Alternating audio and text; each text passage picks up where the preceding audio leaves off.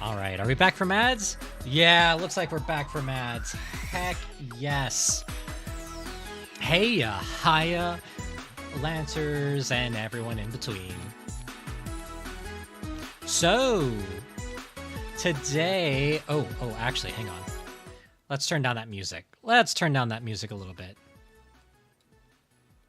There we go. There we go. There we go. I just realized how loud that was. just judging from the waveforms. There we go. Actually, I might turn it up just a little bit. Let's see. Meanwhile, on the orbital asylum in a padded room, it stays in the Arc Dungeon, precious. Yes, it does. Lest it tries to leave and we beats it with a moist turkey leg.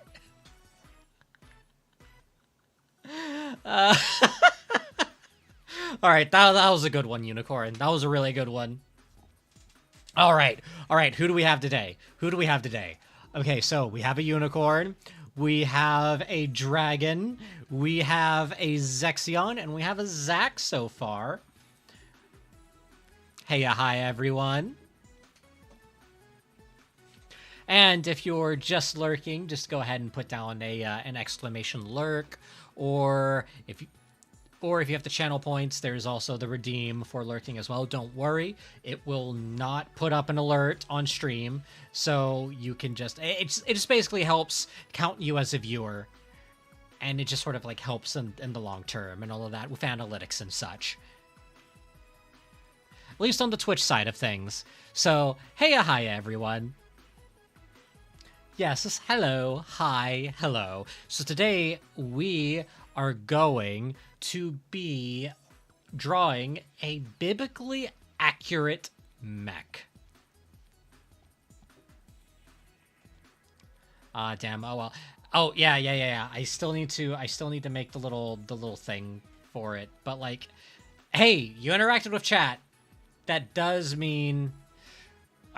Honestly, how does the exclamation lurk thing work for other channels? That's the thing I should probably ask right out the gate. Like, is it just like a special thing, or because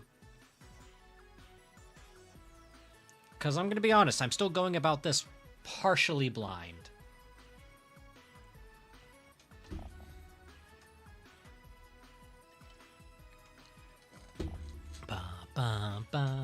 I need to get back to playing Amori.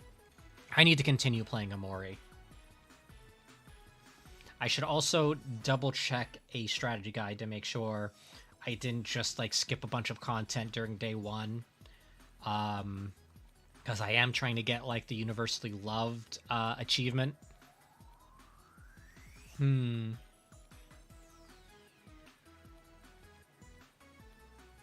It's literally just a command that returns back a message to them.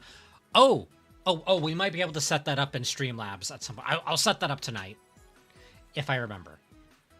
I probably won't remember. I'm going to try to remember.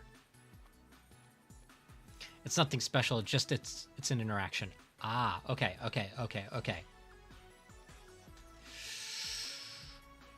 We need to get that set up. Not if I don't beat you to it! Well, hey, if you know how to do it, Zac, by all means, that's all you. Okay. So, today, we are going to be drawing a biblically accurate mecha for a commission. And, you know, before we start, just to let you all know, if you're just here for the art, hey, that's great. If you're also going to be here tomorrow for my MechWarrior 5 stream, because that's looking like that's going to be the stream that won the vote. So basically tomorrow I will be playing MechWarrior 5 co-op, but every time I fail a mission, I will have to eat a little bit of a hot sauce in a black bottle called Regret. And it's a mixture of habanero and ghost chili. So, and like a little drop of that. Oh my god, that stuff is weapons grade. Like, I love spicy food. I always go for the spiciest option when I'm at a restaurant, because they always disappoint me. But this is one of the few times where I take a little bit of it and I go, yep, that's what it says on the tin.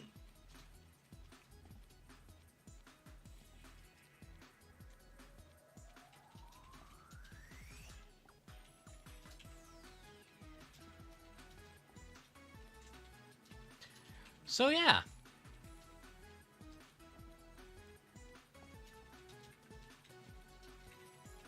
Okay, so in that case, let's go ahead and I guess first I should just go ahead and before I hop over to that When screen. I flex, I feel my best. When I flex, I feel my best. I need to continue my Omori playthrough. I fucking love that game to bits. It's one of my favorites. Biblically accurate mecha sounds convoluted as fuck. Can't wait to see what you'll make. Also, chilies equals violence in the bathroom. Surprisingly enough, last time I had it, it didn't cause the ring of fire, which I was expecting it to. I think I had it in such a small dose that it didn't destroy me. That's probably going to change tomorrow, considering it is very easy to end up in a death spiral. So, one thing I'm definitely going to do before stream tomorrow is at least make sure I have enough for a full battle lance of like four mech warriors. That way, it will minimize my risk of death. It does also mean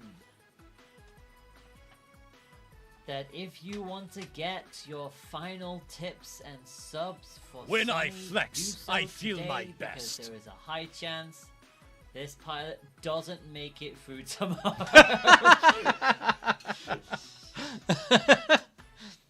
Thanks, Layla. No worries. Just keeping it as real as possible. Ah.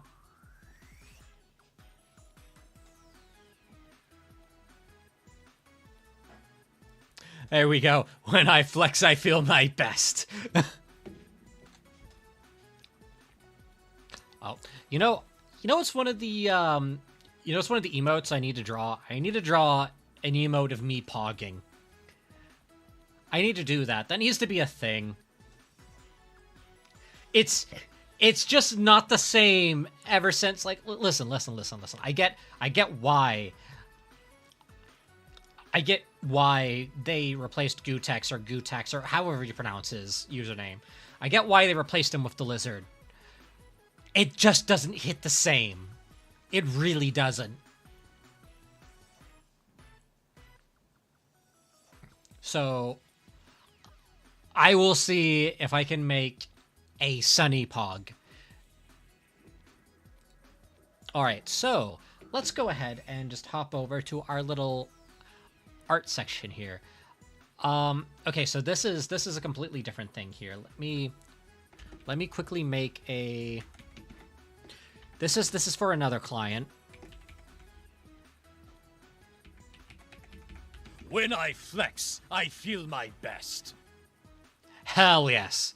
When I flex, I feel my best. Thanks, Pluto.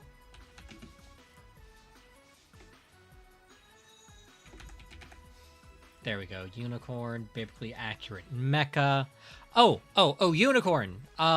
Did you also want the pilot visible, or was this just going to be the mech by itself?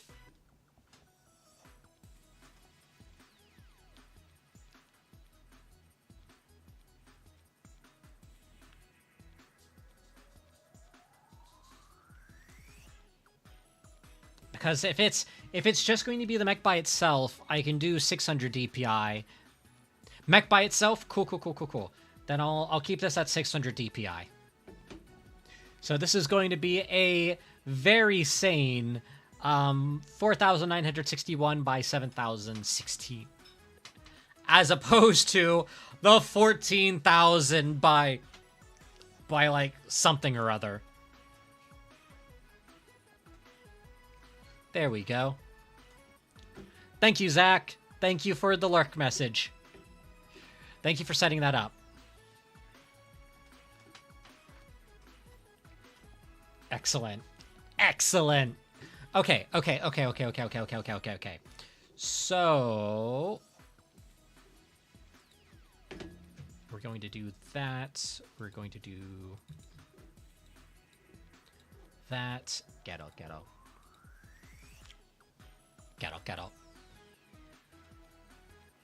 I didn't hear the kettle. But your brain will. You fool! I have already switched your voice to a frog. Wait, what's the brain one do? Hold on. Use that one again.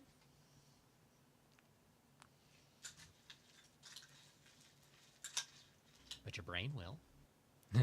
But your brain will. I feel like that one needs to be... I feel like that one needs to have, like, its gain boosted by a few decibels. Either that, or, hold on. You may not have realized it happened. But your brain will. How's that? How's that audio?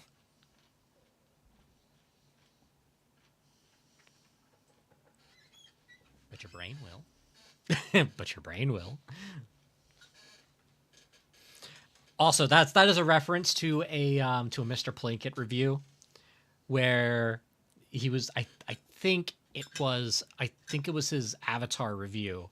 Mr. Plinkett by Red Letter Media, where he did this thing where it's like, you may not have realized that there were a bunch of people in the front row in wife beaters and cowboy hats. But your brain did.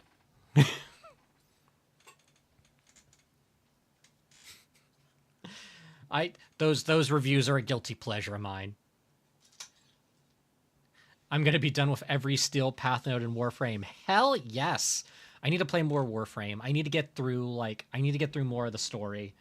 Like, that game is really getting good because I just unlocked the like being able to walk around as the kid. I'm going to put on my usual, like, breakcore stuff. I love breakcore. Oh, actually, hang on. Motor Slice OST. Hell yeah.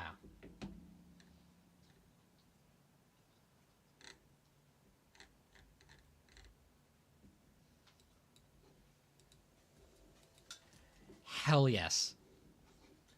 I love the Motor Slice OST so much.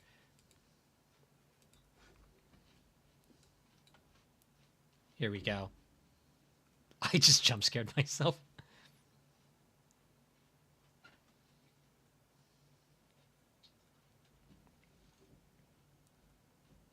I've been trying to not overdo Warframe because the game is really fun. I love it to bits. I don't want to get sick of it. I don't want to get to the point where I feel like playing it is an obligation. I need Sunny to experience this. Oh, okay. Okay, how am I going to be experiencing this? Who are you making today? I'm making a biblically accurate mecha. So it's going to have way too many eyes. It's going to have wings. Like, also, hi, Jade. Welcome in, Jade. Good to see you, Jade. Biblically accurate mech. Hold on, My what's wife is not my wife. Oh my god, that's my VT wife. I'm hi.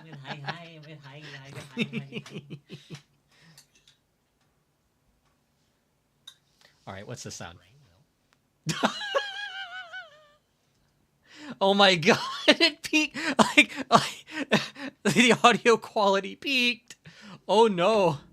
Oh, that's probably why. I have it set to like way too high. There we go. but your brain will. I always try to keep my audio channels to be like right in the yellow without it going like way into the red.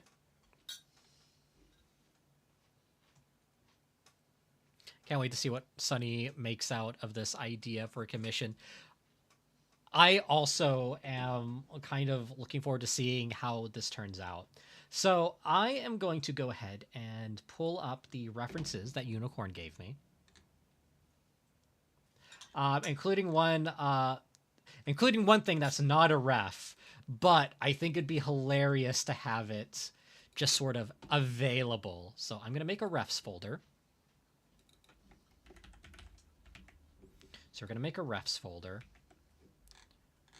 So yeah, we have Gundam Aerial right there. So this is going to be the basis of the mech in terms of silhouette. Let's see a little bit of this.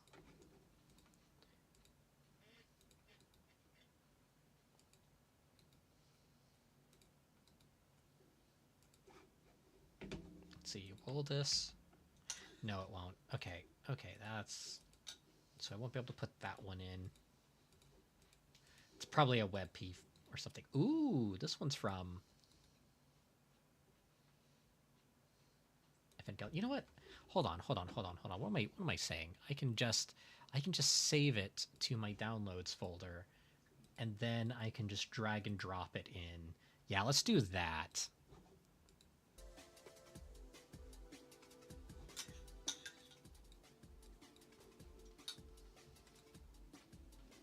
Okay. I love the Motor Slice soundtrack so much. It's so good. It is so good. Also, if I end up being like a little bit more talkative than I normally am on stream, fair warning, I am a little buzzed.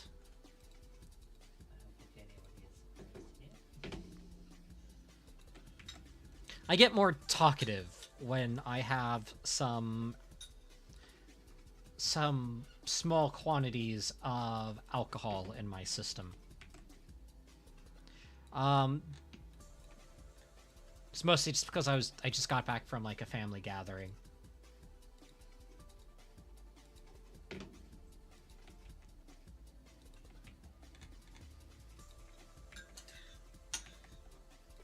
Okay, so we'll copy that one. We'll paste that in there. Sunny, stop apologizing for being talkative. Listen. I'm just saying. I'm not normally this talkative. Like, listen. I know this is wild for me to say, being the fact that I'm a streamer here, but like, I'm not a very talkative. I'm an introvert. Okay, I am very much an introvert. Like, I could spend hours just sitting quietly in a corner listening to other people talk. I'm not normally the one to talk myself. There we go. Now, everything is here. But your brain will. I can still barely hear that one. Maybe if I turn down the volume to this, and then I just turn up the volume like so.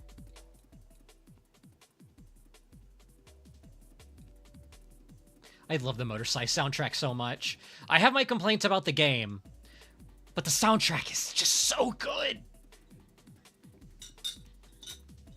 Also, just no context this on screen.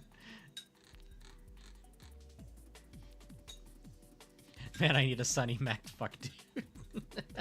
Well, you know how to commission one, Jade. I always am down to draw mechs for friends.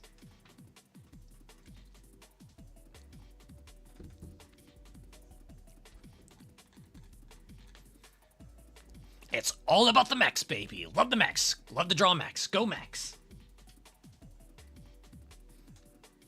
Everybody loves their mechs. Mechs. It doesn't quite work. It doesn't quite work when it's like that. Hold on. Let me go back to my just chatting. Everybody loves their mechs. Mechs.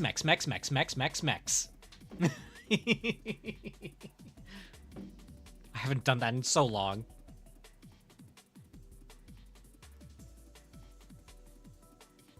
Oh, I know, I just can't afford to do extra comms, rigging expensive. True. Like, honestly, that's kind of why I've decided that I'm just going to not pay for rigging. I'm just going to do the rigging myself because I'm a skill monkey. I can do things myself. That's like the one thing I'm actually kind of proud of about myself. I'm able to just like pick up a skill and learn just enough of it to where I can make a thing and have it be passable. And like, listen, I will see all the flaws, but not a lot of people will. So, oh, I've done rigging before. It sucks. It really sucks.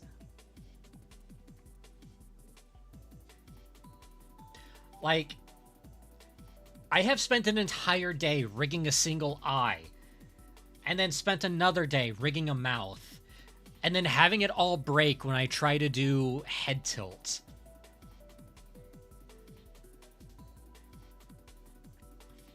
But your brain will. There we go. That, I can hear that. Like, editing makes me want to rip my hair out, so I know rigging would make me go bald. Fuck, that's real. I hate editing so much. Like, oh yeah, you just spent the last 45 minutes to an hour just to get 1 minute of footage done. Like, it wouldn't be so bad if it was like, oh yeah, every minute of footage is like 10 minutes of editing. But no, it's like every hour equals 1 minute, and you're like, fuck.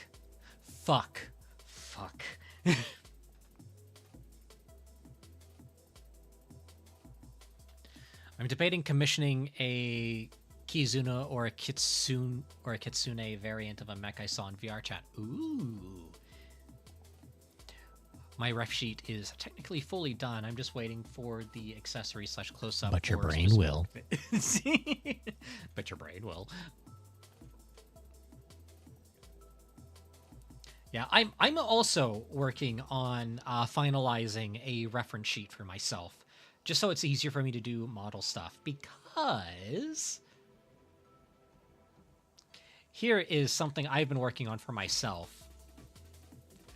So basically, I wanted to kind of finalize my design and make things a little bit easier to like draw and rig. So I have this so far with like the back view, the side view, and I also did a front view of what it would look like without like the top portion of the suit. So just like the undersuit.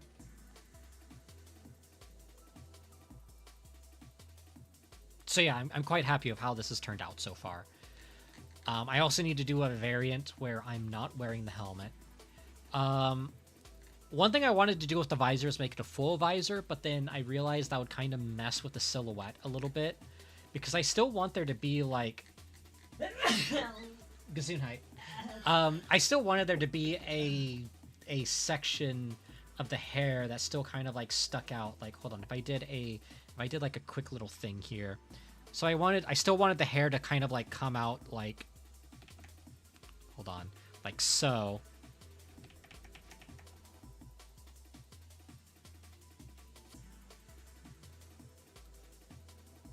So like that.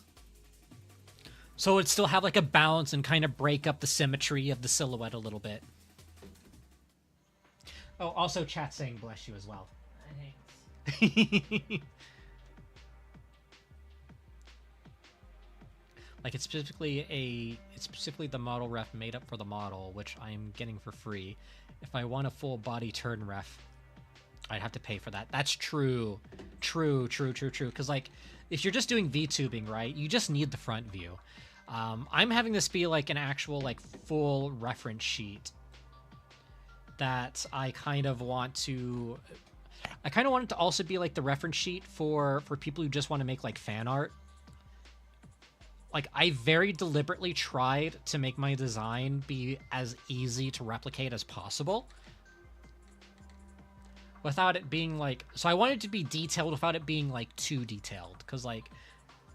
Have you ever seen, like, a VTuber design that you absolutely loved, but the moment you tried to draw it, you're like... Oh my god, why is there so many details? Fuck. You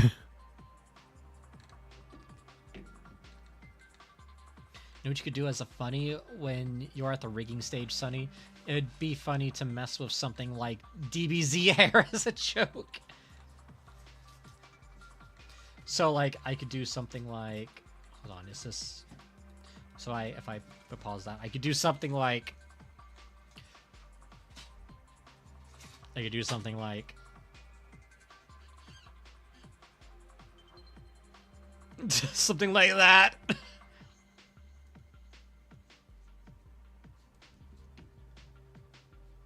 And, like, with DBZ hair, it kind of has, like, this sort of, like, middle... Like, depending on, like, which character you're looking at, because sometimes they'll have, like, the flat hairline, and then sometimes they'll have a widow's peak, you know, like Vegeta. In real life, I do have a widow's peak hairline, so I'll probably do something like that. And then I'll probably do something like this, which is sort of like the classic...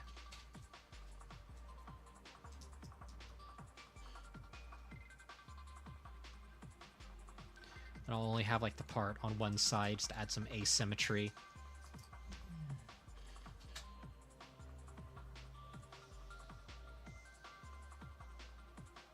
I've kind of been taking, like, a more Ghost in the Shell approach to, like, my artwork in terms of style. Because, like, I already kind of, like, used it as inspiration for a little bit. But, like, very specifically the mangaka version. Like the manga version of Ghost in the Shell. Oh, which Yuri. Yeah. Just because I really like how it looks in terms of, like, how they do the noses and such. Which is funny because, like, when I was first learning how to, like, do art, one thing I did was, because I was obsessed. So story time. I was obsessed with the gorillas, and I loved how Jamie Hewlett did the noses. So it's kind of like this kind of whole setup here. I was obsessed with this.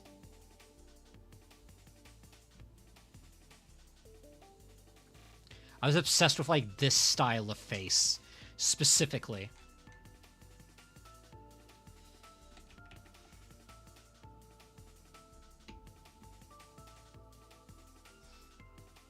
Because it was such a good blend.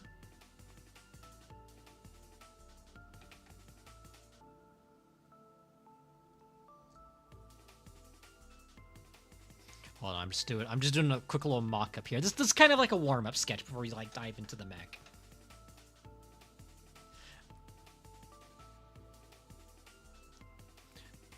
Let's see. Oh, I want a full ref sheet to get for fan art and stuff, but I also let people leave things up to interpretation. Like, canonically, I'm an eldritch being, so I can look however people want.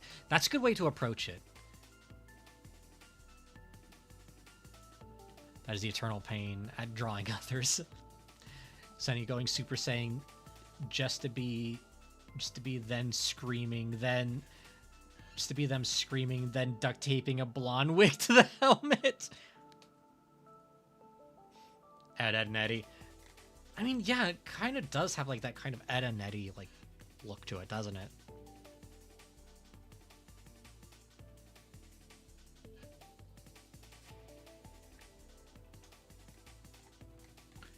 But yeah, I used to be, like, really obsessed with the gorillas. I still am kind of obsessed with the gorillas. It's just the content has slowed way down since I was a kid.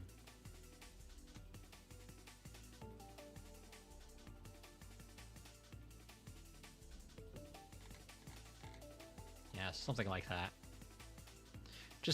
Just as a joke. As a joke. Hot singles have reached the perimeter. Oh. Battle stations. Whoa, hello, Raiders. Heya, hiya, Raiders. Welcome on in. I'm Sunny Mecha. I'm just your average friendly mech pilot here, and I tend to do things like mech art and play mech games on Mondays, and I do mech art on Sundays. Today I'm going to be working on something special. I'm going to be working on a biblically accurate mecha. When I flex, I feel my best. Yes, when I flex, I feel my best. I sent you one of my favorite alternate me fan arts. Ooh. Let's have a look. Oh, that's sick as fuck. Oh, that's sick.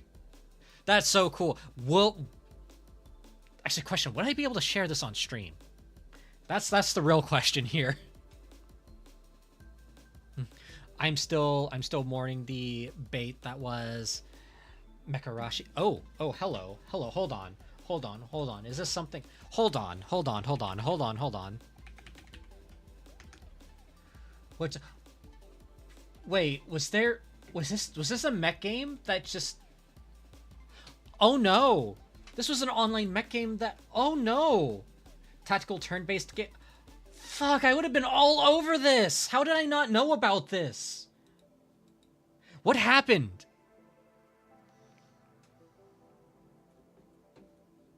Yes, it's art and I'm covered. Cool. Let me just go ahead and share what Jade has posted here. This is really cool. This is really cool fan art. That's sick as fuck.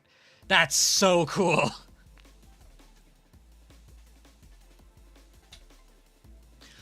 But yes, if you need to so Beats Creation, what were you doing before raiding?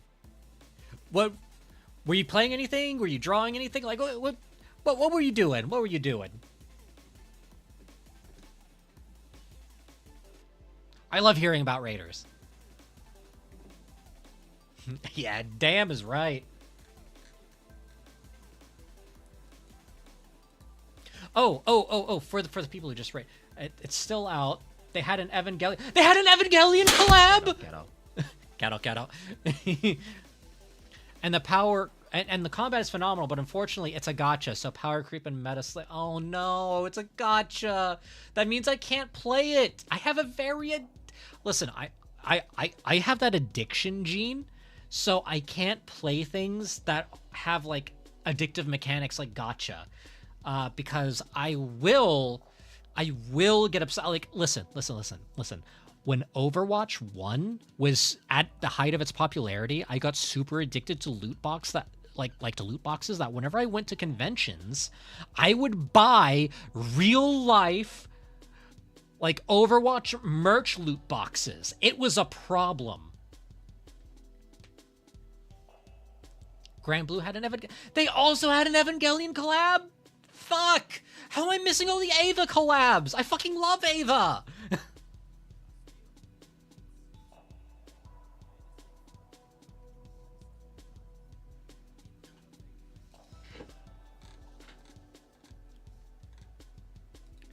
Damn. Okay. Because I know Final Fantasy XIV is having an Ava collab, which means I need to play through the mecha content in Final Fantasy XIV. It was Did you say something about the critically acclaimed RPG Final Fantasy XIV, which you can play for free all the way up to level 80, which includes the award-winning expansions Heavenward, Soulblood, and Shadowbringers with no restriction on playtime? Yes, I did. Sweet. Get on that.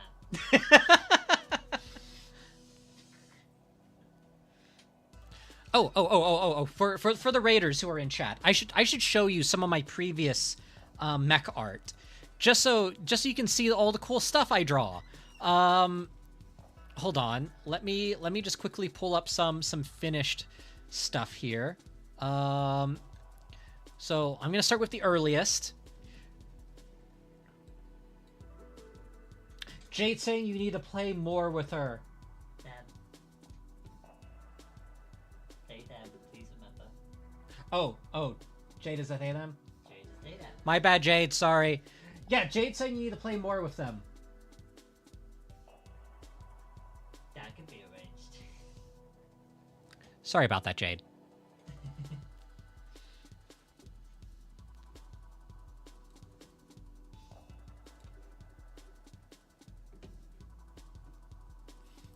But yeah, here's one of the earlier mech commissions I did. This one's called Hecate's Embrace. So this one is a very eldritch mech with it's one of those like horrific fates kind of mech. And I made it to where you can actually zoom in on the pilot and see their horrified, wide-eyed expression. If you look up here, you can see just how big this piece is. This one is 9,921 pixels by 14,031 pixels.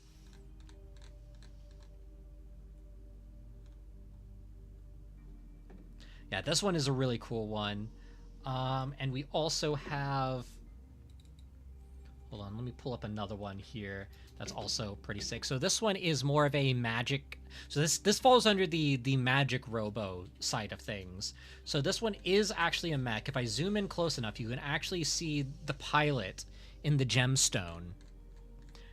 But this one is more of a, you know, like porcelain, or not porcelain, a marble statue with arcane armor and all of that. Yeah, giant mech-sized rapier.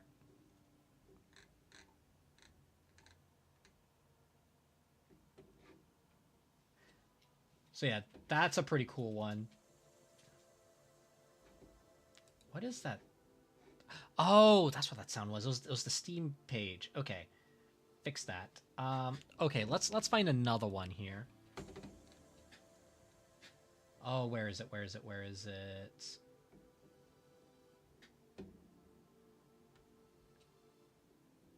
I'm just gonna drag and drop this in here somewhere if it'll let me.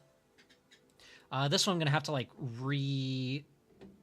Okay, so this one I did all this to make it like transparent, but if I turn on all of these in the background, hold on, you're gonna see this kind of like take shape in real time.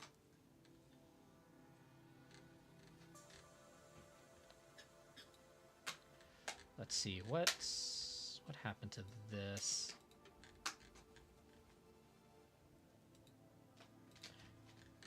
No, not that. Not that. Ah, here we go. Because there's the foreground. There we go. You can kind of see like the layers be added little by little. So this was another commission I did. Again, this is one of the pieces where you can like zoom in and see some of the details on the mech pilot. I love doing pieces like this where you can zoom in and kind of like see the design for the pilot. And it also gives like a good sense of scale for how big the mech is. So yeah, this is another good one.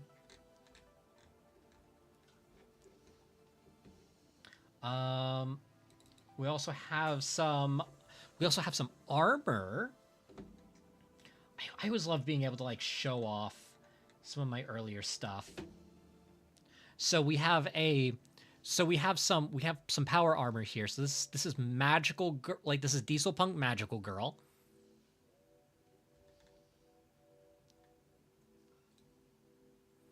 Complete with like energy wings and all of that. I really could not recommend playing Crazy less, but I'd be really curious to see you react to their mech designs. I feel like you really enjoy. Oh, hold on. Let's have a look at their mech designs real quick. I'm all for seeing new mech designs. I adore the mech genre. I need to dip into some more of the classics because I still need to dip into a lot of the Gundam shows and a lot of Macross, which I've been doing more recently. I've just been kind of like absorbing a lot of like 2000s mecha, so you know, like Eureka 7, some like late 90s stuff that still can be kind of considered 2000s, like for example Evangelion. That one was a fun listen. I enjoy very depressing media, and it just so happens that Mecha has a lot of depressing media. Mech Warrior is also good. Oh my god. I had an opportunity. So when I was still living in the United States, and I still lived in my favorite Japanese prefecture, Texas. There was one convention I went to called IkiCon. And one year they had this one arcade from Houston. They had a booth set up, and they had the Mech Warrior pods. They had the full pods. That was so much fun. I have been chasing that high ever since.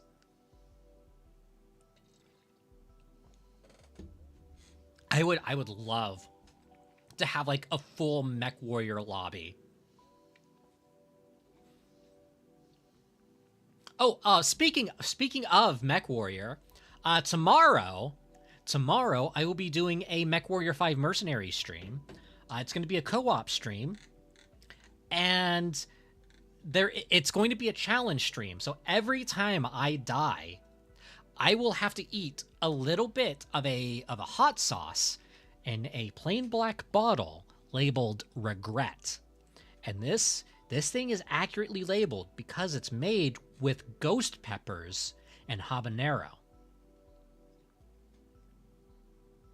And also 12 million Scoville chili oleo resin. I'll be honest, I was never into mechs. Then I tried Mecharashi, and I've loved the genre since, which is why it hurts so much that the game is a classic gacha. I feel that. Like, when it comes to the mecha genre, everyone has like their one mech anime or like mech game that really like had them fall head over heels for the genre. Let me just go ahead and close a few of these real quick. We'll save that.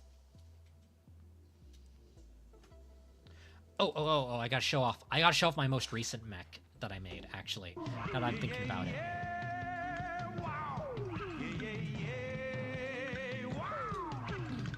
Not that one. Not that one. Not that one. Come on. Open up the Eldritch mech. Here we go. So this is another Eldritch mech I designed. So this is a mech centaur. And the idea is it's sort of like a mixture of like a fungal Eldritch abomination and a deep one that have kind of like fused together. And again, this is one of those pieces where you zoom in, you can see the pilot who is suffering a fate worse than death.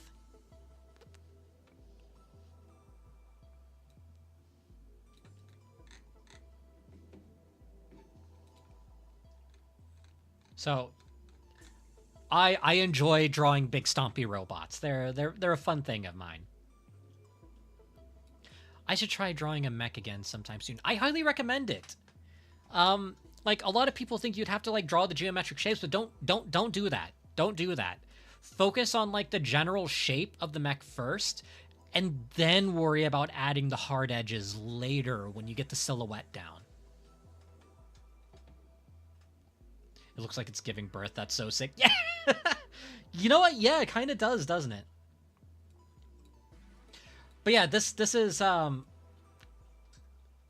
it's just kind of stuff I like making. And I love drawing stuff like this. Like, hold on. I can give a good visual example of how I approach mechs. Without even like starting on the main mech here. So one thing I try to worry about first is mostly just like, I mostly try to worry about how it's going to be set up. So if we're doing like, say, for example, a bipedal mech, and I know for a fact the top portion is going to be a bit more top heavy than the bottom portion, what I will do is I will take the torso, because like, here's the thing. No matter the size of the mech, the torso is always going to be like the biggest part, or I should rather say the upper torso, where like normally if it's an organic shape, the rib cage would be held, because 9 times out of 10, your mech pilot will have to be in this cavity right here. So I always try to like add some extra space there. If for whatever reason you decide that your design does not benefit from having a big bulky chest piece, you can always add a back section where the pilot can be in. You also have to like determine scale, because there's multiple different like scales of mecha. Like for example, with Votoms and like Heavy Gear Blitz and all of them, they will have mechs where they'll have like a big bulky like chest section. They'll have like no like midsection whatsoever, and they'll go like straight into like the big bulky like legs,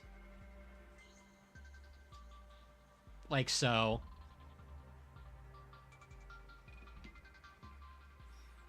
And they'll be like these big bulky like lanky messes, right?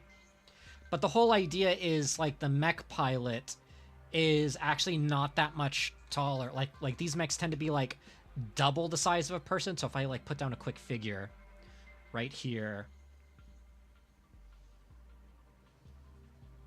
so if I do like a quick little stick figure just to represent the pilot, this would be like the pilot right here.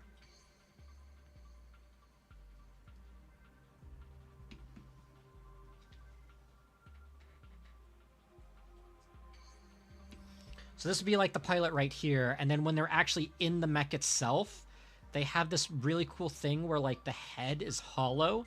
So the head is like in the mech, and they're kind of like in this sort of like cramped seated position in the cockpit, in the chest cavity.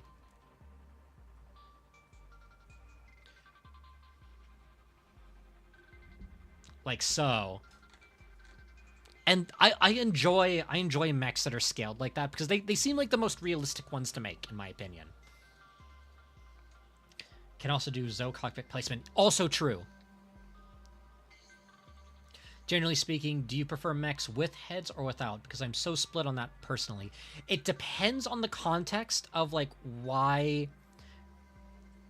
how Sunny approaches mechs. The answer to that is rapidly. You must have been a Diva main. I was a Diva main. In fact, Diva is the main reason why I decided to pick up Overwatch.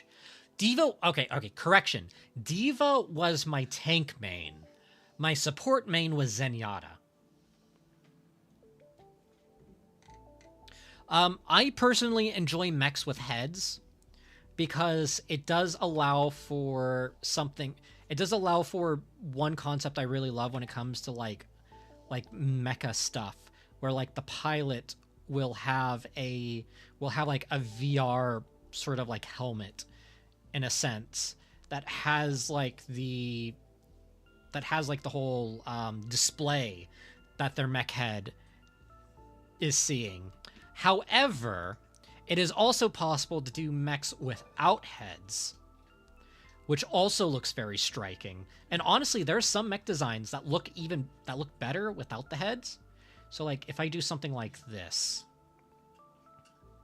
and I just do like a quick little like visor thing, like so, to sort of show that there's like a viewport.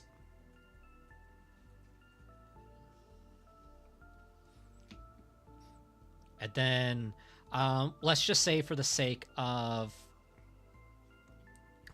this assumption that this generic mech design, right? Because we're just doing like a quick dirty mech design here.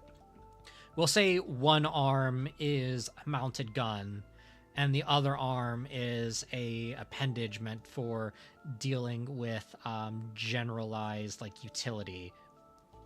So we'll do something like this.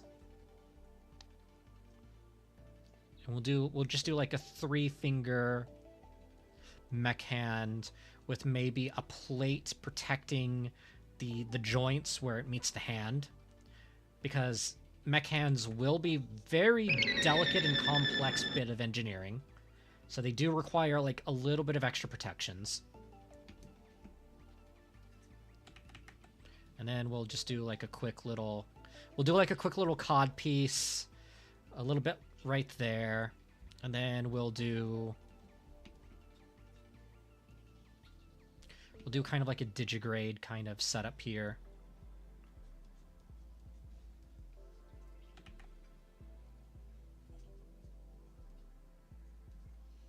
So something kind of like that. And if you kind of see, I'm not focusing on like the main details here. I'm just kind of like focusing on like how the forms kind of like blend together. I'm not worried about the technical stuff yet. And even the technical stuff you can kind of fake.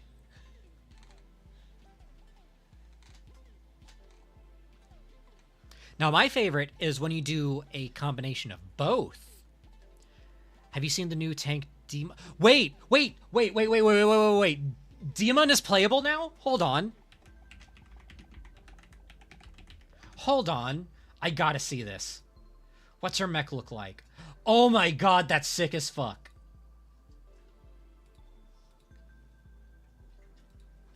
Oh no.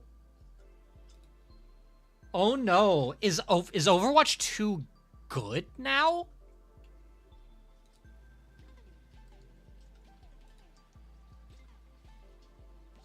Oh no.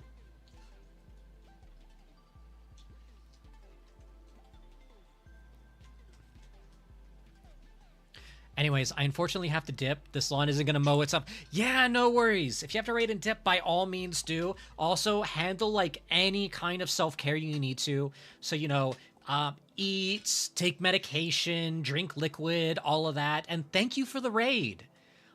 Like, seriously, thank you. And enjoy the rest of your day.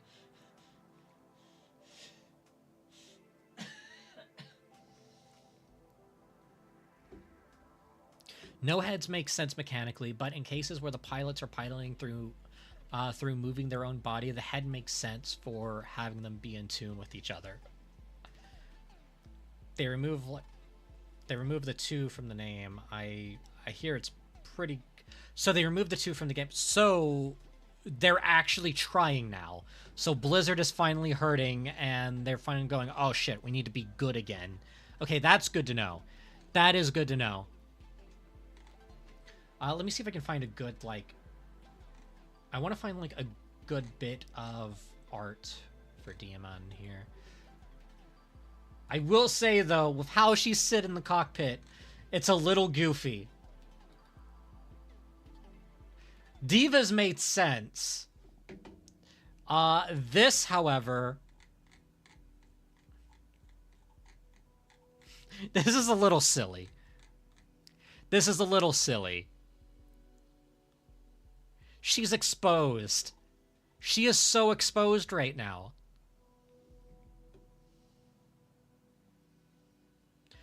Add another sound effect just out of curiosity if Sunny recognizes. Okay. Okay, let's hear this.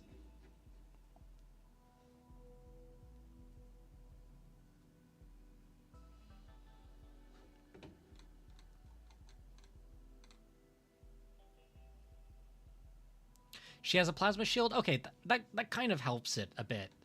Like, personally, if I were designing this mech and I knew it was for combat... Oh, wait. Wink, wink, wink, wink, wink, wink, wink, wink, wink. This sounds like the Zora King from Ocarina of Time. The way she sits so uncomfortably, right? Personally, if I were doing like a design for this, I'm just gonna do this in red. I wouldn't have this entire section exposed. If anything, I would probably have like... I would probably bulk out this particular segment right here.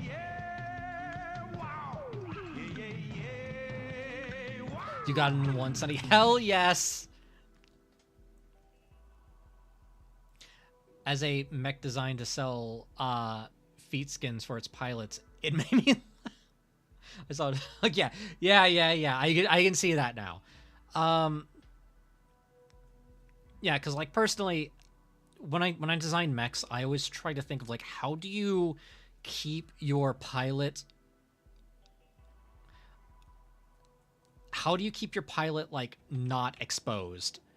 Because like I think simply just having the stance change inside the cockpit, so like the legs are a little bit more like propped up a bit more comfortably, but have like armor plating, I think that would probably like solve my issues with this a bit more. Maybe bulk out the front portion just a little bit.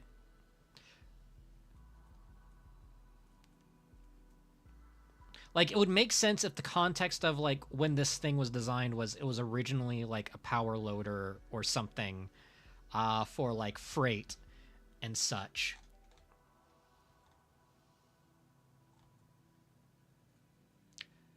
It makes sense as an exosuit-like mech. Yeah, it does make sense as an exosuit-like mech. It's just one of those things where it's like, I just don't... I kind of like it's kind of a pet peeve of mine when the pilot is too exposed and it's a mech meant for combat like this one, because you kind of remove the advantages of having a mech when some dude with a 9mm can just like get a lucky shot and take out the pilot. Yeah, especially a tank mech. Yeah, if it was like a DPS mech. If it was like a DPS mech, I would understand it being a bit more open, especially if it was meant to be like a bit more sleek and like maneuverable. Give it the Avatar mech treatment. Yes. Oh, looks like we're having a 3-minute ad break. That snuck up on me. We'll wait before we like dive further in. I think clashes with how professional the character looks. Like, if it were a junker character, they would look they looked unhinged enough to not care if they're exposed. Yes. Yes, I agree. It's still a good design. I just have some minor issues with it. That's all. And it's purely from an aesthetic standpoint.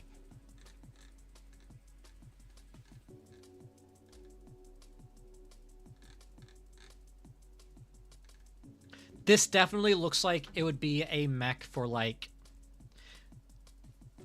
working freight or doing heavy lifting. Like,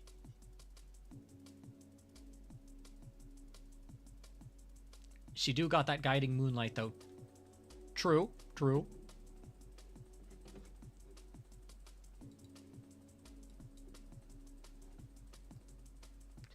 I'm just glad to see more the mecha characters become playable. I would actually love to see the entirety of the mecha squad be playable, just so it would be possible to have an entire stack of people in mechs.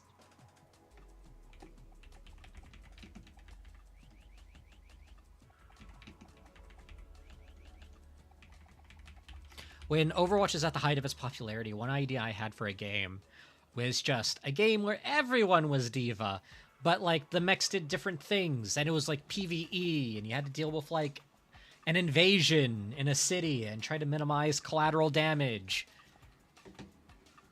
That would have been fun.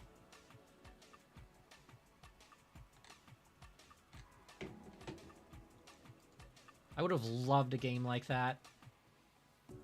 We're kind of at the point where I kind of have to like just resign myself to the fact that I will have to make my dream mecha game, because a lot of devs that have the resources to make good mech games probably won't do it.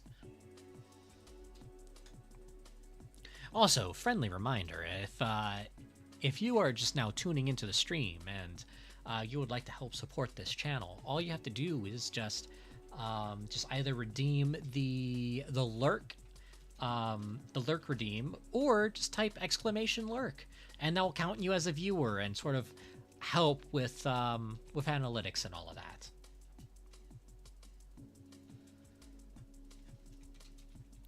All right. We have an ad break done. We are back.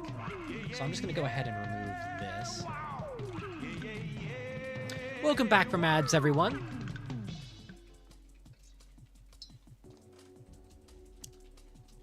If you are lurking today, please remember to either type exclamation lurk or do the lurk redeem if you have the channel points for it. That sort of helps me. Out by having you guys be counted as viewers. Oh. Can't stick around unless the stream lasts another 4 hours, but biblically accurate mech sounds really fun. We'll definitely catch the VOD later. Hope you have a Heck good yes. time creating horrors beyond my comprehension. Oh boy, man-made horrors beyond my comprehension. Thanks for the 100 bits, not applicable. I really hope your day goes by smoothly and quickly, and we will try to have some good concepts for the VOD later.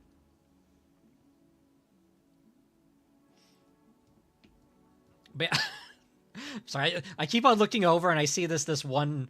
It's not a ref, but I decided to add it in as a joke because it was something that was also sent to me with the refs. Still my biggest hear me out.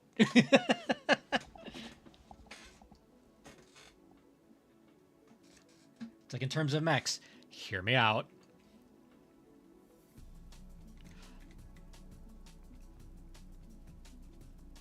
Honestly, give us some of the dudes off the team. I know this is going to sound weird, but I am genuinely getting tired of the roster getting filled up by Asian women characters intended to sell skins. I want the game to get more variety again.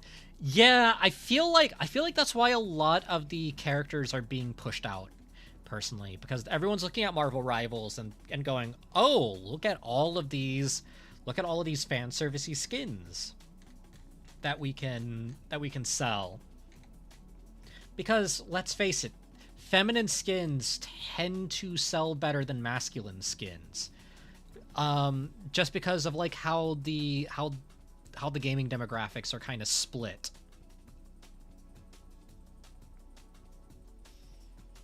It's kind of an unfortunate truth, but there are way more lonely as shit men than there are lonely as shit women. just to use as sort of like a generalization, if that makes sense. Now, that statement is not 100% accurate, but for this context, I feel like it's applicable enough to still be true.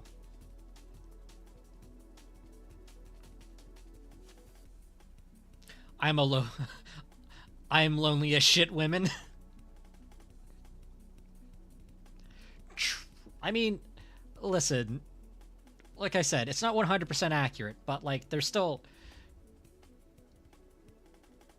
it's still very, very noticeable with how many lonely men there are.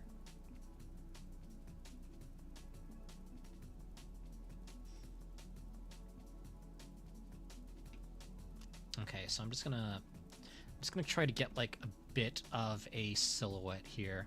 I'm gonna do something a little bit interesting with the head. So I'm gonna try to keep like this particular head shape, because I want this to be kind of a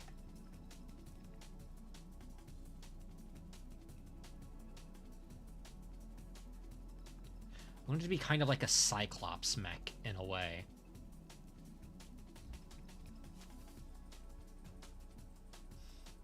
I'm gonna have like sort of like a winged headpiece kind of set up.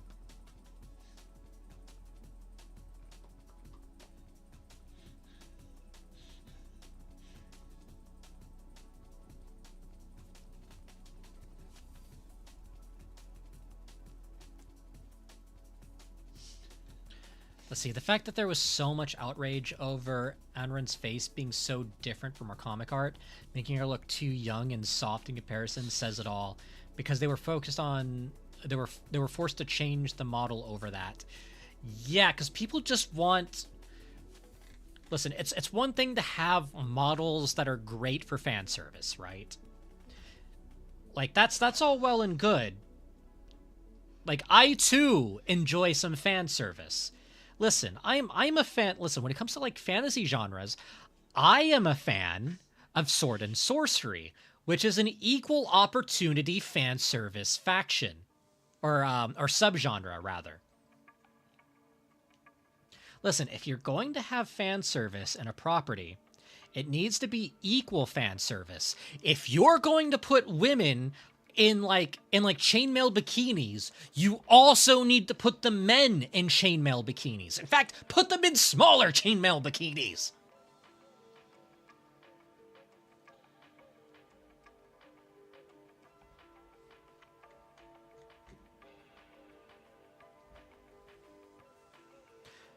Like, there was this one MMO that was popular at the time. I think it's mostly dead now. It was called Terra Online, and I will give that MMO one thing: the women were just as scantily clad as the men. So you would have feminine skins in what is essentially fantasy, fantasy pasties and all of that. Like, so scantily clad, they might as well, it might as well just be censorship for nude skins, right? And the men were in the exact same skins. I'm like, yes! Yes!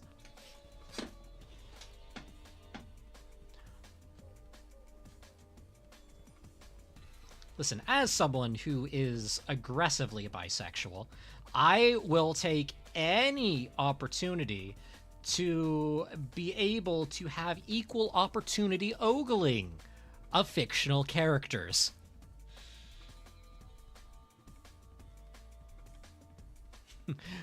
Was about to make a joke, but we'll say it on the side instead for Sunny. Uh-oh.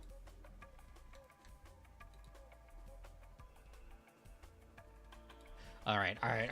Let's see what this is. Give me the Anran I saw in the 2D animation. Yes!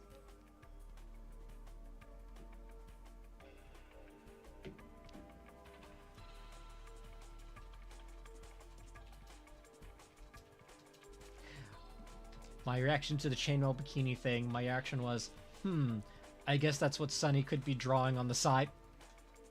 You know, funny you mentioned that. For a while, when I was still an artist who followed rules, specifically the 34th rule, I basically made a little bit of a living off of commissions for people who played Conan Exiles. More specifically, people who played Conan Exiles on very spicy servers. And we're not talking soft core. Sent you something cursed? Ooh, let's have a look. Oh, no. Oh, no. That is very... Okay. For the viewers at home, T just sent me... Soft core. T just sent me a bit of artwork of Torbjorn in a Borat mankini. And that is very cursed. I enjoyed playing Conan Exiles. I want to play Conan Exiles again. I've never played the Age of Sipt. I never played the Isle of Sipta thing. I want to play Conan Exiles. I love Conan. I love it so much. I have the comic. I have the Sumerian. I have the comics. So there are these comics for Conan the Barbarian called the Sumerian. And it is essentially it is like the most accurate comic adaptations you can get for Conan the Barbarian. And essentially what it is they're so confident of how accurate their adaptations of it are that at the end of each story, they actually have the full short story for you to read so you can compare it to the comic. It's so good. If you love sword and sorcery as a genre, or if you have like a passing interest in Conan the Barbarian, look up the Sumerian. Get those comics. They are good. They are the most accurate. Like they're so good. They're so fucking good. Derketo Worshipper right here, my man. My man. Hilariously enough, Derketo is like the single most popular, deity that people have picked in various servers, and I've been on a lot of Conan Exile servers. I'd play with you, Sunny. Hell yes! I want to experience the Isle of Sipta. There's even some bosses I haven't like dove into. I kind of fell off after they went to like a battle pass like model, because I enjoyed the DLCs, and there were like a bunch of stuff. There was like a bunch of stuff in the battle passes that were just kind of like I just kind of checked out then, because like that kind of FOMO is like, listen. Funcom. Conan Exiles doesn't have a big enough following for you to do battle passes, so what the fuck? Conan Exile server for the server, that would be a lot of fun. It would have to be a non-spicy server, just because we have to keep things. Listen. A tiny bit of spice is good, but too much spice, that's a can of worms I don't want to open up on the server. By the way, I wish they released Die Hard Pool Party Atrox with the cheese screen.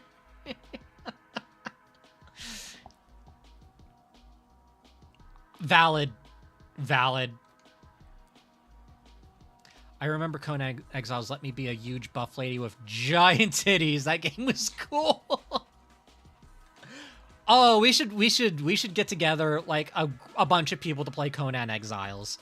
I want to get through Isle of Sipta. If I ever get to the point where I can afford to host a roleplay server for Conan Exiles, I totally fucking would. It's like such a good like role-playing game. Like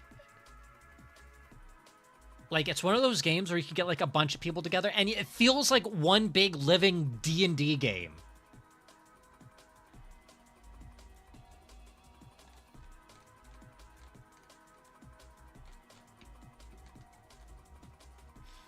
I've kind of gone on like a sword and sorcery tangent. Speaking of sword and sorcery, if you'd like to play a good sword and sorcery tabletop RPG, I just so happen to have my own tabletop RPG called Neo Mythic, which is on itch.io. You can actually search it, Neo Mythic, NeoMythic. It is a steampunk sword and sorcery, like sword and sandal and sorcery tabletop RPG that's rules light. So it's easy to pick up and play. You can make a character within like 10 to 15 minutes, and you can start playing a game of high adventure where sorcerers are to be mistrusted and everything, and like the gods may or may not be eldritch abominations. I want to run a game of Neo Mythic is what I'm saying. I made the game. I want to run it. I want to run the game so bad.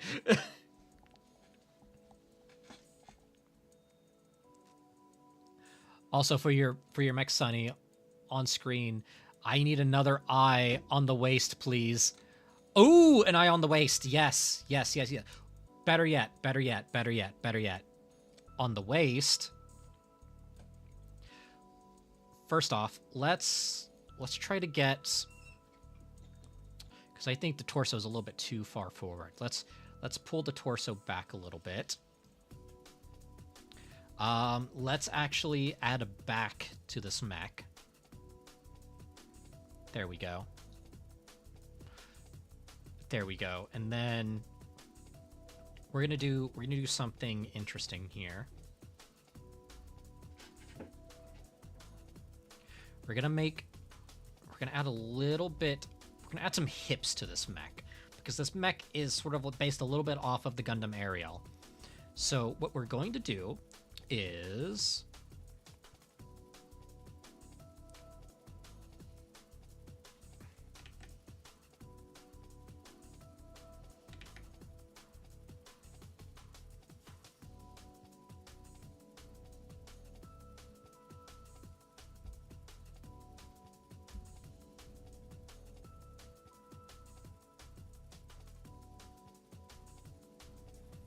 we're going to do something like this.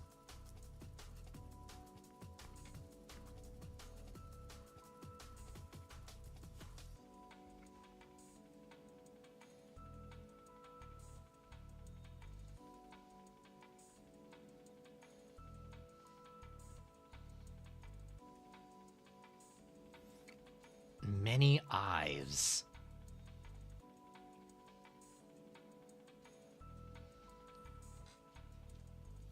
Sunny got on a tangent 5 times.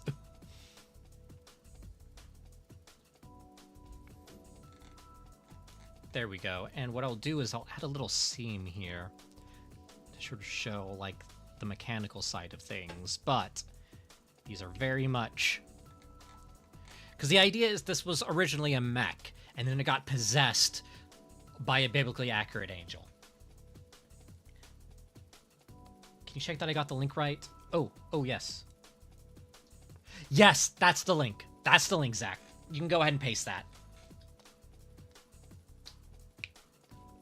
Yes, by, so Neo Mythic is a game that myself and a friend of mine have, you should have a command to link that. Yes.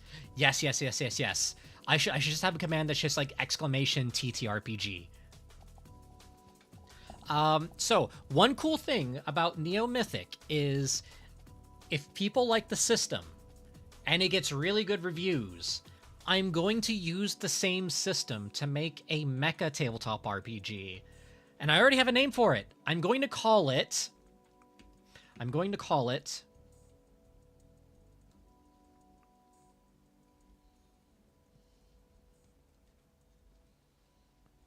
Startillery.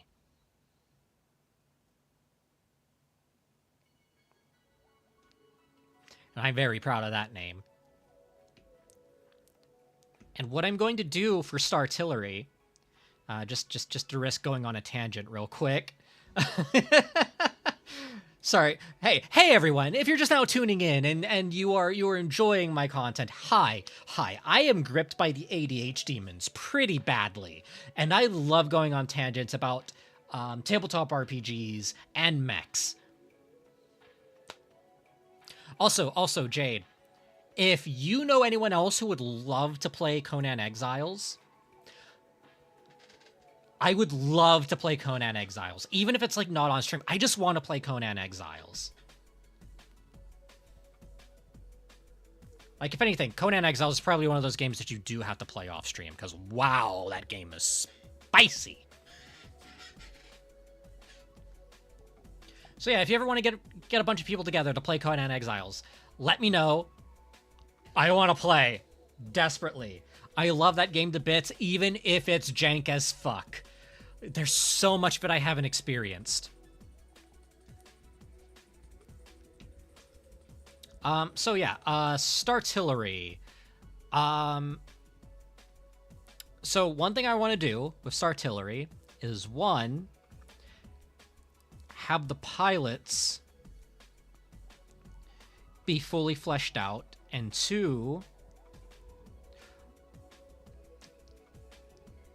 have very, like, rules light mechs. Because the idea is I want this to be a game that you can kind of play Theater of the Mind. Like, I love Lancer, but that game does kind of demand you play with a battle map. And I have tried to put out, like, little, like, ideas out there for people to be able to play Lancer Theater of the Mind, because I've done it before. I know it's viable. And I think people just need to be reminded that games can be played Theater of the Mind. Neo Mythic has a command now? Hell yes.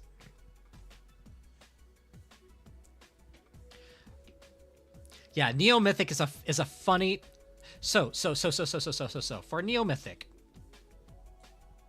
Hold on, I'm gonna do this on a separate, on a separate thing here. So...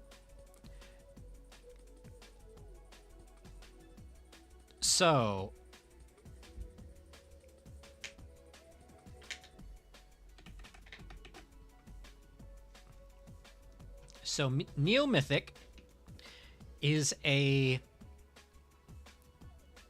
fantasy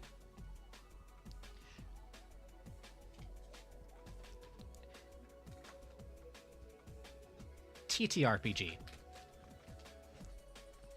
Is Conan Exiles cross-platform? I think so? Don't quote me on that. But yeah, Neo-Mythic. If I tried to make a Mecha TTRPG, I think it would just end up like Girlframe. Girlframe would also be a pretty fun one to play. Again, that has to be one that has to be played off-stream with people you absolutely trust. Because just like Thirsty Sword Lesbians, it's one of those games where you have to flirt with your friends. So only play it with people you absolutely are comfortable flirting with. People that you can flirt with without it getting weird.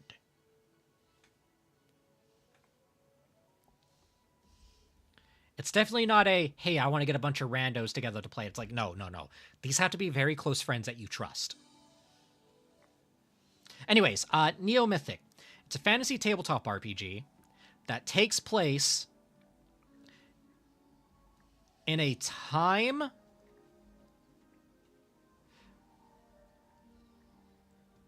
before gods.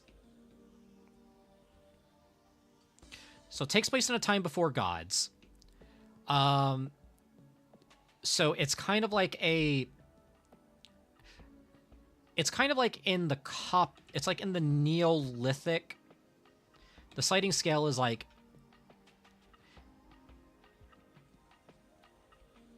Neolithic to...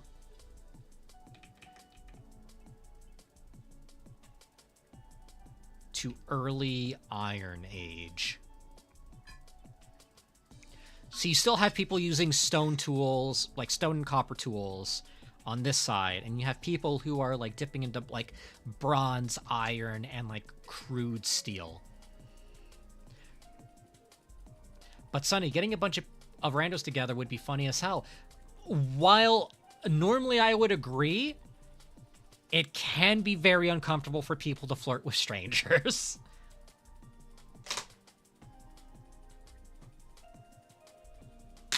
So the idea with Neo-Mythic is you are playing as an outlander,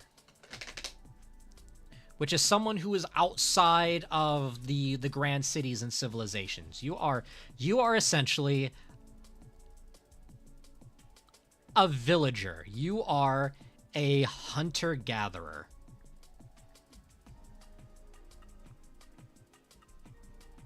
Oh, whoops. You are a hunter-gatherer, so you will be... You're not...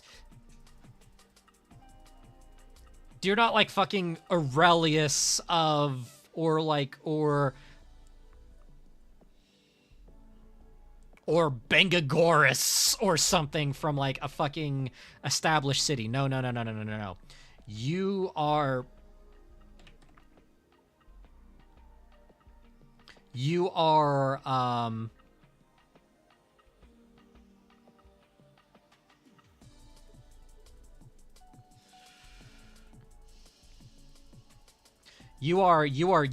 Gug.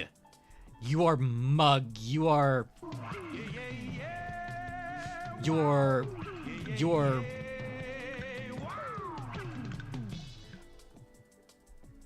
Ungo Bungo. You're just some dude with stone tools and a stone spear. And the whole thing is you're going from like Stone Age stuff to like Bronze Age. So you're like slowly being drip fed into you're slowly being drip fed like the civilized stuff.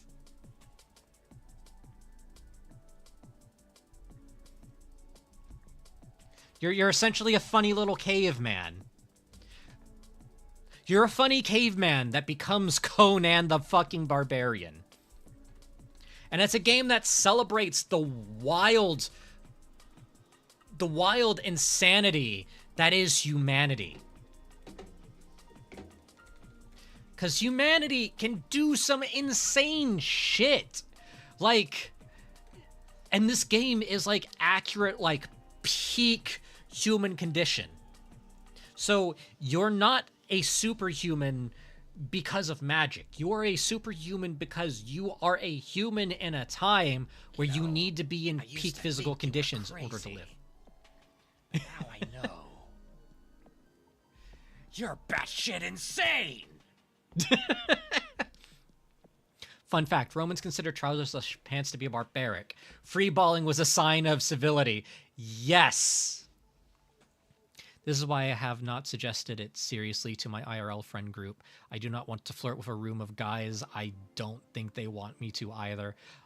I have also warned them to not let me DM Lancer.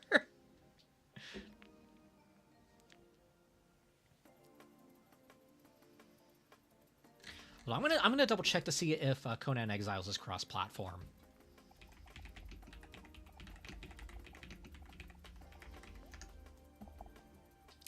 It is not fully cross-platform, unfortunately. So, if it's cross-platform, as in like Steam, Epic, and Microsoft, then yes, it's cross-platform with other people who are on PC. Console, not so much.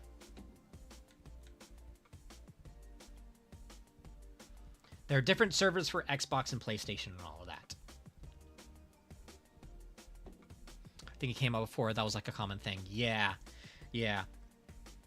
But anyways, with Neo Mythic, you play as like, you all play as members of the same tribe. And you basically go out and you fight dinosaurs, you fight bronze legionaries, you fight hoplites and such, and you're essentially just fighting back against weird civilized people who are trying to impose their will on you because they think they are the pinnacle of human civility and such. Magic is mistrusted. The gods haven't been fully formed yet. And the whole idea is you are living in a time long ago before there was bread. And the whole idea is like the gods from our mythology are just regular people. So like, say for example, Zeus from Greek mythology, he would just be a mad sorcerer king who has gripped the main kingdom from, you know, in like the whole Hadean Sea and all of that, and like that inland sea has been split up between like his brothers who are trying to run things differently, but like they're kind of like they have like a shaky peace and all of that. Like Odin would have just been a child who has yet to prove himself. You know, just stuff like that. So like the idea is like the gods of mythology are just regular people, and you are one of those regular people who can, if your exploits are grand enough, can become one of the gods who are immortalized throughout human history through stories. I only have 5 more nodes left to do in Steel Path Rail Jack. No Orphix nodes, thankfully. Cool. Hope that's going smoothly for you. But yeah, Neo Mythic is a lot of fun. The combat system is a little different. So most games, you have to roll to hit. Neo Mythic does not do this.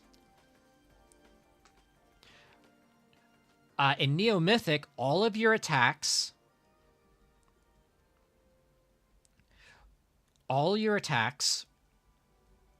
strike true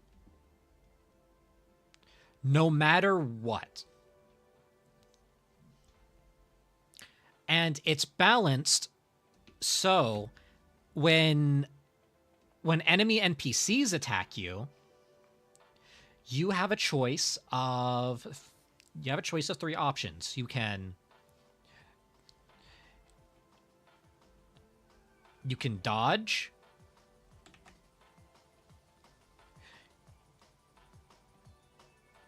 you can parry, or you can block. Now, you can do this to NPCs. With the exception of a few exceptions, NPCs cannot do this to you. The only ones who can are highly trained killers. So when you dodge, you basically roll to basically get out of the way of an attack. When you parry, you roll your damage versus your enemy's damage, and whatever you end up rolling will basically negate your enemy's damage. So whoever ends up rolling the higher damage will be able to deal the difference to their opponent. So say for example, if your enemy rolled 8 damage and you rolled 4 damage, they would still deal 4 damage to you.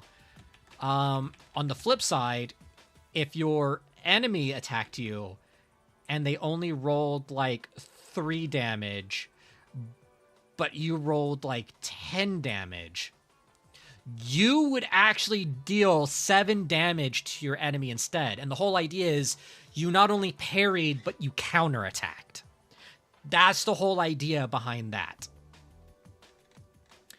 And blocking allows you to basically roll to negate damage. So it's so you're essentially it's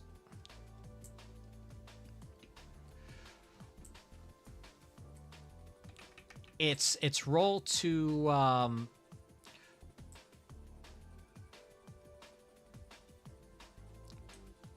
you roll to negate damage. If you fail this roll, you can sacrifice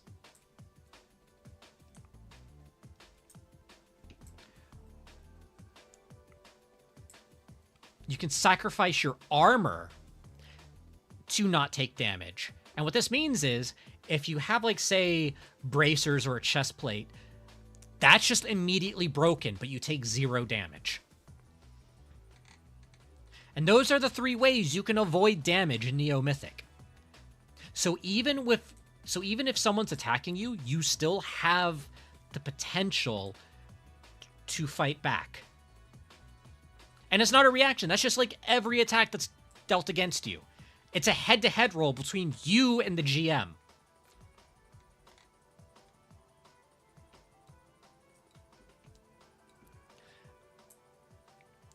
And that's the combat system in Neo Mythic.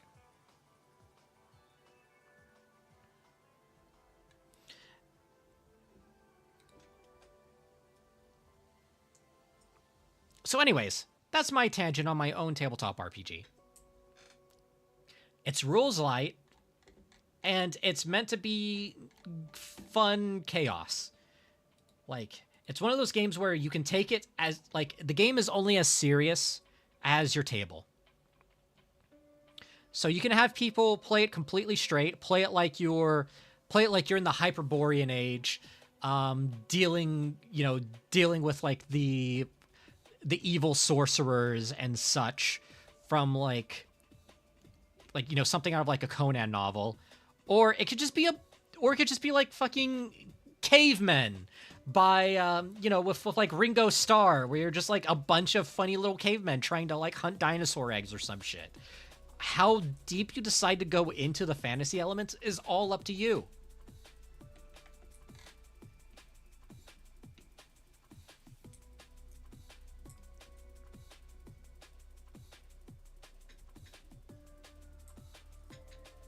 If anyone would love to play Neo Mythic, I would love to run it. I am planning on doing a video on like how to create, you know, like what is Neo Mythic, how to create a character, and all of that. Especially with my friend Marsh, who has been helping me like co-write it. He's getting close to finishing all of the monster manuals and all of that for it. So I need to actually like do the artwork for it now that I'm thinking about it.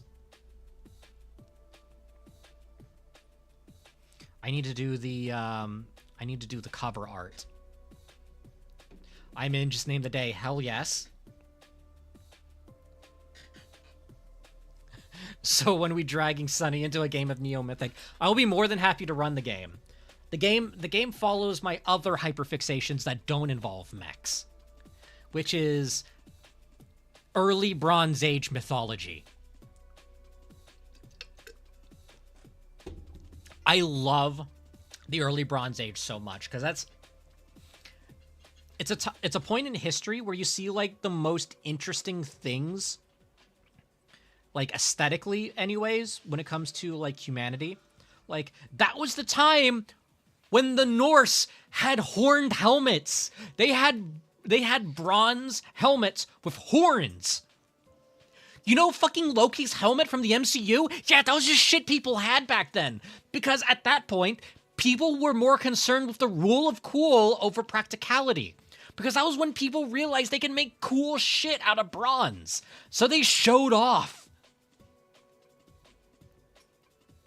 They didn't care if people could, like, grip the horns and become a menace on the battlefield.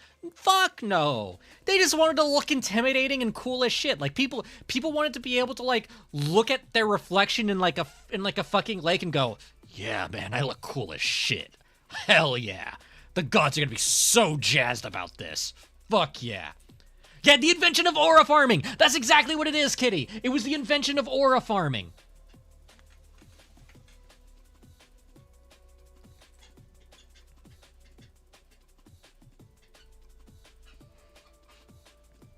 It's also why I really loved the... It's why I really love the Conan the Barbarian, like, universe.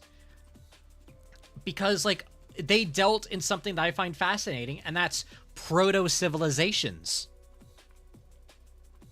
Like, So, like, here's the thing about the Conan setting. The Conan the Barbarian setting still takes place on Earth. See, this was before... So Conan the Barbarian was written before we had the concept of continental drift. So the idea proposed in Conan the Barbarian was the reason why our world looks so drastically different from the Pangean world of Conan the Barbarian was because the Earth experienced entire global cataclysms that split the continent into the continents we know today. So everything in Conan the Barbarian, like every fantasy culture in Conan the Barbarian, was supposed to be a culture, a like proto-culture of something that kind of like echoed the cultures of today. Like, for example, the Argosians in Conan the Barbarian were a blend of... They were a blend of like Greco-Roman culture, sure, but they were more based off of the Phoenicians with some Greek vibes as well. In fact, there's only one like super like Greco-Roman culture, and that would actually be the Aquilonians, because they were based heavily off of the Romans. One thing I did very specifically with Neo-Mythic when it comes to the fantasy cultures was I tried... So anything that was after Mycenaean Greece was completely off the table. So ancient Rome, Yeah, no. There's no Rome analog in Neo-Mythic. Now, you can have cultures that have that same aesthetic that you want to add to the setting, but Rome, in terms of the grand scale of Detective Briscoe, 3 baby daddies and a criminal record. Wait, what? Huh? Explain?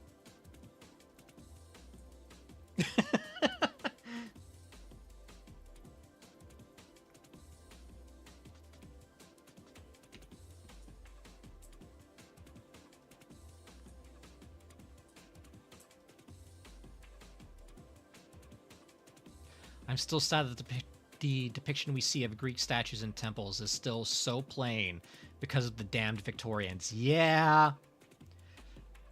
Yeah, give me the painted statues. Time check? I mean, it's...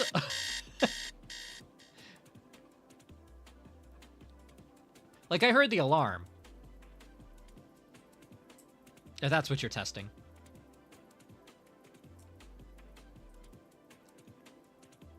Also, Mycenaean makeup. Also, I probably shouldn't call it Mycenaean. It's probably Mycenaean, because there's no soft C sounds in Greek. So instead of it being Cerberus, it's Kerberos.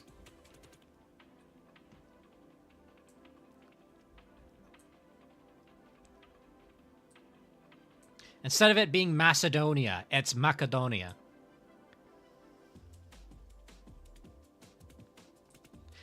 C's and K's in Greek are the same fucking thing. There's no soft C sounds.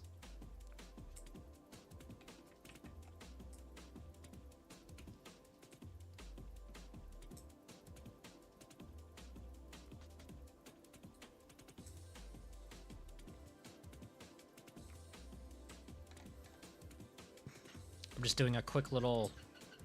I'm just trying to figure out, like, the actual, like, mech portion of this design before I start adding the Be Not Afraid sections.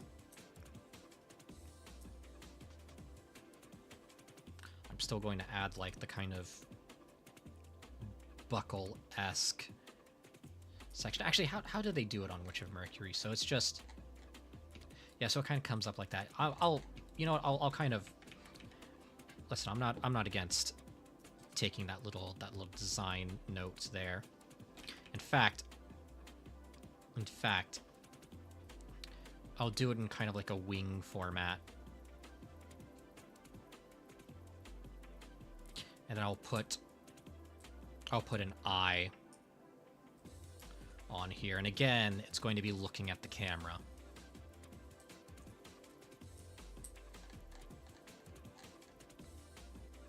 I want all of the eyes to be looking at the viewer.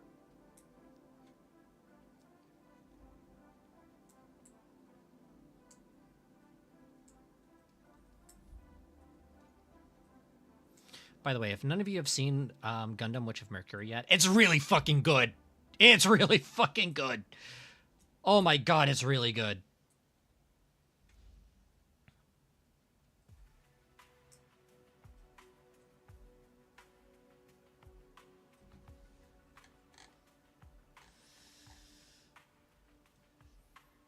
Started watching it recently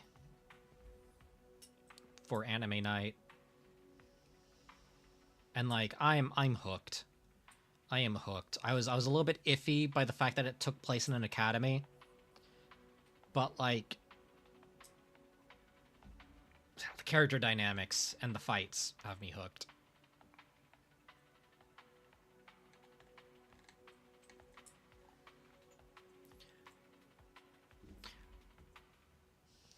Which apparently means spotted. Hades named his dog Spot. Yeah.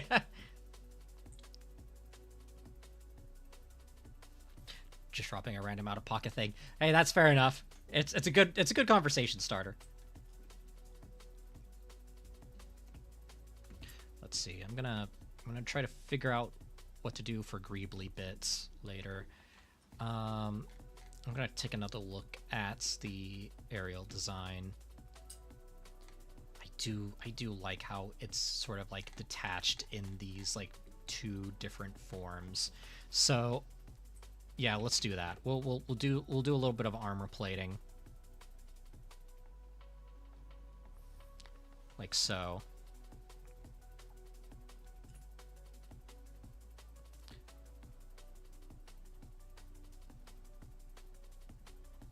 Do a little bit of armor plating there. And a little bit of armor plating here.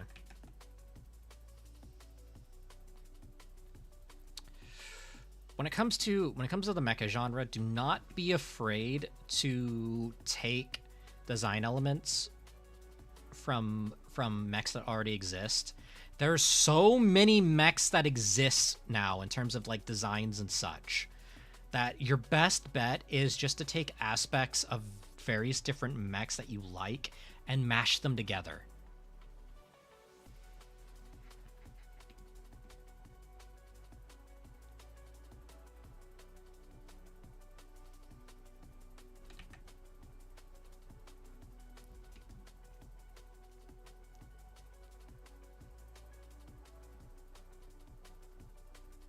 If I have all of the eyes looking in the exact same spot, it can't be interpreted as just being paint. Oh, and in fact,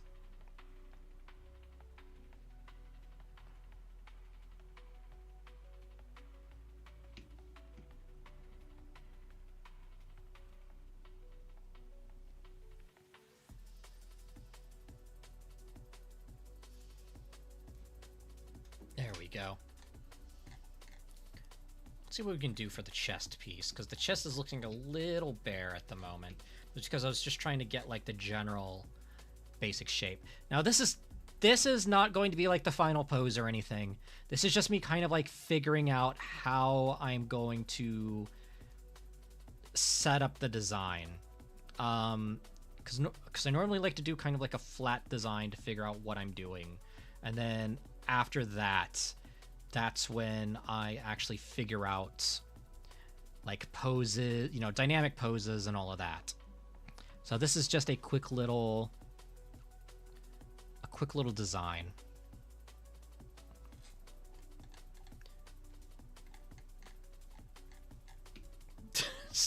Still my biggest theory. I keep on forgetting I have this here.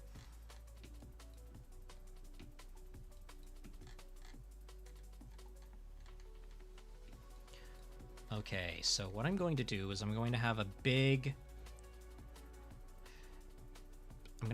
piece right here, and it's going to split off like so.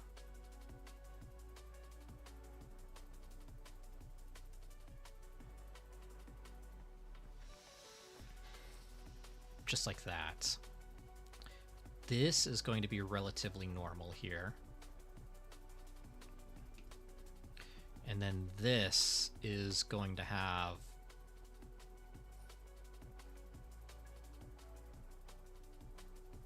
a big ol' eye.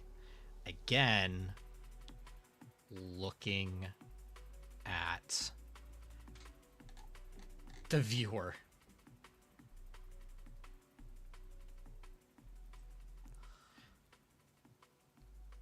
Could do a face on the chest.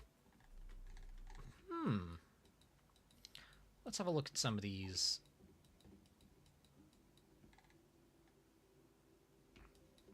Oh, one thing I will definitely do is... Hold on. I had an idea. I had a very peak idea. So just to add some visual interest on the top here. Just on the top here. What we're gonna do is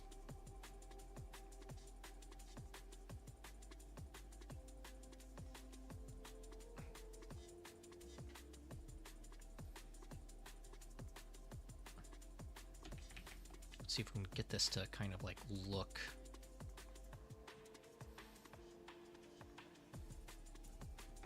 I might have to not do this idea if the perspective is too much trouble.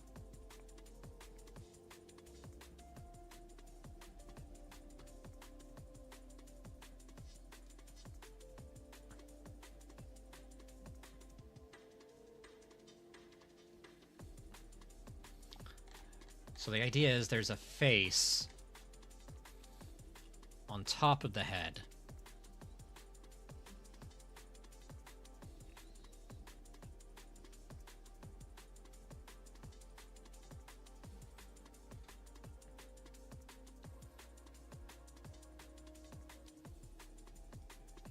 Like so.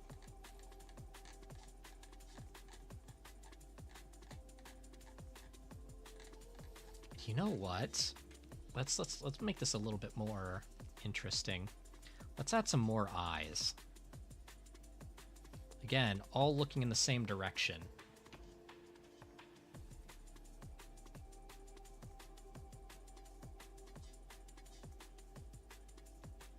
And then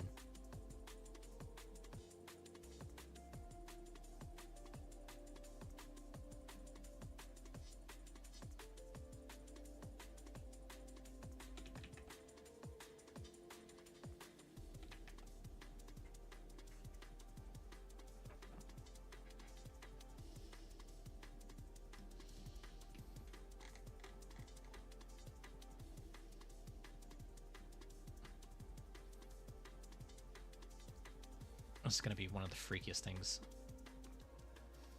I've decided to design in terms of how it's all set up. There we go. And then we'll do the same over on this side so it acts as a good seam. There we go. Sent you something that might interest you. Ooh, let's have a look.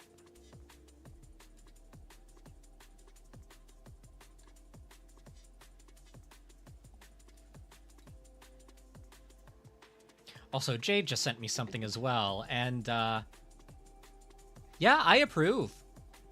I approve. Thank you, Jade. If you're still here.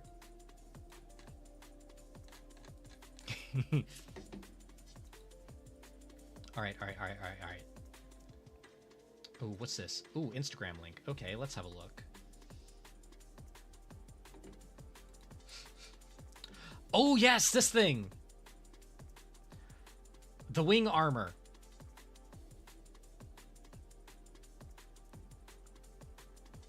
I actually referenced this at one point. That's so sick.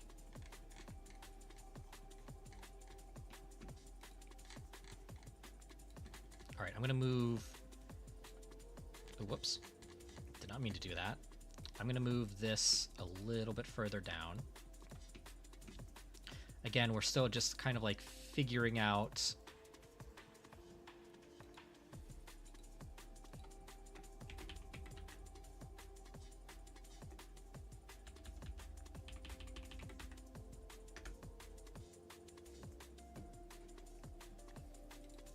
Okay. So, I'm going to look up some Mecha wings real quick, just so I can kind of get a good idea of how these are sort of set up. I might do these drone fashion. So, and what that means is I'm going to start with like a big backpack section real quick.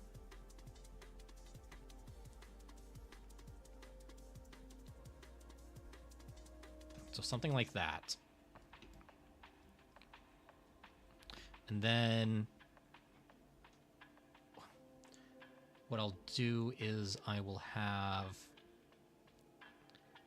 a section that's kind of like this. Kind of not quite cylindrical, but pretty darn close.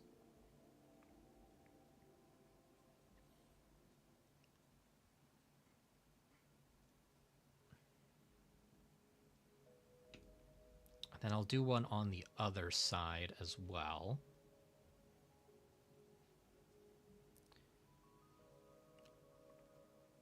I'll focus on getting it looking more consistent between the two sides when I get around to doing the final design. But the idea is there. And then from here, we're going to do kind of blade-like wings.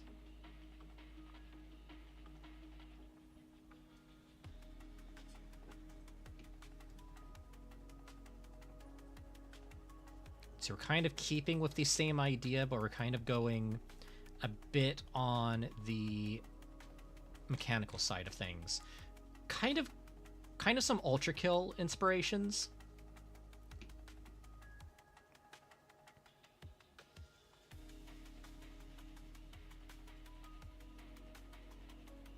I still need to play Ultra Kill. Someone gifted me Ultra Kill, and I feel guilty not playing it on stream yet. Machine, I have taken a picture with the funny rock.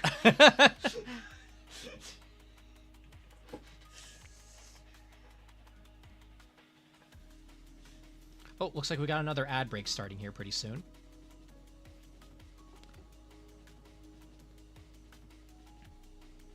Some games don't have to be on stream. Don't have to be on stream games, though. True. Very true. Like, for example, Conan Exiles. Conan Exiles is one of those games I will never stream. Just because, man, that is such a stream risk. If you know, you know.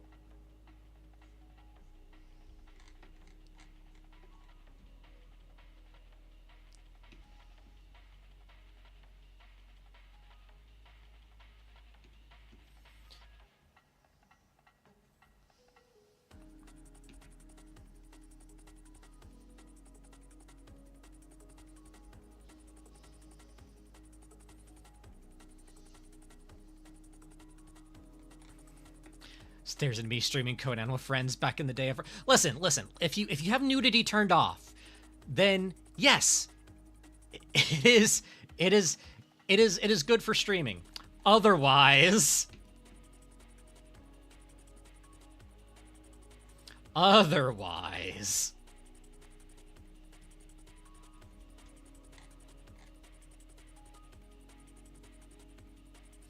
oof, I really need to get a bigger art tablet. I miss being able to just be able to see, like, everything.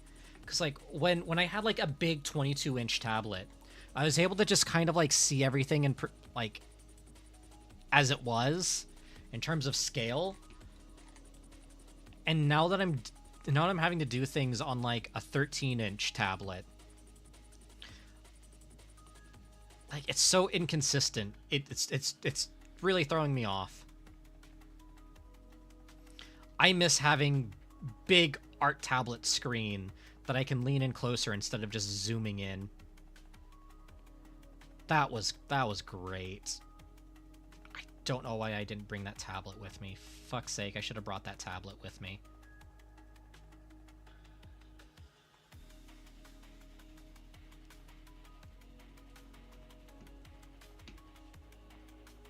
Okay, here we go.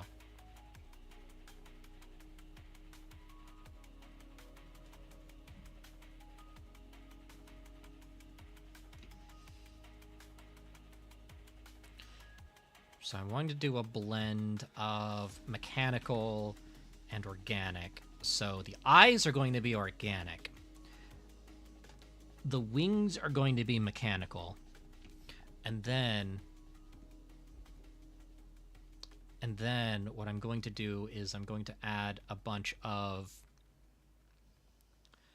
What I want to do is add a bunch of eye-shaped drones.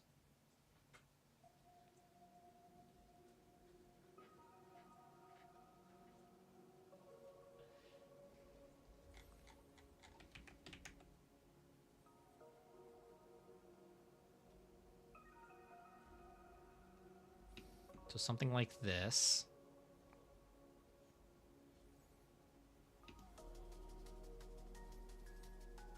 And I'm gonna add their own little, like, propulsion on here. So something a lot like this, where they all kind of have, like, this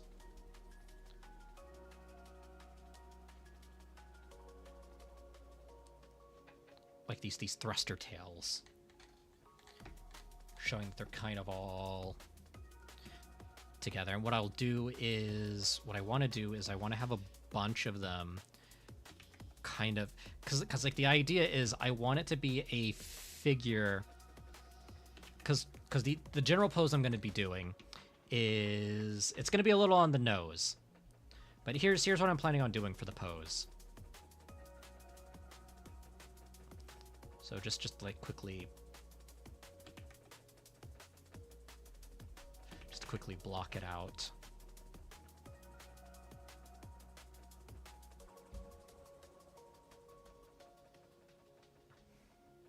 I'm going to do something like this. Oh, actually, am I still in the... Oh, whoops. That went into a completely different playlist. Let's go to...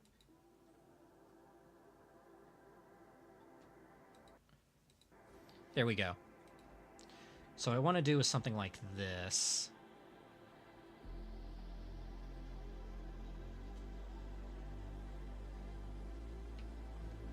And I want it to be kind of in this sort of...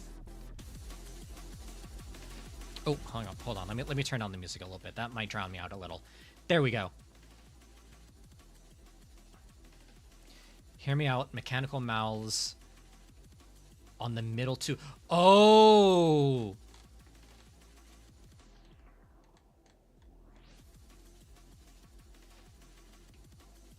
So on the middle two wings, it'd be something like... Hold on. What if I did it like... We put a thing right there.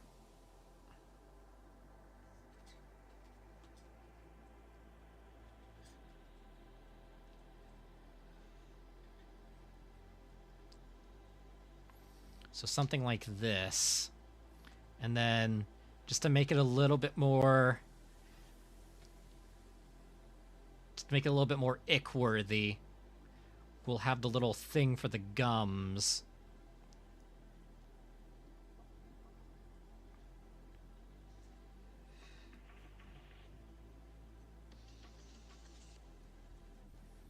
So it looks like it's human teeth.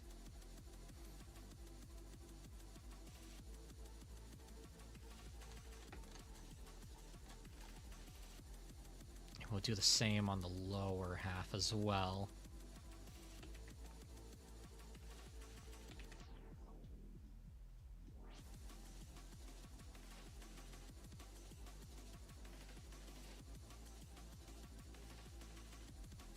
So something like this.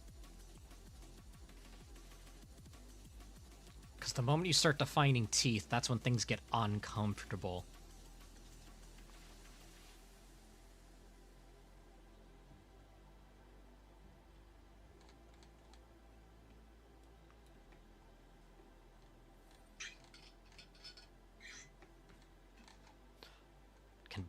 So the mech can send those wings out to bite and poison. Hell yes.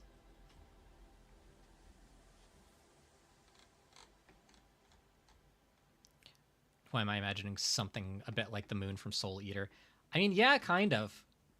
Cause like that moon has like a big ol' honking grin, right? Cause like it had like something like this. If I remember correctly, it was like...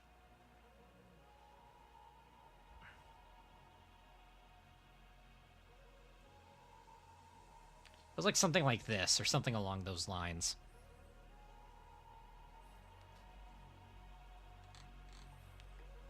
Oh, make the eyes bleed for extra ick. They're not just bleeding. They are crying.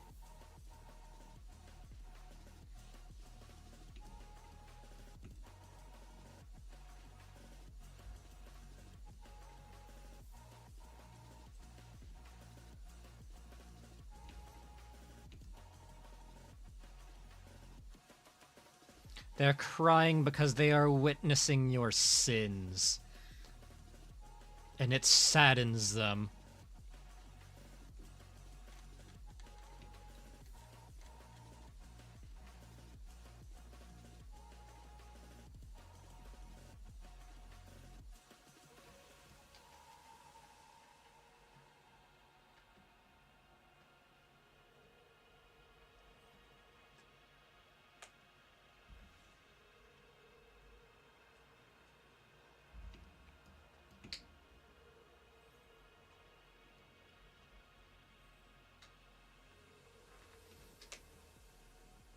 We're mostly just getting the design figured out today.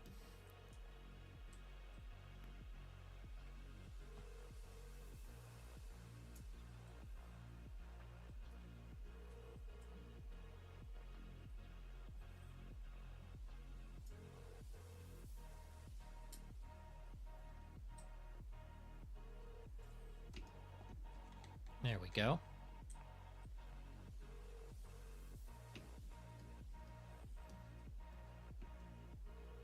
Just like that. Yeah.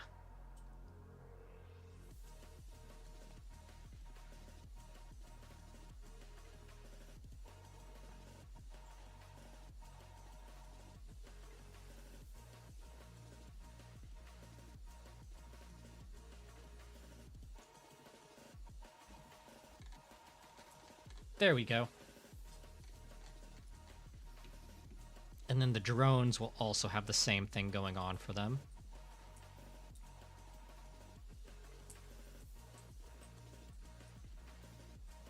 I'm just going to design one drone, but the whole idea is that it's supposed to...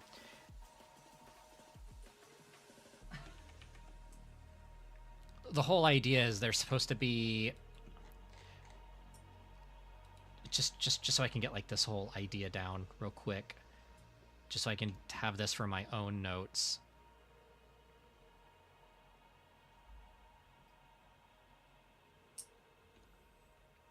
So, like, the idea is... Or better yet, instead of it out like that... It would work better if it was just full on Christ air, like full on even flow. Even flow.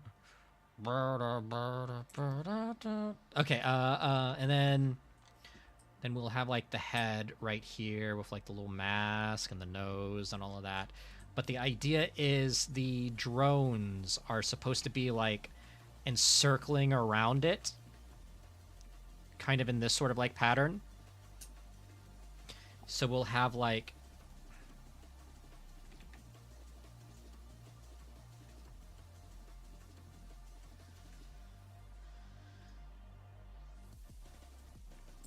so yeah, something like this.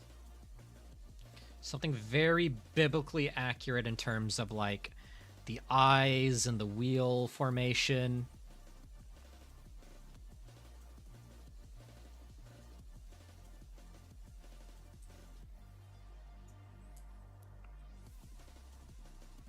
Biblically accurate. And the whole trick is just figuring out how to set them up to where they don't like obscure any bits here and there. Behold, heretic, T-posed on by God's merciful mech. Are they going to have veiny whites on the eyes? They will not. They will be more on the red side. They're going to be more bloodshot with like deeper veins, because I want the eyes to still look otherworldly.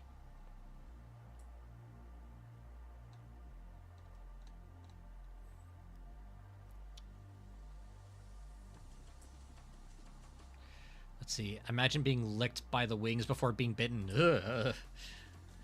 That mental image just gives me the gibblies.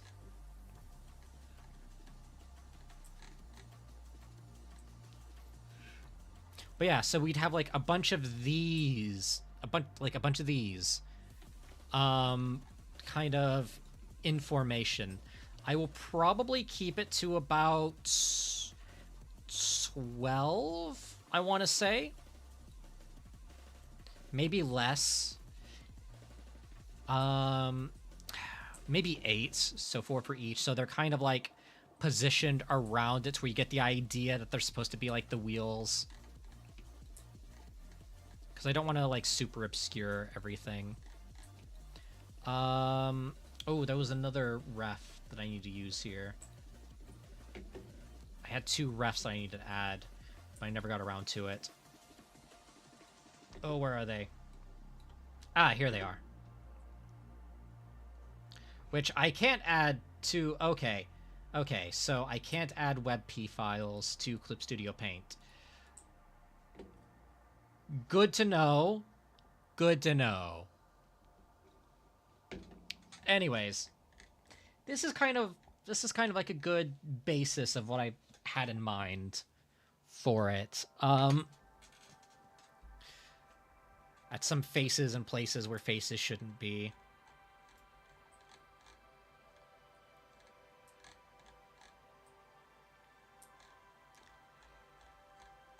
I think it would be interesting if... Wait. Idea. Instead of them being just like this sort of like flat edge here,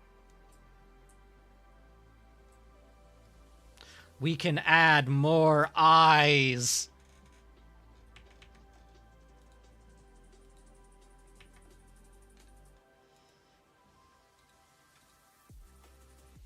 Yes.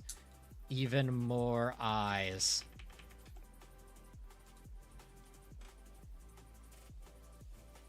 So we'll do one of these right here. Because the idea is the eyes are also a part of this little section right here.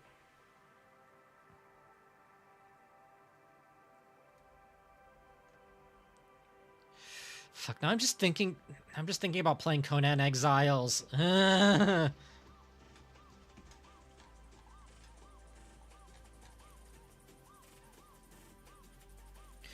do have a special, like, Conan Exiles does have a special place in my heart. For a while, it was like...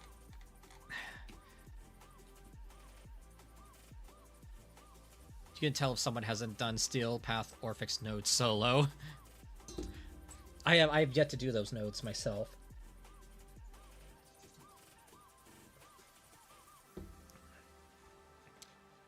Pilot gets tongued and dragged into the chest mouth. That would be pretty creepy. Though I think some people would be into that.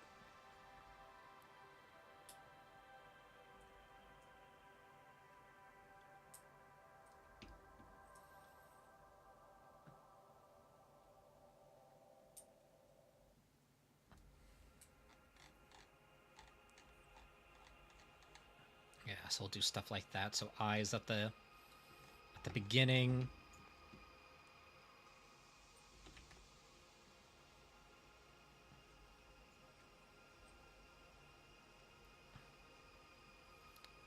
Then we'll have this be teeth.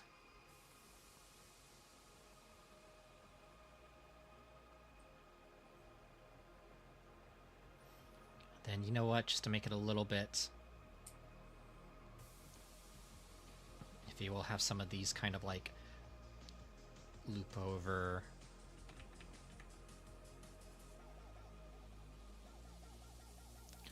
Here we go. This is looking more teeth-like.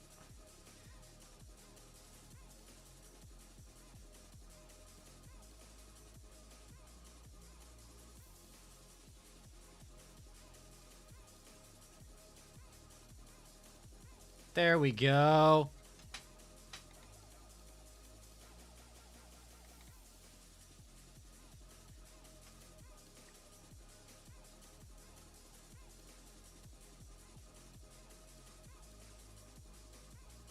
You know what we need now that I'm scared might trigger the ADH demons?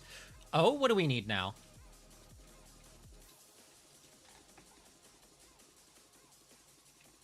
What would Caveman Sunny look like? So funny you should mention that, because for the Neo Mythic video I'm planning on making, I'm going to be doing my own...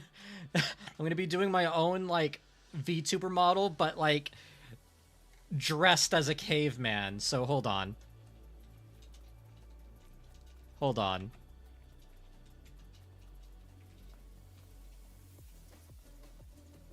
I can do that real quick.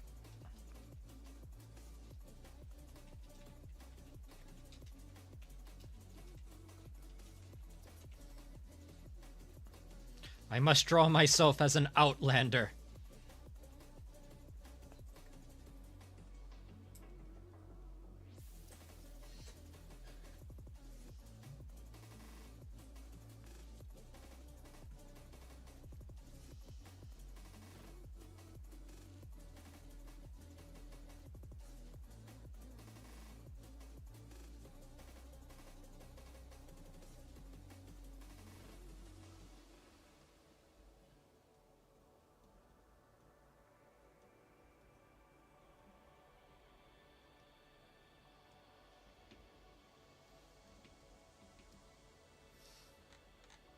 I'm just gonna do a quick little design here.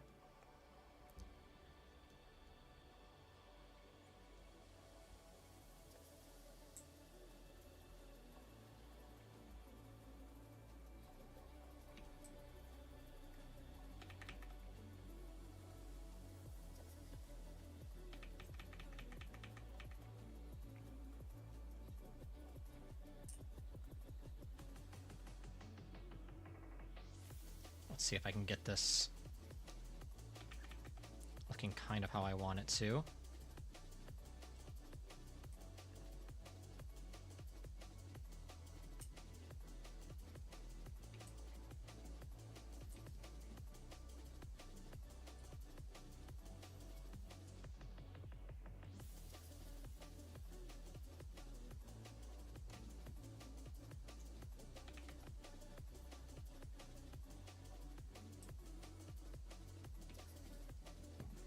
Okay, here we go.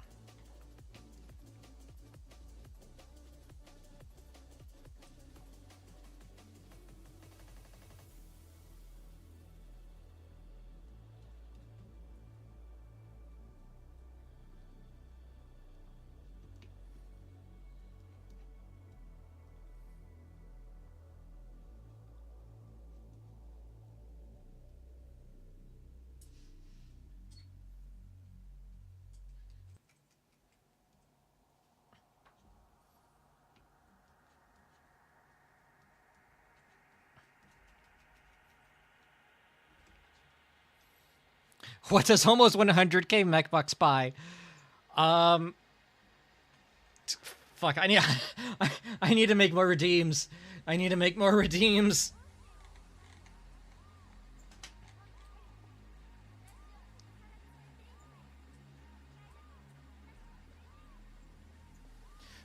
I need to make more funny redeems for channel points.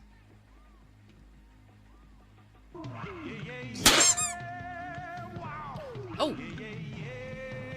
Oh, yeah, gotta hydrate. Gotta hydrate. Hydration. Also, thanks for the single bit. Thanks for the single bit, Potato.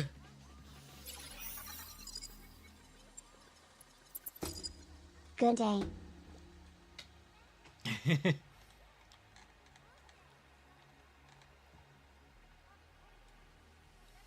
Okay, so now we have the figure blocked in.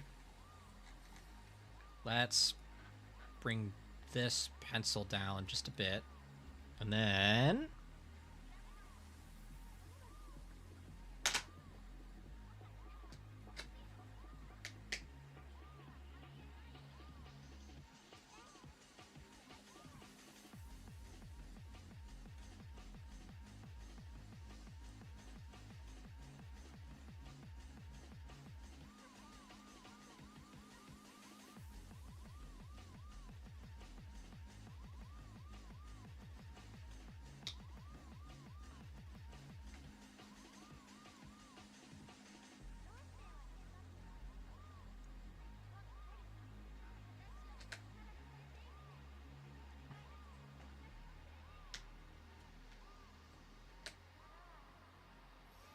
doing a quick little intermission here of me just drawing myself as a caveman.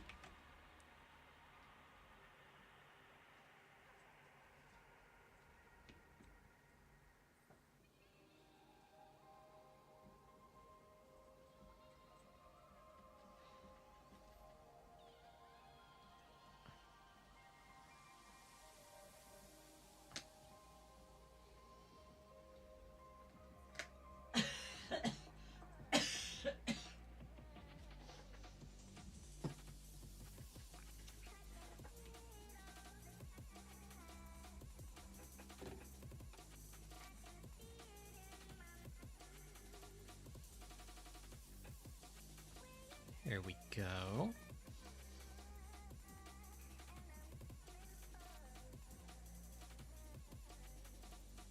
Oh, this might actually be the first time you guys will actually see the hairstyle without the helmet.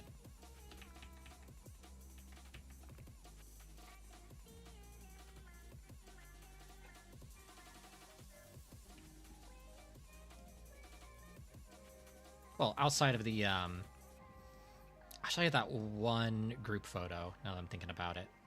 think I also did the hairstyle without the thing in the group photo.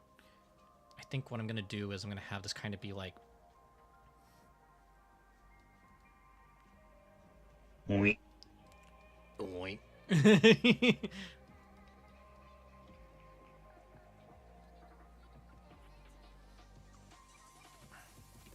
Here we go.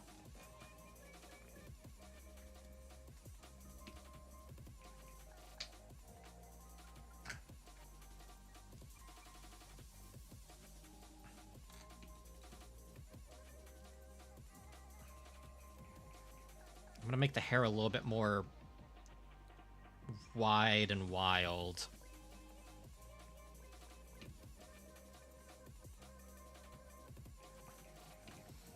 There we go.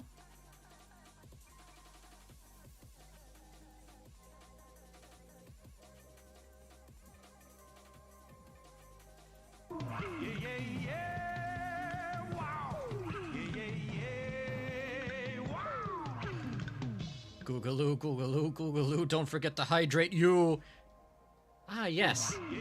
Good for hydration.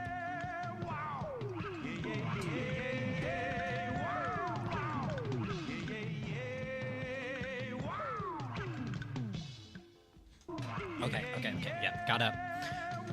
Alright, time to stand up, stretch legs, and also save my progress. Yeah! Ooh. Okay. No longer shrimping either. We'll save the progress here.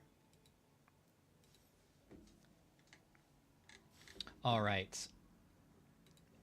Ooh. Looks like that playlist has run its course. So now... Ooh, where's the next playlist to play? Let's do this one.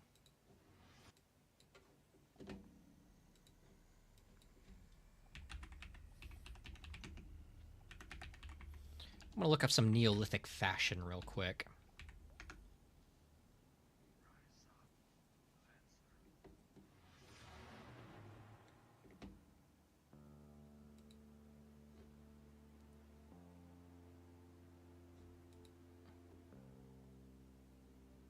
You know what's funny?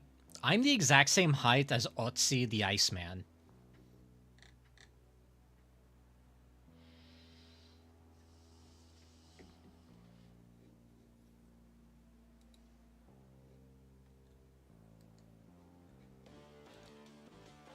Okay.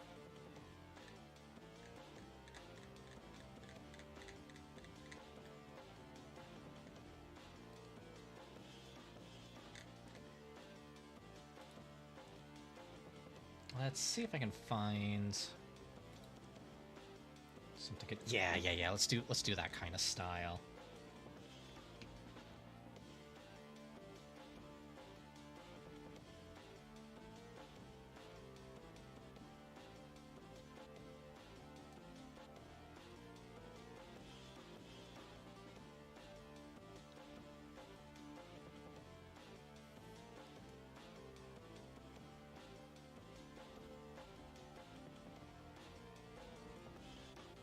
Something like this.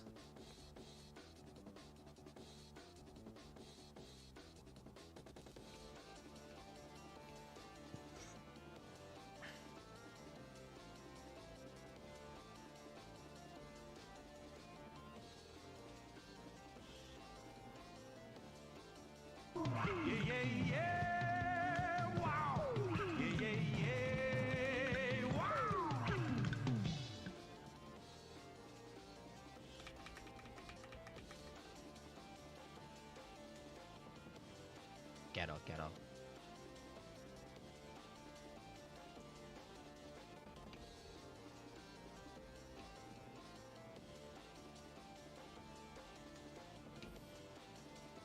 Get up.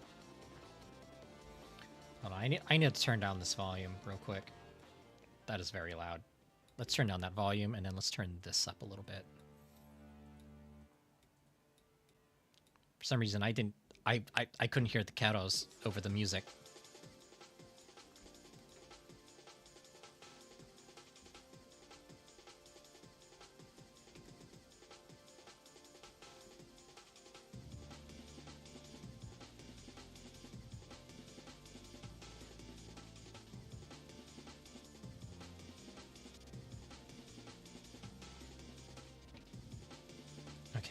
then we're gonna do kind of like a sash here.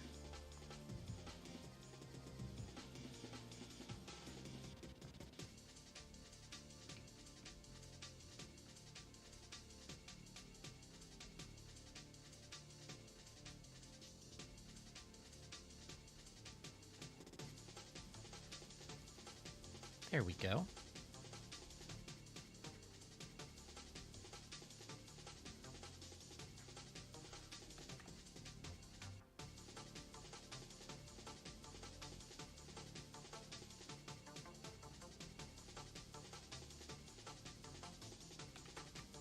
Let's see, let's go back to this reference for this outfit. Yeah, here we go.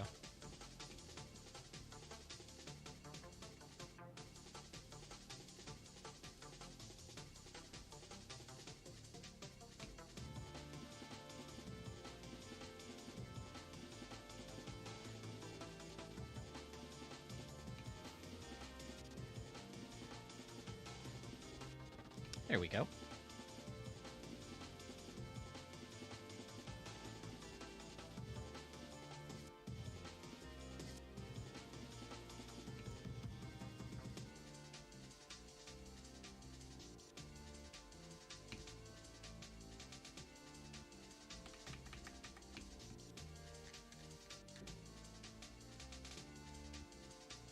I needed to make this design anyway for my Neo-Mythic video that I'm going to be making here very soon.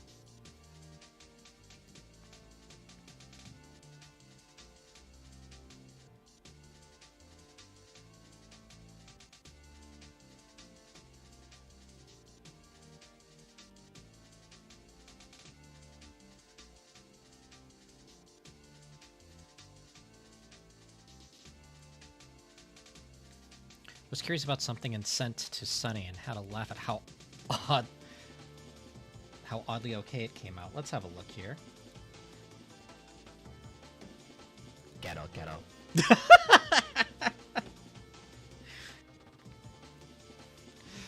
Bass boosted frog noises. I love it.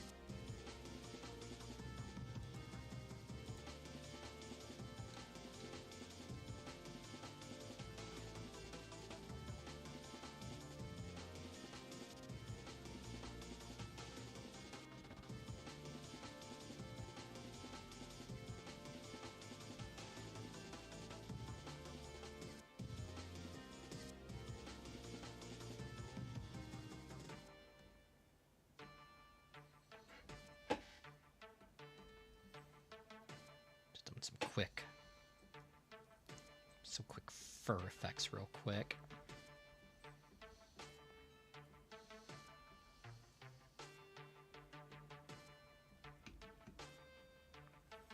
Here we go.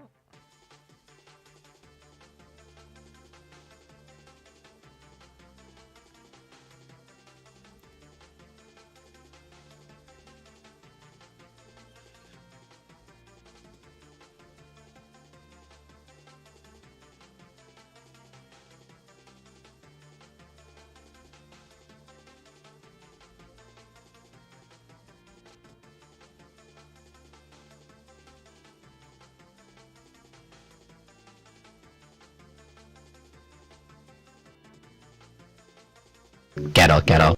Oh, God.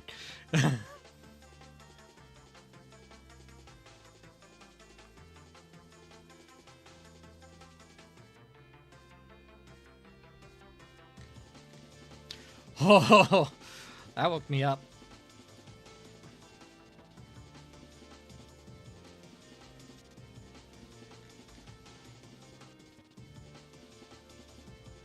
Maybe a little less bass boosted.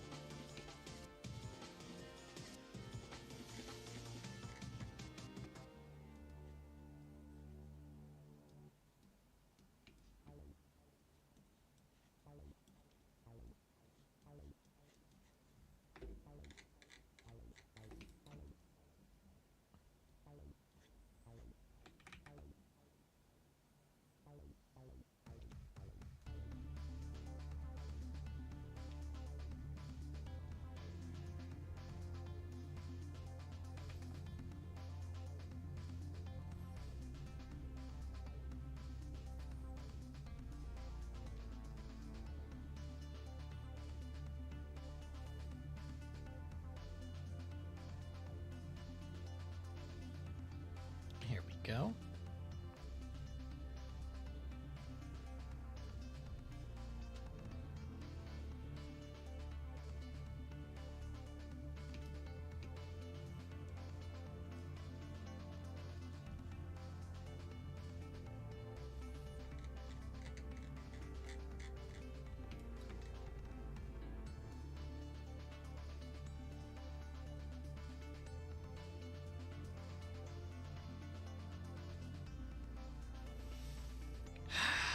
Oh, now I have Conan Exile stuck in my head.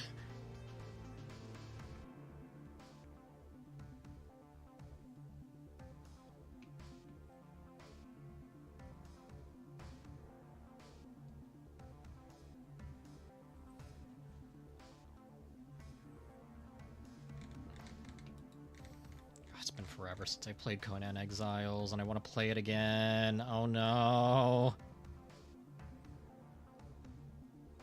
Ghetto.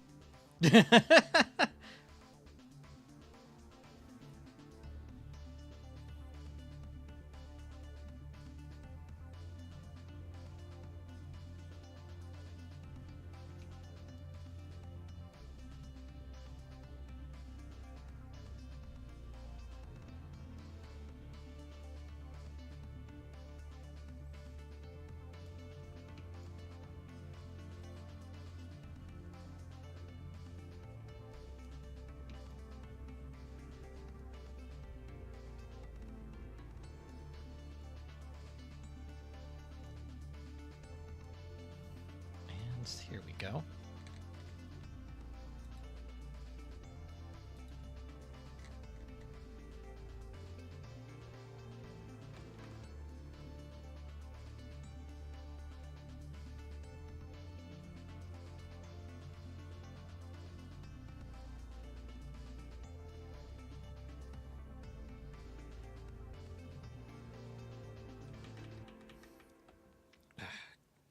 Close fists from the side are always weird.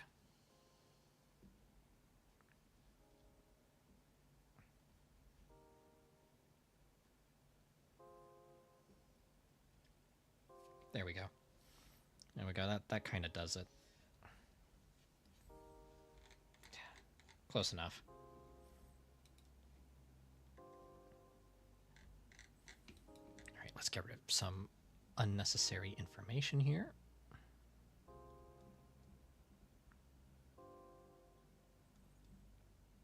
And while we're at it, let's make sure that these are very recognizable as strips of leather.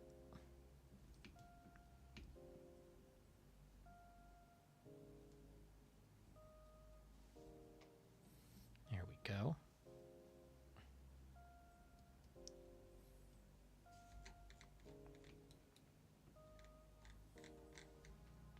Yeah, here we go.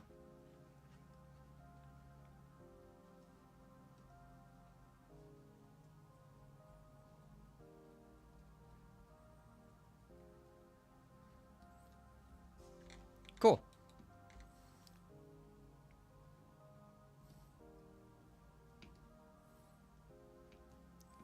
And oh, one more detail.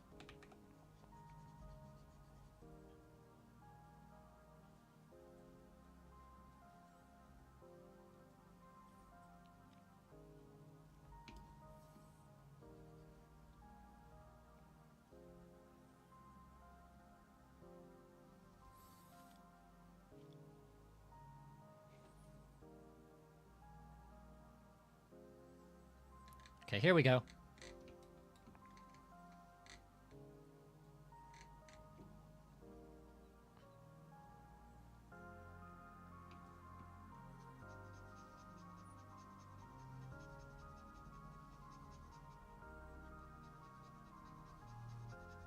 One more detail, Sunny Mecha 2026.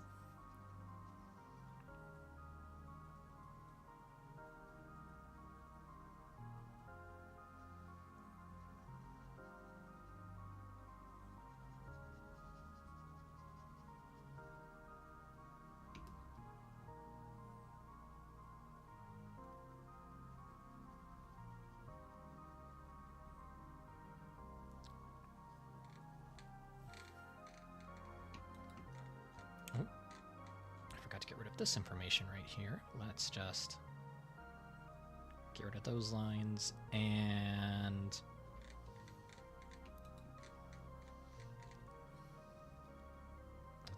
let's just define this need just a little bit more.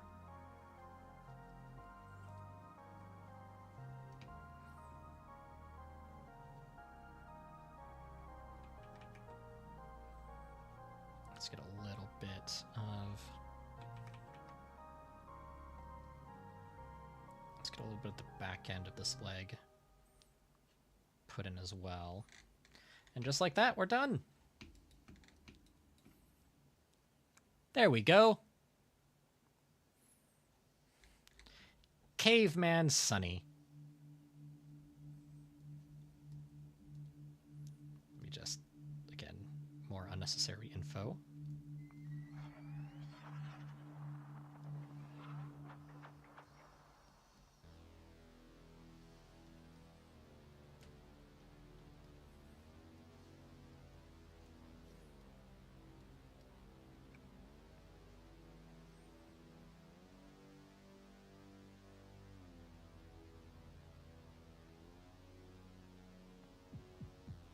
There we go.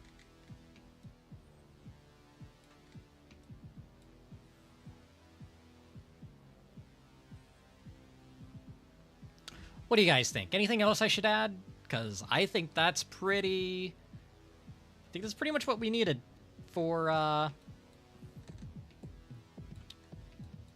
Caveman Sunny.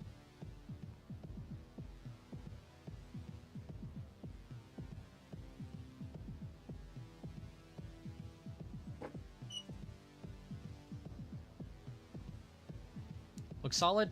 Cool, cool, cool.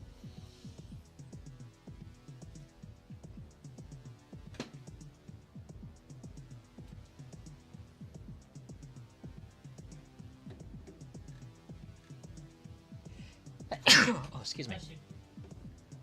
Yeah, I wanted to keep it simple so it's easier to replicate. You know what? I'm just going to go ahead and... go ahead and just quickly do a quick print screen of that. Just take a screen cap of that. And I'll just pop that in the Artist Alley tab, the Artist Alley channel.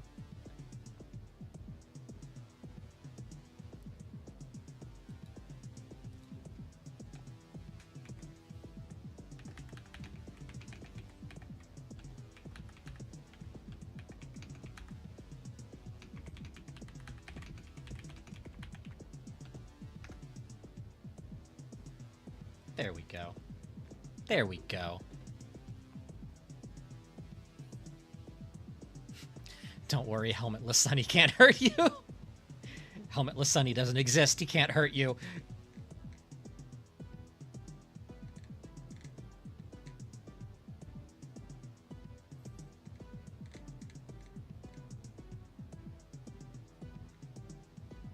Yeah, very happy with that.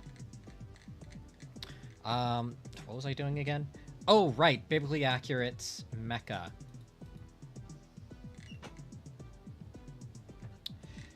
So I'm trying to think of what else I can add to this. Bigger hands would be better, though.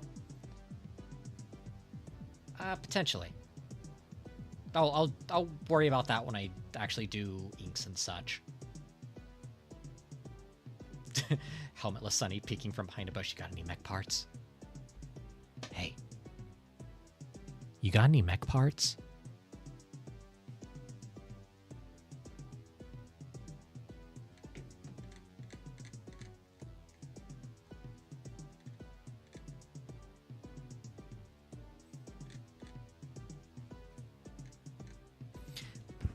Psst.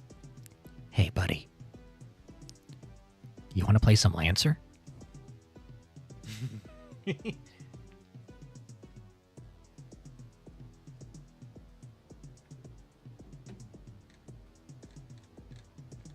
Let's see, what else can I do for this design? But your brain will. But your brain will. Pollo. Hey, Zexion, welcome in. Soft core. Hey, buddy, you like jazz? I do like jazz. Also, soft core. I can't even remember why I said soft core in that manner. I think it was it during one of the Stellaris streams? Or like what tangent had me say soft core over and over again? Ghetto. Gato.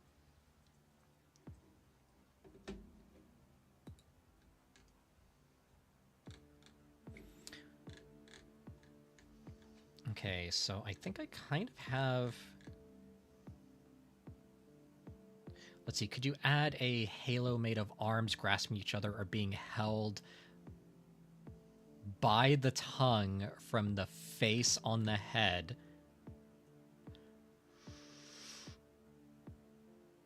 Oh.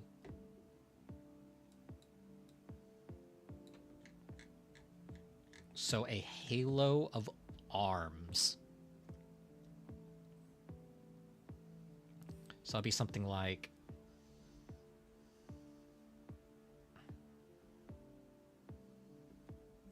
Hold on, this is going to be a little bit tricky because doing interlocking arms like this is a bit of a challenge.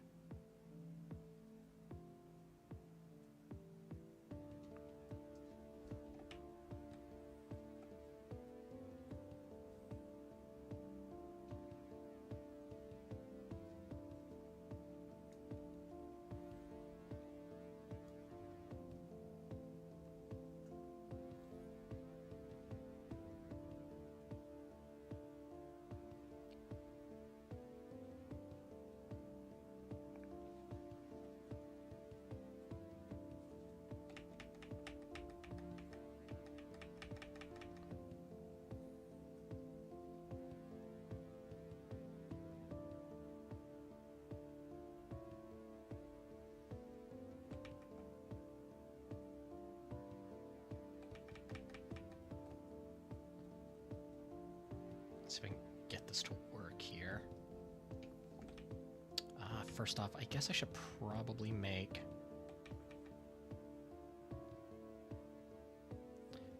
That one didn't get added as Sunny is also streaming to YouTube. I mean, listen, I'm going to be perfectly honest. I don't see myself making my money through YouTube ad revenue.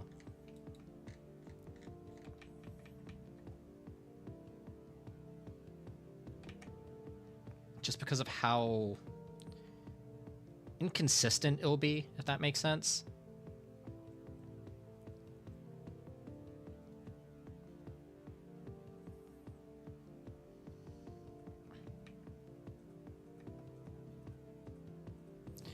You do remember which one that one was, right? Yeah, it's the one where I asked if someone wanted goth titties.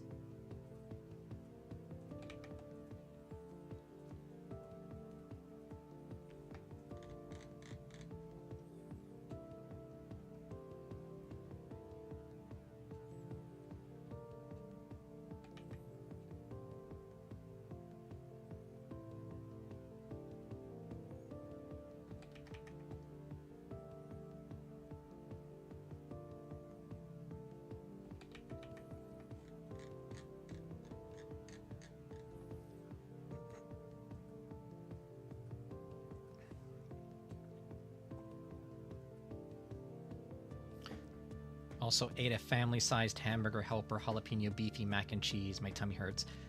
Damn, that sounds like that is a good hearty meal.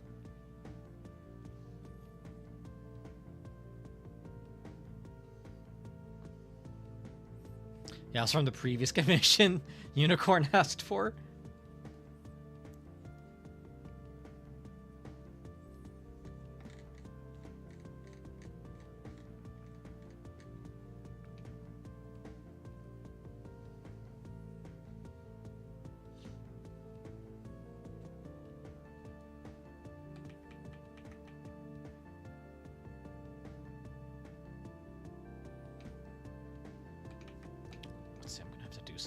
interesting with this. I'm gonna have to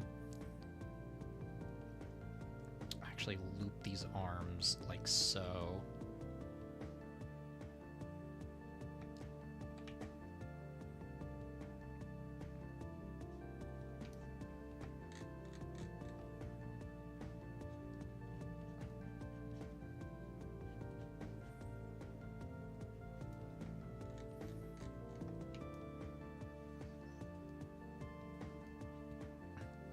That's kind of how I think it would probably work out.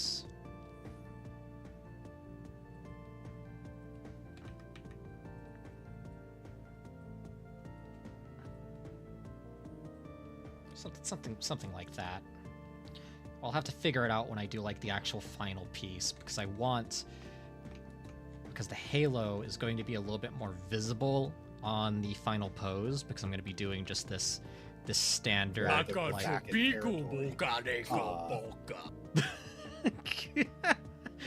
was the fucking Huddies joke.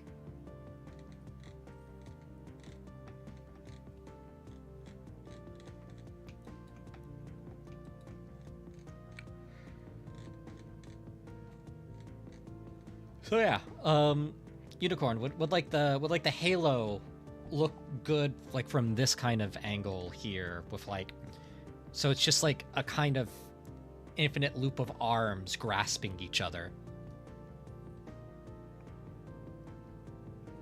Me and Lobster helped Kitty on a dungeon in 14, and the song playing was Layla's intro song, so I kept plugging Layla to the one random with us.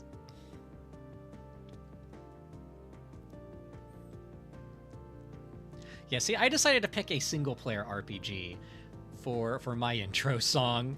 One that's like still well known, but still kind of obscure enough, so when people get to hear it, they're like, "Oh, it's that battle theme!"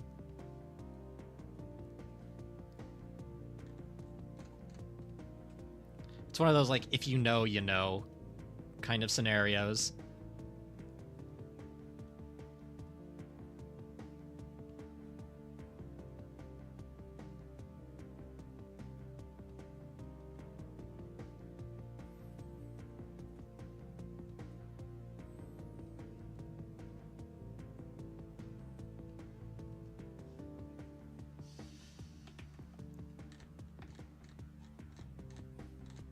Something like that.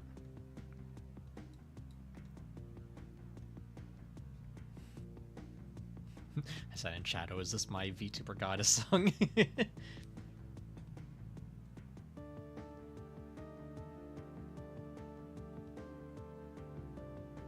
if they were more muscular, it'd be clearer what they are. Yeah, I'm just gonna have to figure out like how they're entangled though, because like doing severed arms grasping at each other is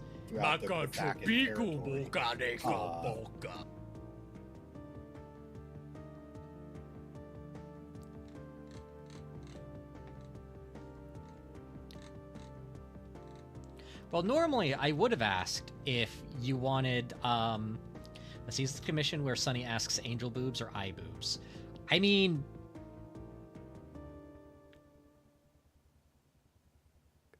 that would all right.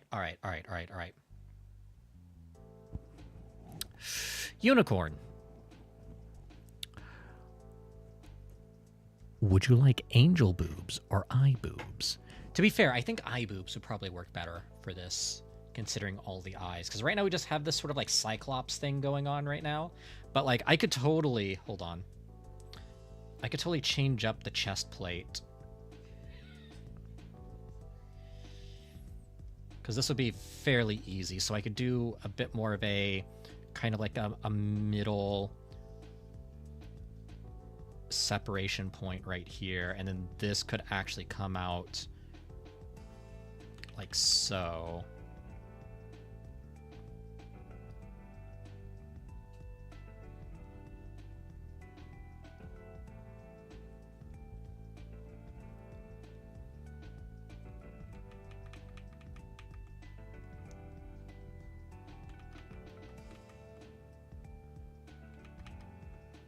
So this could come down kind of like this. Maybe not. Hold on. have to, like, really figure this out.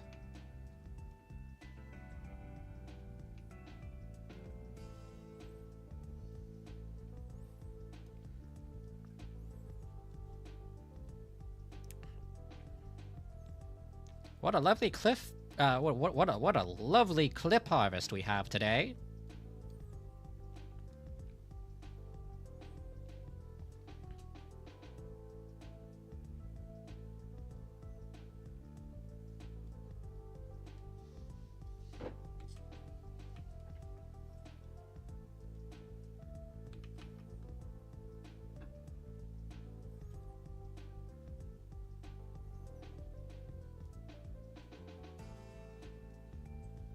If I do something like this.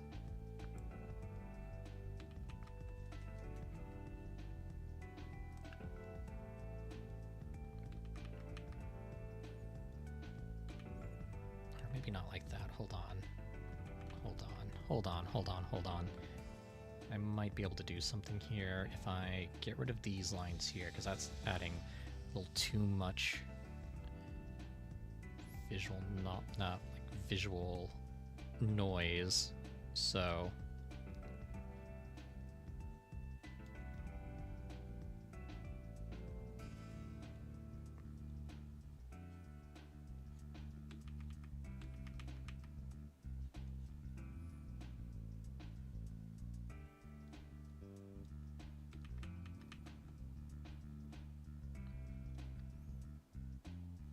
something like that.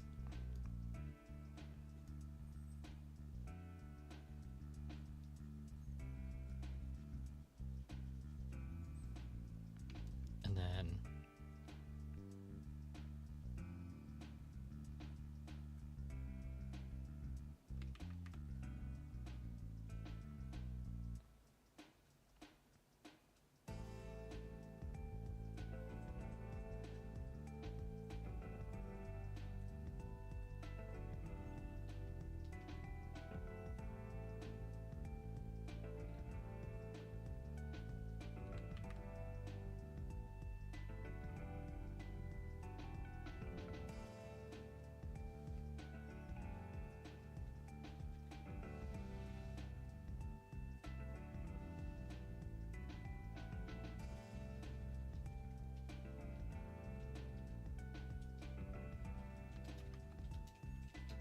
kind of something like that, I guess.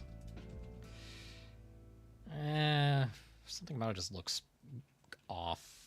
Instead of it looking disturbing, it just looks goofy as hell.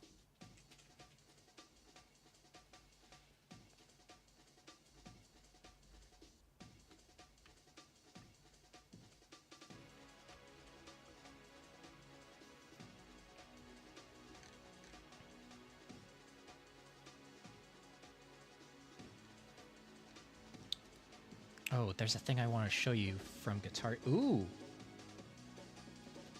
The final boss of Guitar Hero Warriors of Rock. The Beast! Oh my god, is that a rock mech?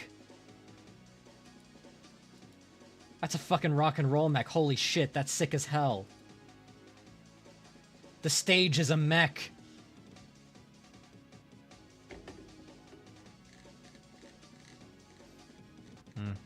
Actually, I don't think that's gonna work. It's not gonna work for this piece. Keep it with that. We tried to get it to work. It didn't quite work. Fuck yeah, legit just completed an overdue assignment. Gonna be dogshit grades, and I may have worded things badly. Feels good, man. I mean, you never know.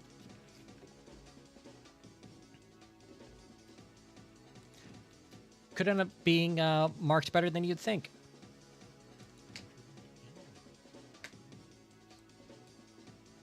Would you like angel boobs or eye boobs? To be fair, I think eye boobs would probably... To be fair, I think eye boobs would probably... Oh, the to be fair one cuts off a little bit too soon. To be fair, I think eye boobs. You fight it with the power of Megadeth to free the god of rock. And the finale is to play a song that Megadeth made specifically for that fight to empower the God of Rock. That's fucking sick as hell. There you go, Sonny. The extra I got at the end was perfect for out of context on its own. Oh, looks like we have an ad break.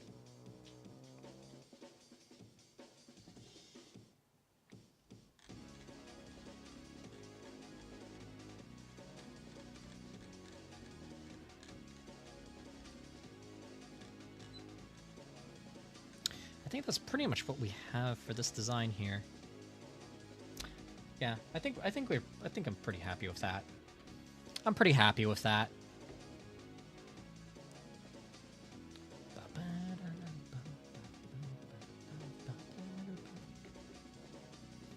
Heck yeah.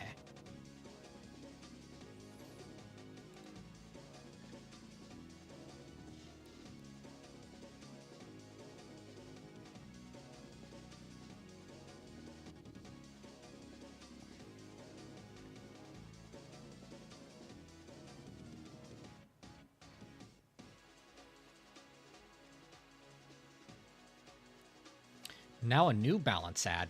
Why are shoes advertising? I have never shown any loyalty towards footwear on this goddamn channel. Wild. Absolutely wild.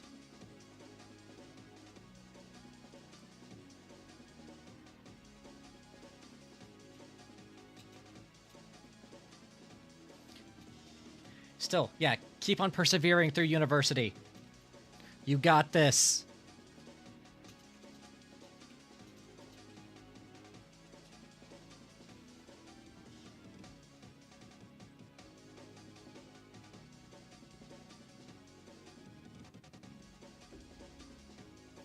Yeah, I forgot to make these cry.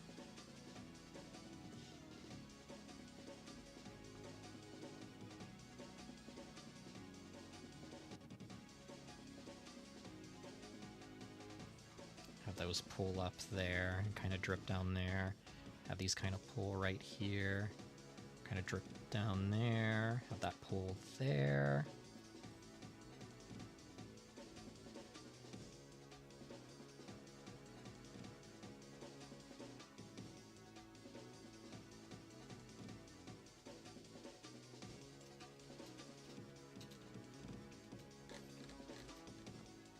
There we go.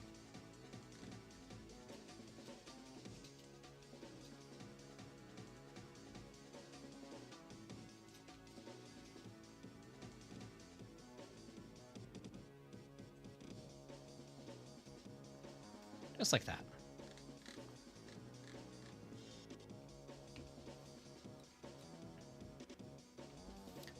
Welcome to freedom, Zexion, and everyone who just came back from the ad break. I'm trying to think of, like, what else I can add to this general design.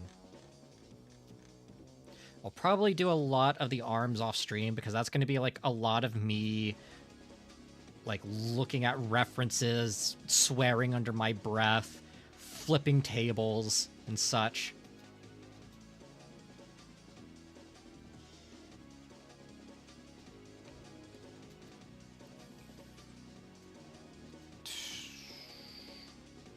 I'm just kind of thinking about what I want to do off stream now, like, after I'm done here, because, like, I kind of... Part of me just kind of wants to reinstall Conan Exiles, and another part of me just wants to say, nah.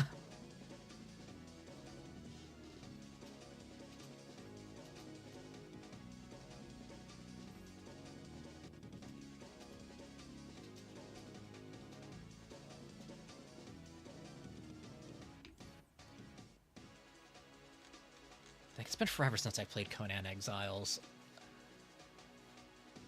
Sometimes you just want to, like...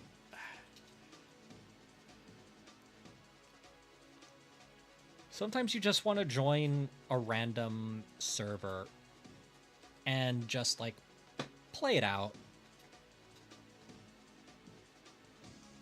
The one thing I really don't like about Conan Exiles, though, is that it shows your full ass like Steam ID. Well, not your Steam ID, but like your Steam username over the over like the connected like tab. So you know how in like online games when you hold down tab, it shows you like everyone who's connected to the server and then like, you know, scores and all. Yeah, it does that. It does the same thing there, except it also shows like Steam names and Steam IDs, and I don't like that. It's like I get why it's there. I wish they didn't do it. Could have a tongue sticking out of the chest mouth for creepy organic vibes. I could.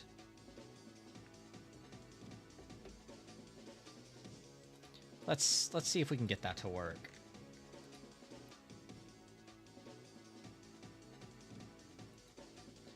In fact, I'm gonna do this on a separate layer. I'm gonna do this on top layer. I'm gonna do this in red. So I'm just gonna draw a completely different mouth.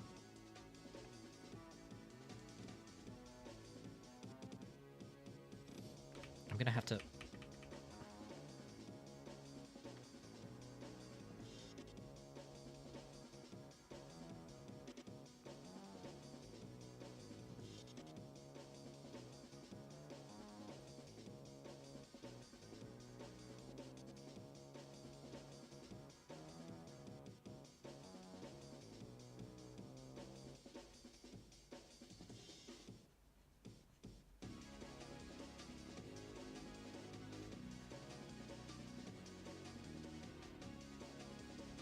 Let's do something like this.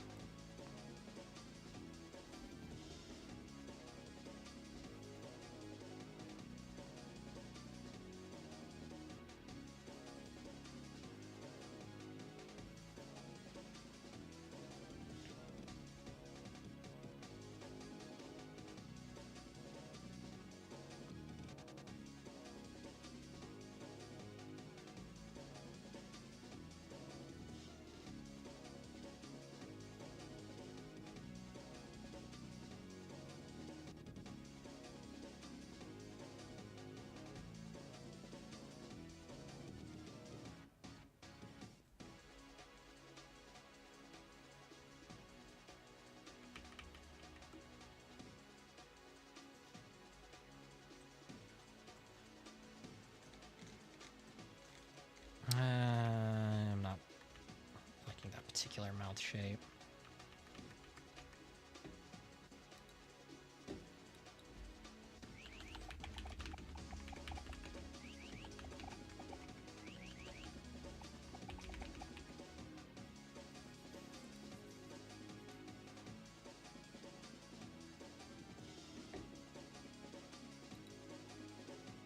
Yeah, let's go with that one.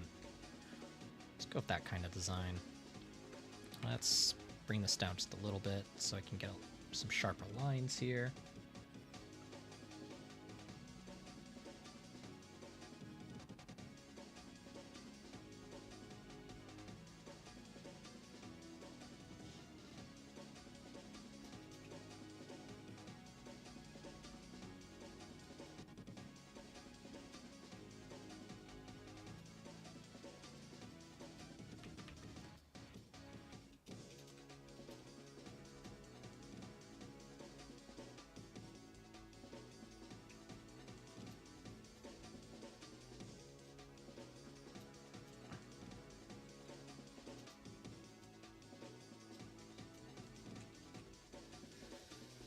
Something like this, potentially.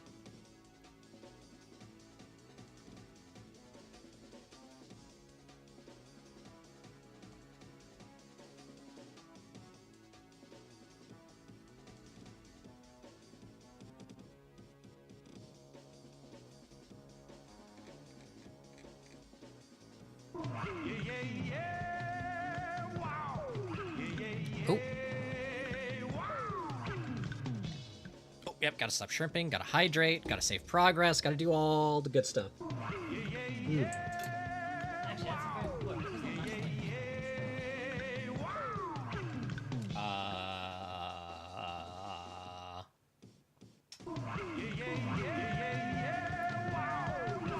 time All right. Stretch.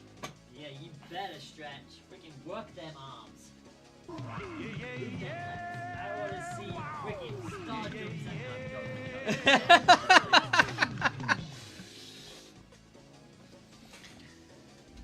shaking my. Working on a biblically accurate mech. Yeah, I can see that. I also see woman as your main thumbnail over here. Short hair, purple hair with the tongue out. Oh yeah. Just so I can get like a good reference on like for the mouth here. See? I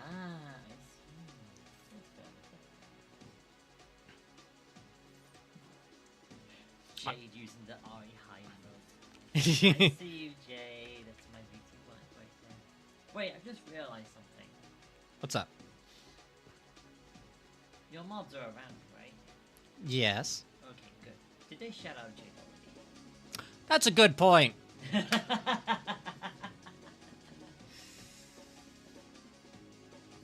Mods, shout out Jade. Yeah. While we're at it, also shout out Zexion as well. Yeah, get them both. Let's go. Jade is on the run. Can't be mad at me, Jade. Do a little dance. Doing a dance in my brand new skirt. I have to take pictures of the cherry. The skirt's really cute. It's very cute. It goes swish, swish, swish, swish. And it has inbuilt shorts, so I don't have to worry about anything else.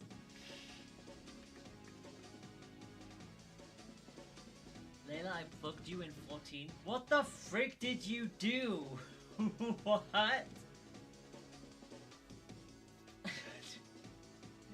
What are you up to?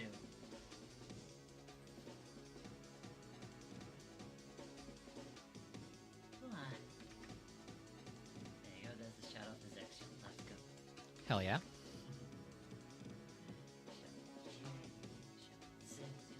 I'd say shout out Sunny, but this is a Sunny stream. That's kind of in poor taste to shout yourself out on your own stream. Yeah. Who else can we shout out? Whoa, when they get back to doing it, shout out Uno. Yeah, I think that's everybody I need to shout out. Oh, that reminds me. I need to make some more progress on Poodle's new model. I would love to see that. Obviously, one thing at a time. Don't wanna overdo it. Yeah, I want to get my stuff done first, just so, cause like it's easier for me to practice and make mistakes if it's for my own stuff, you know. And then, as opposed to when you do it for somebody else, and your mind goes, "No, it has to be perfect because it's for someone else, and I wouldn't accept this if that." Yeah. You get it.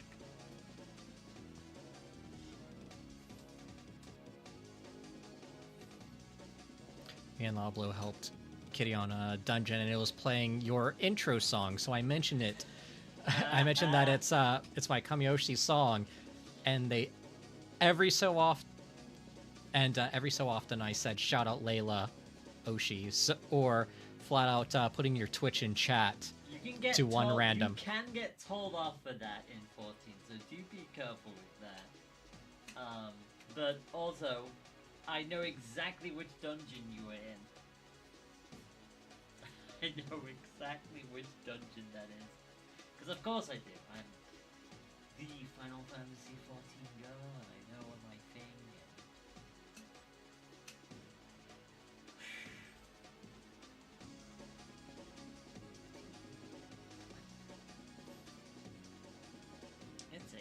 It's a theme for one of the Shadowbringer events.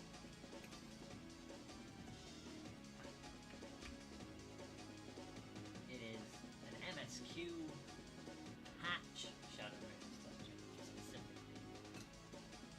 gotta do more dungeons. Oh, I'm pretty sure I can get you through that. I won't get more.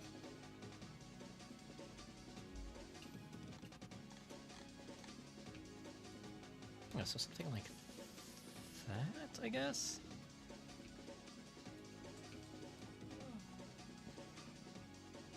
But...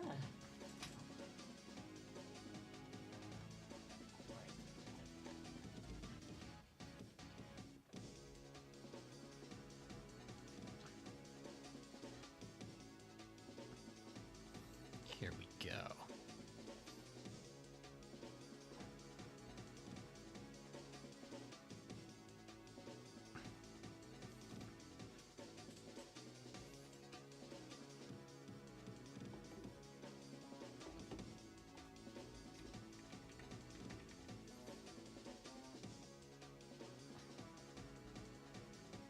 So hey, anyone want to play Big Walk later?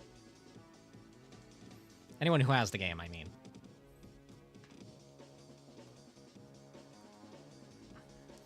Because I have access to Big Walk. And that looks like that'd be a lot of fun just to kind of play and mess around with.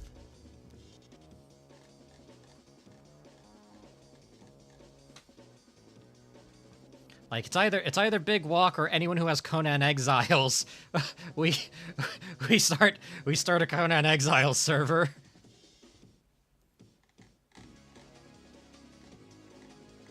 There is no way I just heard the words Conan Exile server.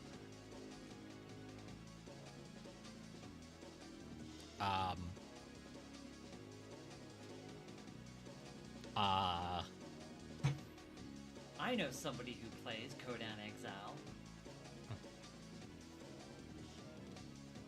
Her name is Froggy Lock. Listen, That's not a joke either. story time. When I first moved here, in order to stay on top of like monthly fees and like service fees for like banks and such, I had to essentially do a bunch of not safe for work art commissions from people who played on not safe for work role-playing servers for Conan Exiles. So there's a bunch of Conan Exile players that have lewd arts of their characters. This is going to seem like a very out-of-pocket question. But for those of you in chat who know the context of this, you will understand the question. Tell me one of these players did not come up to you asking for pregnancy art. No! Thank goodness! Okay! I can relax and breathe. Okay, we're fine. Yeah, no, nothing like that. Good. Good. Also, Zexion, that is a wild thing to type in chat out of context. Yeah, so, the story behind that is, Foggy was in an RP server, and there was this guy who consistently was, like, role-playing and writing things about pregnancy. Oh, that's usually a no-go in a lot of servers, just Oh, because yeah. it always breaks lore. And And people are super uncomfortable when that happens, given the contents of Conan Exiles and like the whole lore behind the exiled lands. yeah, so she went to a different server, and a person who apparently knew Oh no. Pregnancy Pete is what we're gonna call him. Pregnancy Pete. That's what we're gonna call him for the time being. Knew them and was like writing their own brand new lore to say like, oh yeah, Pregnancy Pete is no longer with us, he's passed on now, and they were doing their own thing. Guess who joins the server? Oh no. Guess who joins the server and is very annoyed and mad that this is the law because hi, I'm alive, and then she's being annoyed because you're not supposed to be here. What is? Oh It's- no. Oh no! Yeah. Thank you, Froggy, for sharing the tea. I don't know what's happened since. I don't think Froggy's really mentioned it since then, but yeah, that was hence why I'm like, just to make sure this isn't the smallest world possible. Please tell me this guy. No, I think I may have been inactive when that happened. Okay, thank goodness. No. I did draw a lot of Yuri, though.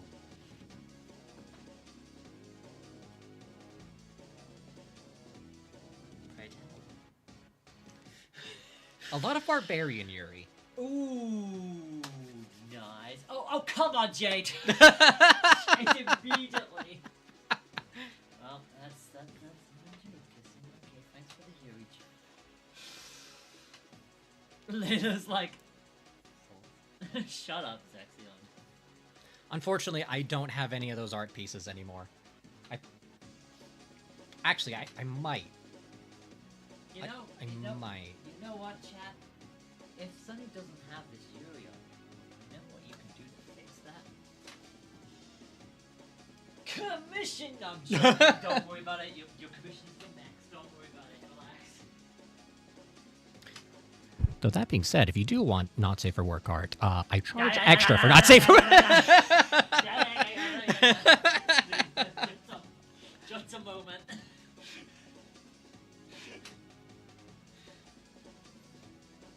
It will not be streamed. Well, Naturally. I should hope not. Please don't get banned on Twitch. I'm gonna do it. I'm gonna do the speed run. 80% Twitch ban. Let's go. Like Twitch ban any percent speed run, no slurs run. No. No. That's not what it's called. It's called slurless. Slur.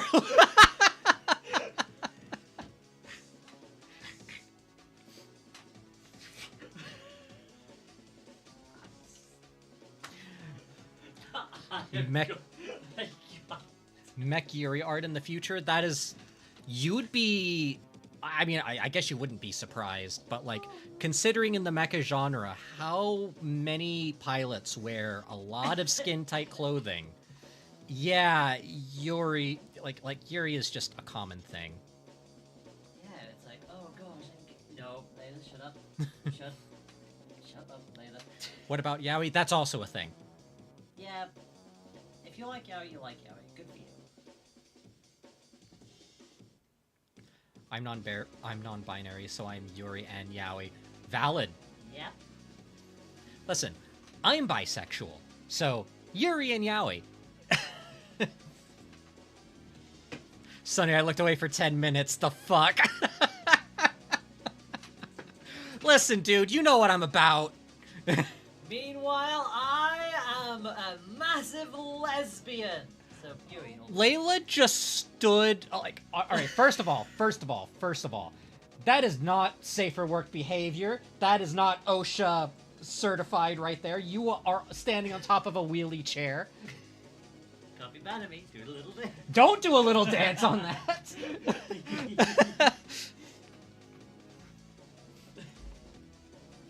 Yeah, Layla just stood up in her chair, like, head nearly touching the ceiling, arms outstretched, declaring that to the heavens. Anyway,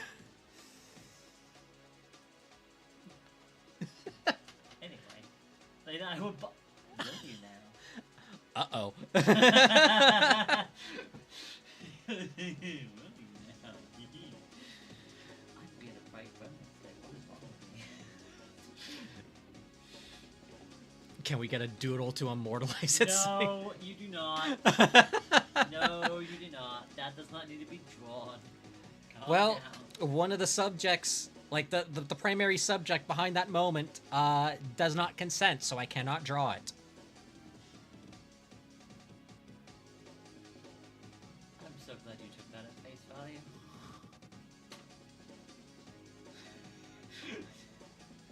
Well, I mean, kind of have to.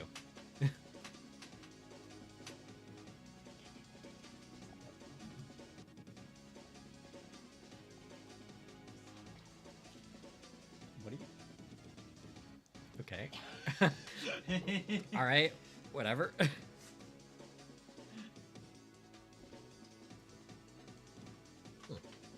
You're out of Oh. juice, aren't you? Yeah, I'm out of liquid. You might want to go top that up. Yeah, I probably should top this up. Go top up your freaking juice. Hey, yo, come get your juice.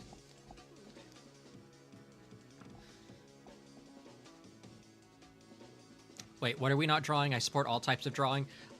Basically, I was gonna do a doodle, but Layla said no to the doodle. And if you're going to be drawing someone and they say no, you do not draw them. I was being sarcastic. You can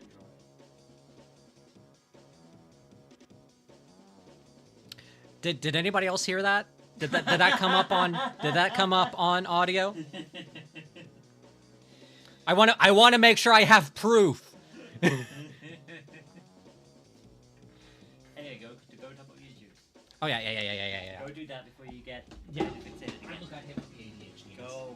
Time to top up my lime juice.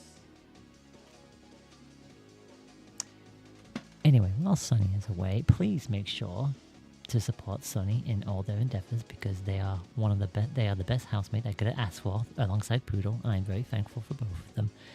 And yeah, they deserve all your attention. So thank you very much. Keep it up. You're all doing great.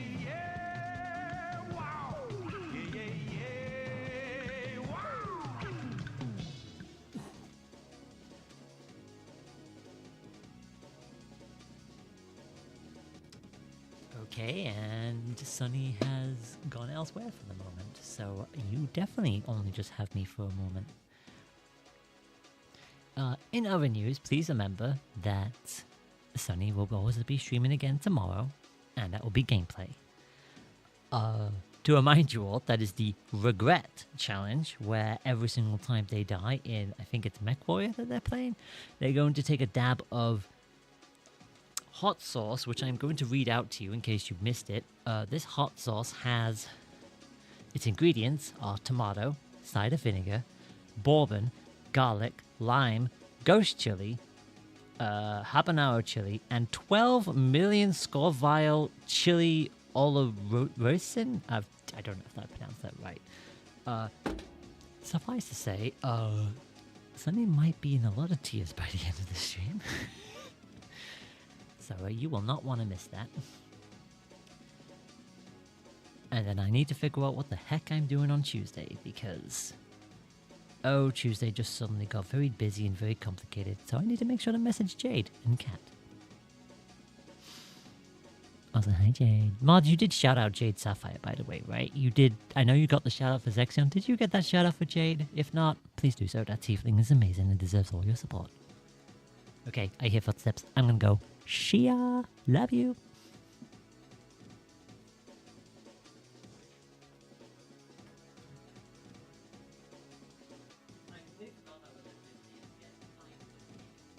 Oh yes, cake. Cake. Here we go.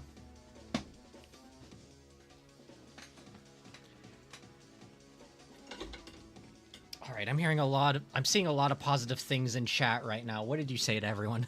I was just saying how much of an amazing housemate you are. Aw, thank you. What do you mean few your save Zexion? I saw your shout out earlier as well. Both of you got shout outs. Because you deserve them. Like how Sunny deserves commission. Commissions help keep the lights on. Yep. It would be nice to eventually get to the point where instead of breaking even each month, I can put something aside for savings. But It will come with time.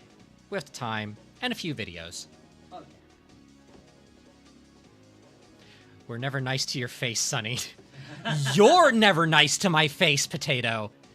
You.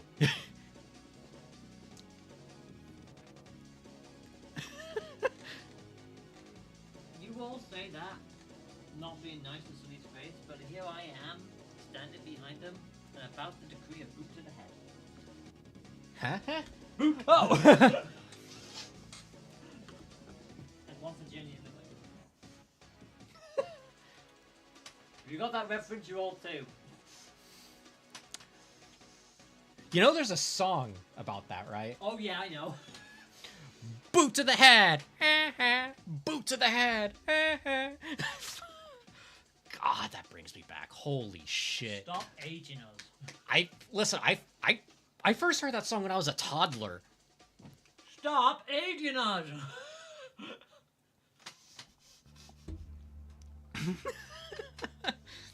Also, am I putting this in the fridge? Or just leaving it somewhere?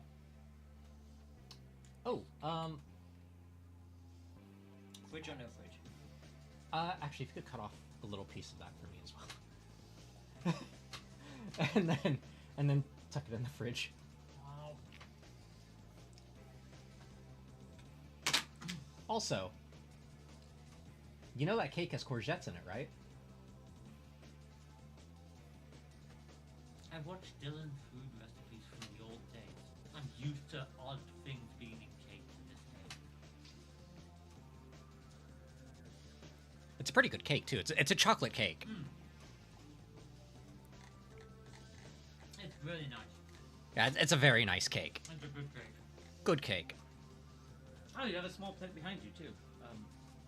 Here you go. Oh yes, thank you. I now have chocolate cake. Literally, he made a freaking bean cake pie thing, and that turned out really well. So I'm used to this. I legit made his mayonnaise cake, and it's one of the best cakes I goddamn ever made. Wait, mayonnaise cake? What? Yeah, chocolate mayonnaise cake. Chocolate Okay. Think about what's in mayonnaise. I mean, yeah, it's mostly egg. Yeah, I can see it working. Yeah, it gives it a little bit of a tanginess to it. Which, tangy chocolate in a cake, it's a really good cake. So yes, I've made it, can confirm, it rules. Also, random piece of trivia for you, I do in fact bake. Isn't that guy from Ultra Kill? I mean, heavily inspired, honestly. We're making a biblically accurate mech, and these are the references we have to work with here.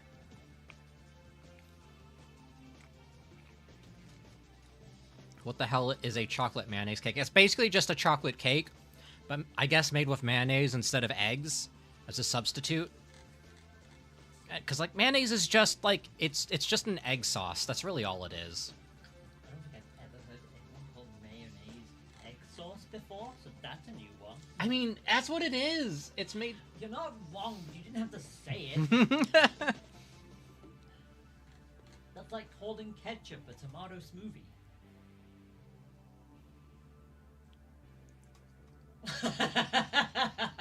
I hate that that's accurate. I don't like that. Good, now you know how it feels.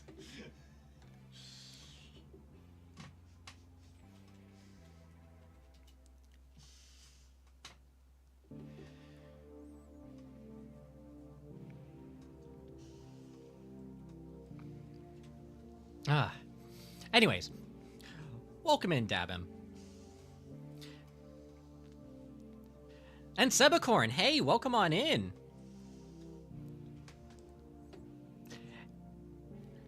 Everyone in Twitch chat, say hi to YouTube.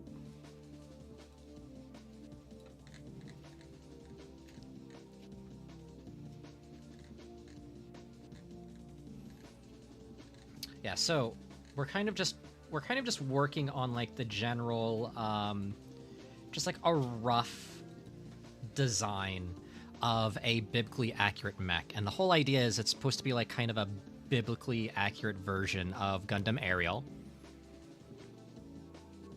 For those of you who have just tuned in, I do I do mecha art on Sundays, and I play mech games on Mondays. Well, I say mech games on Mondays. I do a little bit of anything that I kind of just feel like playing at the time. Just 9 times out of 10, it ends up being a mech game. I should actually get started on, because I've been working on the scripts for my next Lancer video. I'm working on cover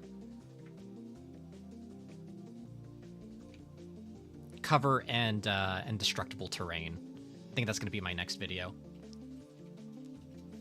Do you use tablet or just pad with PC? I use a screen tablet. In fact, I use a Huion Canvas 13, which is a really good budget screen tablet. They tend to be like 300. Yeah, they tend to be right around the $300 range, which is actually really good, considering that most screen tablets for the longest time were upwards to 1,000.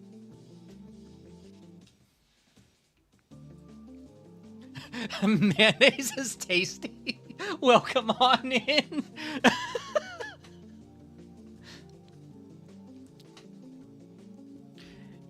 May you please type the name in chat? Absolutely. Let me just quickly pull up the YouTube chat, because for some reason I cannot for the life of me find the YouTube doc for, oh, actually it may be here. Let's see, is it here? No, not that. It's not that one. Where's the other doc?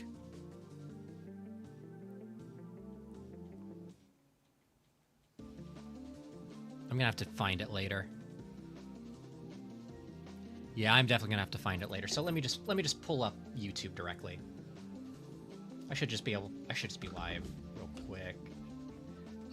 Let's see, content, live. Aha, ahaha. Here we go.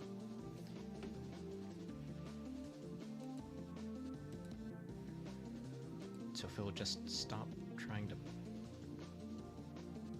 Come on. Come on. Let me go to the. There we go. There we go. I just gotta wait for the chat to load.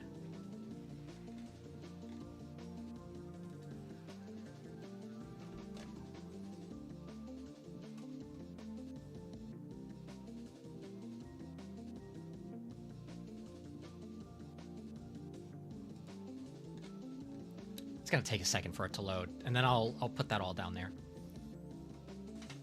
But yeah, the Huion Canvas 13 is pretty darn affordable. Let me see what the current price is of it, because sometimes they go on sale, so you could end up getting like an extra 100 or so taken off. I'm actually looking to upgrade to an XP Pen 22. Yeah, let's see here. Current market price.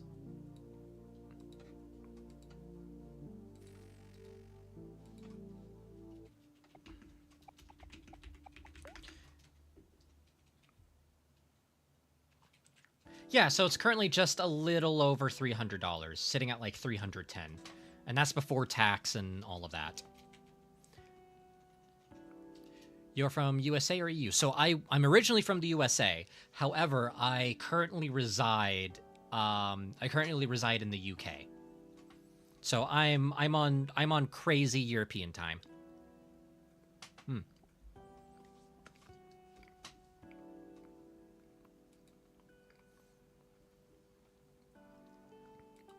Okay, here we go. Here we go. Chat loaded up.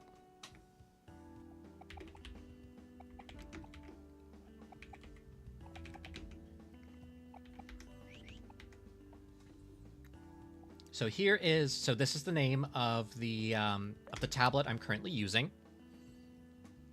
There we go. That's for the YouTube side of things.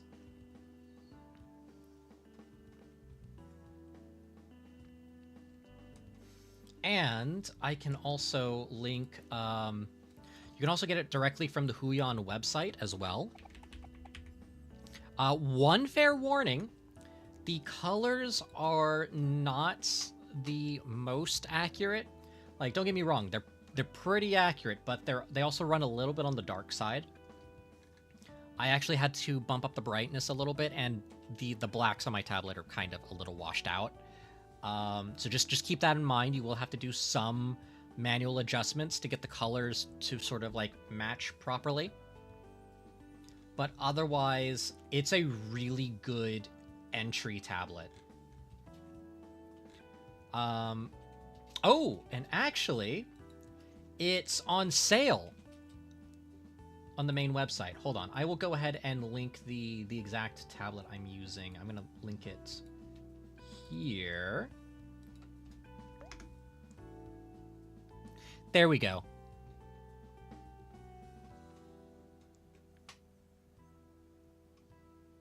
Yeah, because sometimes you're able to, and like, here's the cool thing about it. They don't just send you the tablet by itself.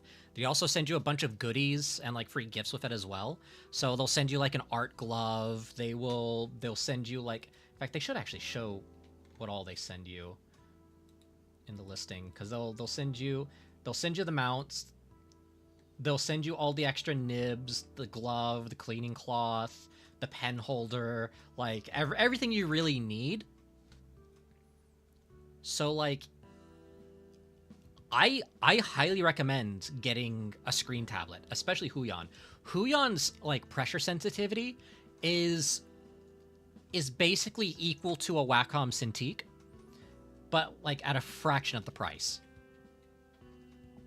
Because like Wacom Cintiqs are like closer to like $900 to like over $1,000.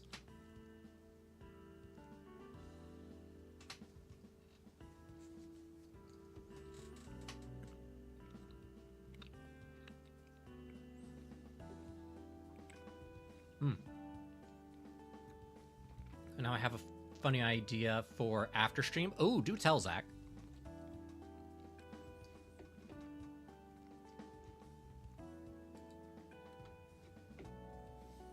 Okay, what was I doing? Oh yes, I was also working on this. So we're gonna get a little bit more detailed with this. I don't normally do like a more refined pencil layer. I normally just skip straight to the inks and then do all the details on the ink side of things. But I'm kind of feeling zesty today. Is XP Pen better? XP Pen has better colors. So in terms of like pressure sensitivity and like quality and all of that, they're pretty neck and neck. Huion is just a little bit cheaper than XP Pen, and the colors are not as accurate as XP Pen. In fact, I'm planning on actually eventually upgrading to an XP Pen, a 22-inch. Because I want to have a big tablet, because like the first screen tablet I ended up ever using was a Huion Canvas GT191, which was like 22 inches, which was fucking massive. So instead of like having to zoom in to draw things, all I had to do was lean forward. That's it. I just had to lean forward. And I miss having a tablet like that. And I want that again.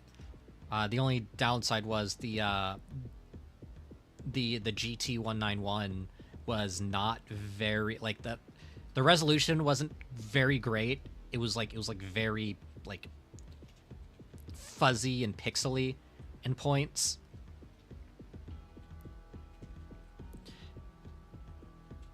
And also the pen sensitivity was not great on that particular model.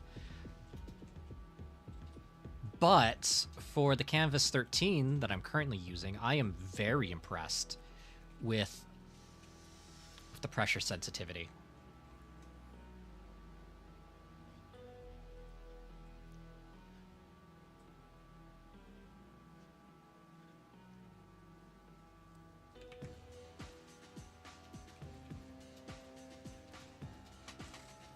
go.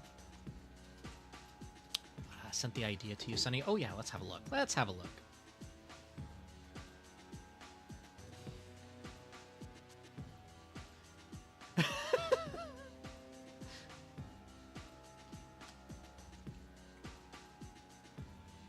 So like this, put the cash. Oh yeah, yeah. I gotta make something like that. I gotta make. To be fair, Like- I think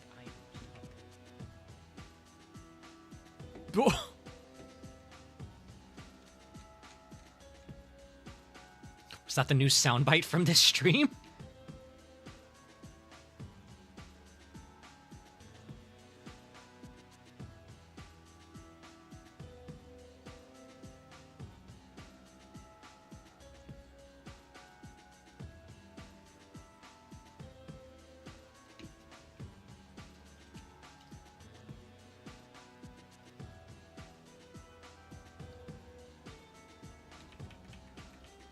Actually, you know what?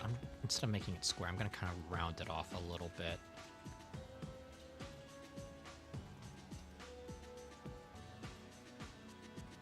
Oh, by the way, for those of you who are tuning in from YouTube, tomorrow I will be doing a MechWarrior 5 Mercenary stream. It's going to be a challenge stream though, so every time I die in game, I will have to take a little dab of a hot sauce that's made from habanero peppers and ghost peppers.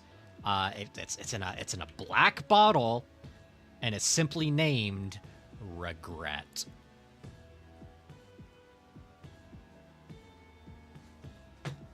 Let's see, Artist 12 third XP pen. Let's have a look here. Let's have a look.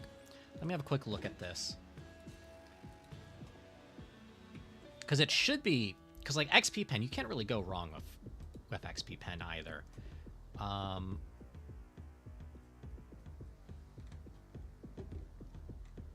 Let's see, that's the... Okay, so this is going to be the XP Pen 12 third generation, right?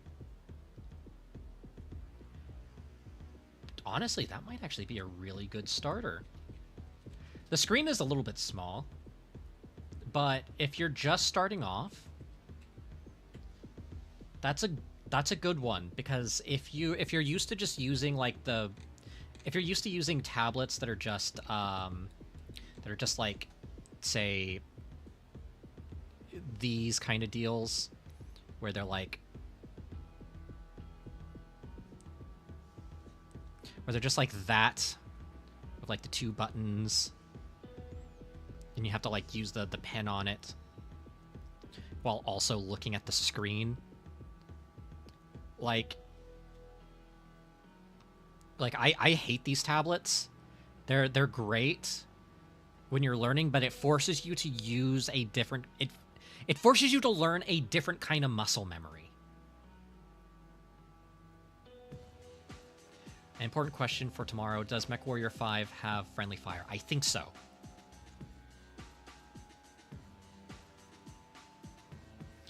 Yeah, I was just using a normal tablet. Yeah. So, if you can switch to a screen tablet, even if it's a budget tablet, as long as you're still going to need to have stabilization in your art program turned up a little bit, because there is always going to be a little bit of wobble when you're doing any kind of art.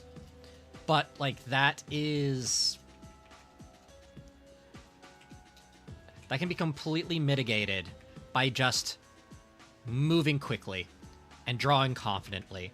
And you'll probably hear that as advice a lot when it comes to like getting good lines. Just draw confidently, draw, you know, just put your arm through it. And you know what, it's valid. It's valid. Like, if you slow down, if you try to draw a line slowly, drawing a line slowly gives your hands too many opportunities to screw up through micro adjustments that you have no control over. Whereas if you just do it quickly, you have a higher likelihood of getting a straighter line. And if it's not a completely straight line, it's a clean line.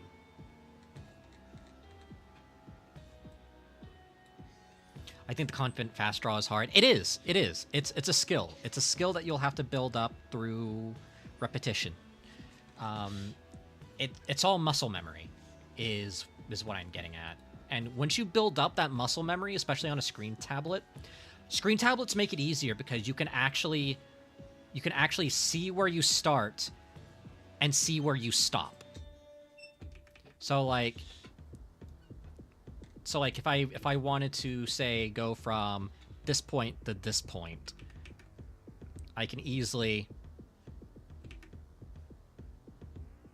just stop.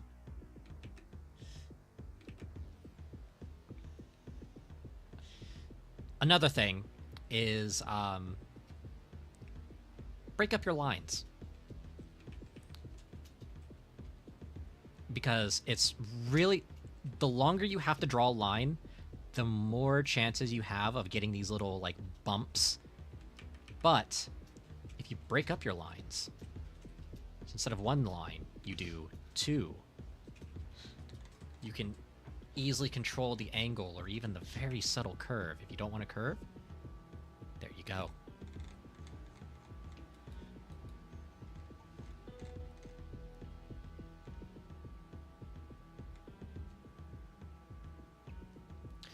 The one thing I wanted to know is if you have your hands on the tablet or in the air. Okay, so I have one hand resting on my desk, on my keyboard, and then actually, let me plug in my hands real quick. I can demonstrate. I can demonstrate. Hey, I gotta stop shrimping as well. Okay, so once this kind of catches up and it starts picking up my hands here.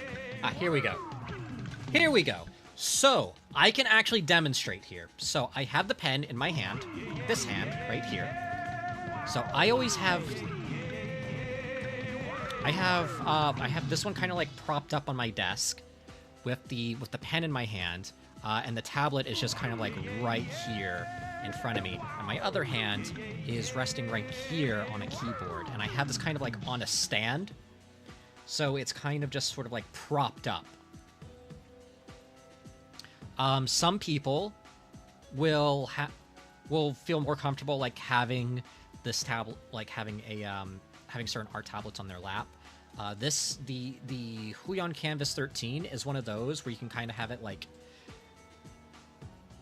you're not restricted to like a single viewing angle for like the pen accuracy.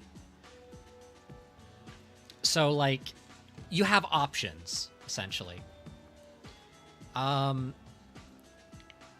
there are buttons on the side of the tablet, so depending on how your desk is set up, and the buttons on the side of the tablet will always have like, you know, undo, redo, like long click, you know, just stuff like that. And a lot of them will have that kind of utility built in for people who want to like lean in and get close and such. I have too much stuff on my desk.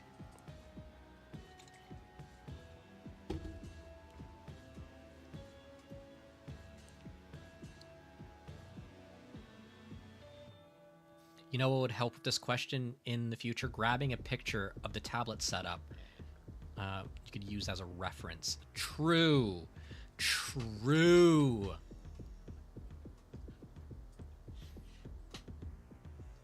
I would probably be able to do that, actually. Hold on. Hold on.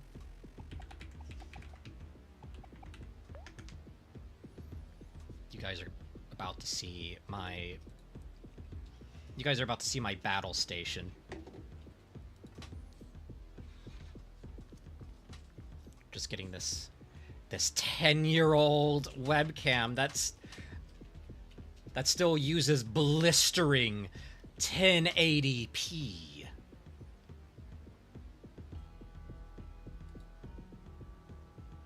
Now, why isn't it?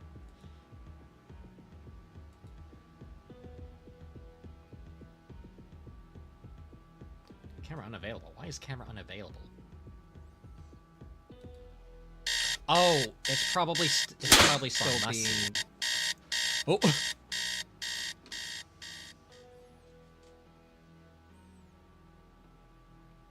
Maybe save that for after stream. Yeah, I'll save it for after stream. An attempt was made. But essentially, what I can do is I can quickly sketch. What are the? Oh, those are for a caveman. Those are for a caveman design. Caveman me. Okay. So, with my current setup is something along these lines. Hold on, I'll just quickly. I'm just gonna very quickly draw my desk setup. So I have one of these like L-shaped corner desks. Also, thank you for the follow, Sebacorn. Greatly appreciated. Hope to see you around very often.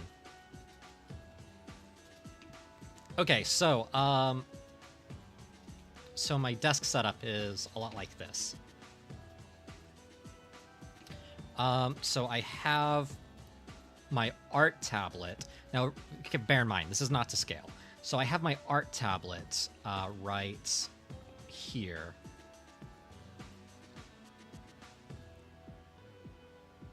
On the desk. And, you know, it has like the cable right there. It's not quite to scale. My my keyboard is kind of positioned right here on the edge.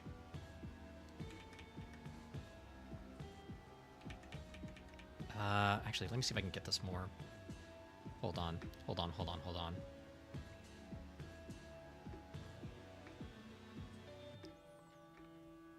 I can do this a little bit better.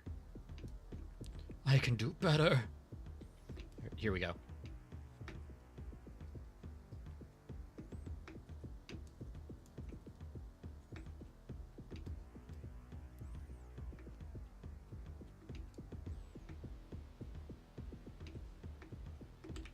And you know what? I'm probably not going to even worry too much about the edge here, I say, as I fuss about the edge here. Okay, so this is pretty much my desk setup. I have an L-shaped desk that's sort of tucked in the corner. And it has like a little monitor, like riser shelf right here in the corner.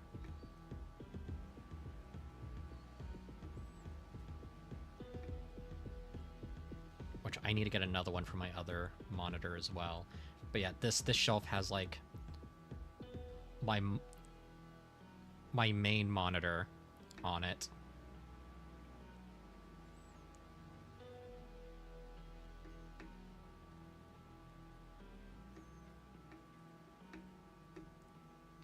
Uh-oh, we have an ad break starting soon. Okay, so we have that there, and then we have my tablet that's sort of sitting right here. So let's get rid of all of this extra information that we don't need. And of course, this is sitting on its own like little bracket, like its own little stand.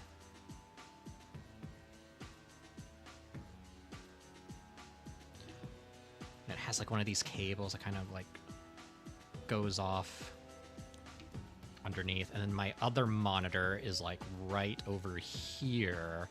It's kind of just like raw dogging it on like the main desk.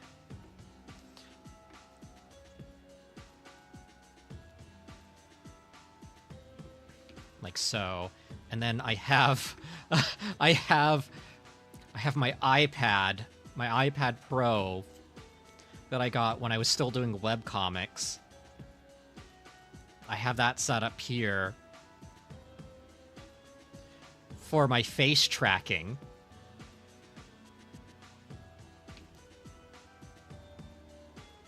And that's all like hooked into like my PC right below. But I have like my keyboard kind of like propped like right on the corner.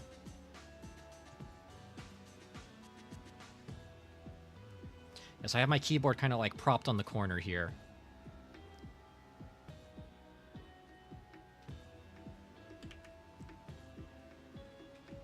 We're just gonna do this just to kind of like represent, yes, this is keyboard. And got my stream deck like right here.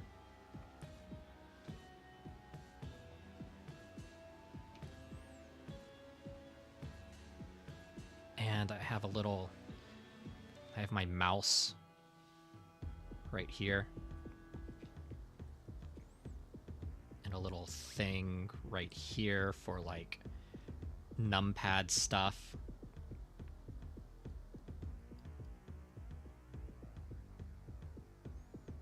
Yeah, like so.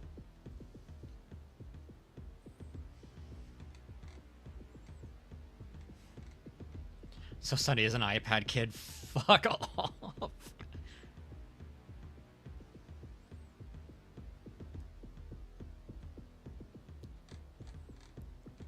Yeah, so this is my setup right here. And then, of course, I have like a big old bookshelf that's like right here on my desk that has like all of my other stuff. Has like all of my goodies, all of my minis, all of my mecha miniatures.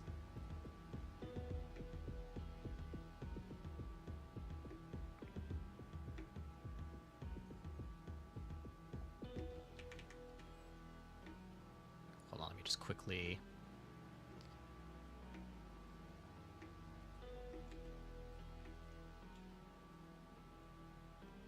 There we go.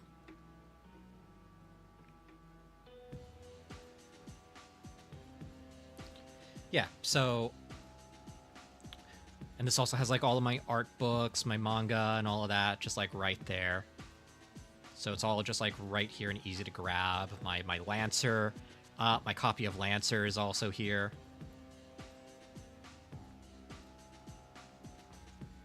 Some minis and Gunpla kits. Couple of trading cards, you know, just general stuff that interests me is all like right here.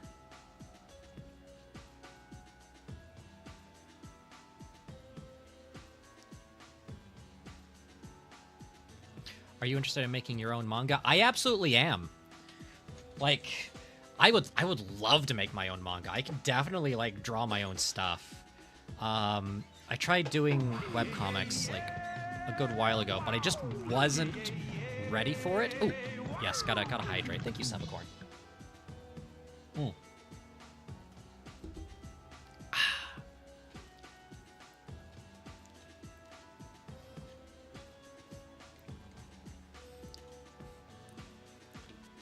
Up here, I have like a bunch of miniatures and like some memorabilia. I have like a little Amori like music box that's just like the piano that plays the main Amori theme.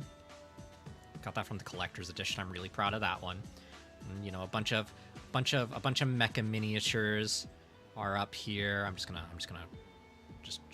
draw the little things. But yeah, I have like an entire army up there, and some more stuff sitting right on top.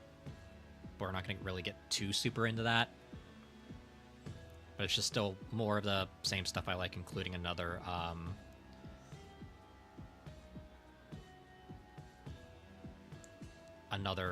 Gunpla kit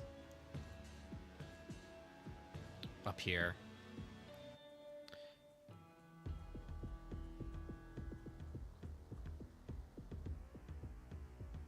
If you know which Gunpla kit it is from this weird little stick figure, then congratulations. You are about as autistic as I am when it comes to giant stompy robots. I can guess the genre will be mecha action. Oh, absolutely. If not mecha action, then at the very least, like, 'cause, like I love the mech genre. You could do so much with the genre, even if you don't have people in their mechs often. Like the whole idea of like piloting mechs and such, there's like such a psychological thing that you can play around with that it's just so good. I love it. It's a very versatile setup. All right, now that that's okay. Now that that's all set up, I can actually cut this off and actually just show how little space I have on this desk now.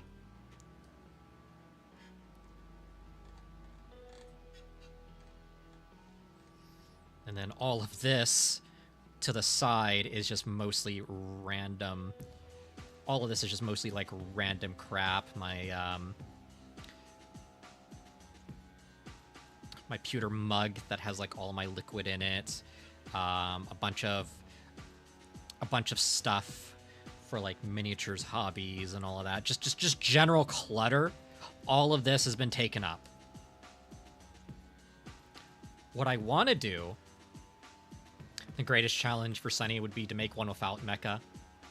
God Gundam on the top shelf? Absolutely God Gundam on the top shelf. Thank you, Techno. Mecha Romance is another good one. Why does even this fast some kind of sketch so good look? Because I've had a lot of practice. Too much practice. This has pretty much become my full-time like source of income doing artwork. So what I want to do, in order to expand my, to sort of like expand my space here is, first of all, I want to get like a little shelf, like one of those retractable shelves that you use to put your keyboard and mouse on. So it can sort of sit underneath this little like alcove underneath my desk. I've been looking at one. It's like $40 unfortunately, which is like around like 30-ish pounds on my throne. Yeah, so I've been wanting to kind of like move the keyboard and mouse kind of like down there, so it's like all more centralized. So then I can move the tablet closer towards like the middle right here, you know, like right around in this spot right here. And then I wanted to get like another kind of like shelf thing to put my monitor on, so I can raise the monitor up. I can move my face tracking tablet down because ARKit tracking actually works a little bit better if it's at a slightly lower angle than a higher angle. So that's what I kind of want to do. And yeah, this is just my setup. And oh yeah, another thing that adds to the clutter is the fact that my microphone is like right here on a boom arm.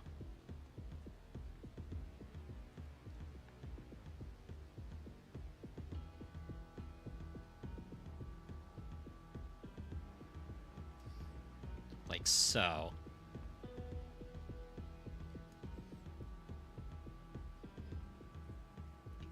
And of course there's like, this is the corner of the room.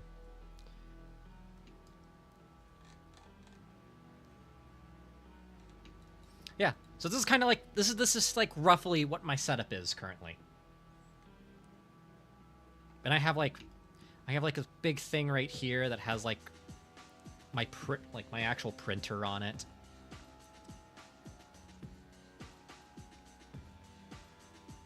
Which is also like a cabinet, I guess. Drawer space.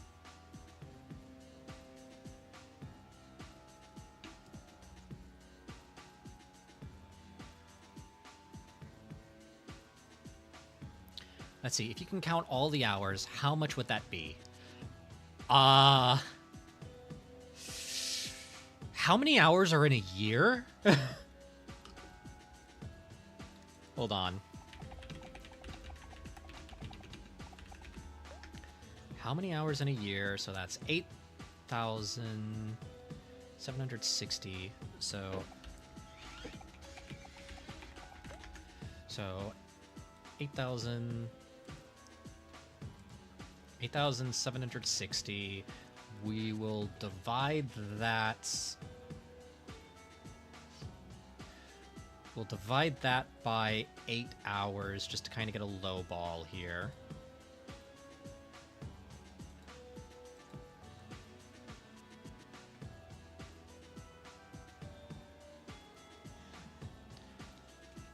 So then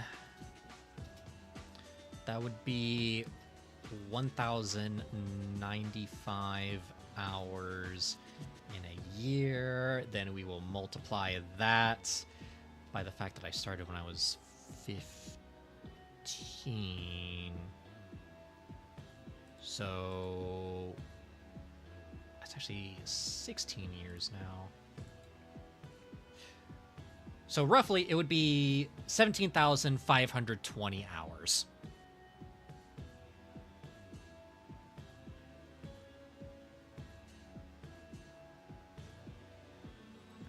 And that's probably not too super accurate either. It's probably more than that. This is just a lowball estimate.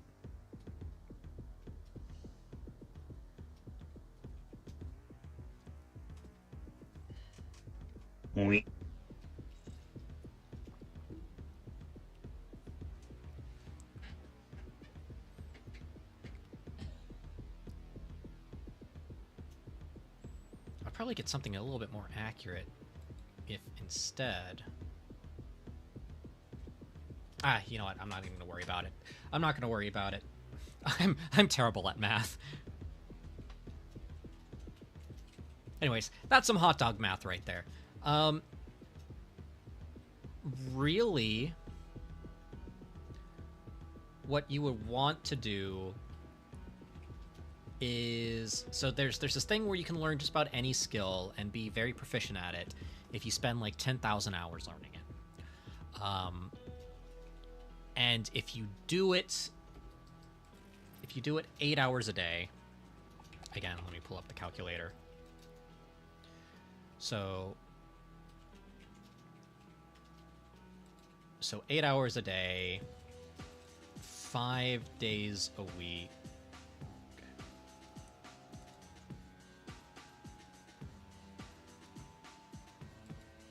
And we'll just say like roughly 4 weeks in a month. Be 160 hours per month. And we'll multiply that by 12.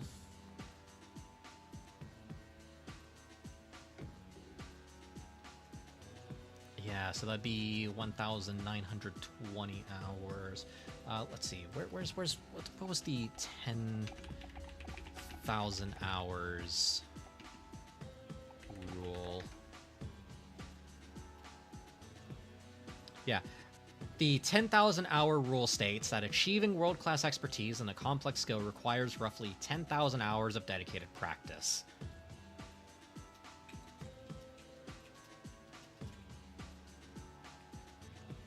So, and that's if you just want world-class skill. You don't even need to go that far. And as long as you're, like, learning the proper things, like, if you want... All right, so here's the thing.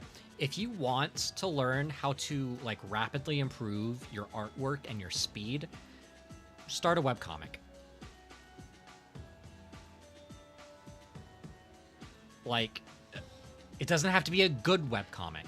It doesn't have to be, like, an intense webcomic. It just has to be, like, maybe 4 to 6 panels a week. The more you start doing this, the more you build up that muscle memory, the more you start kind of...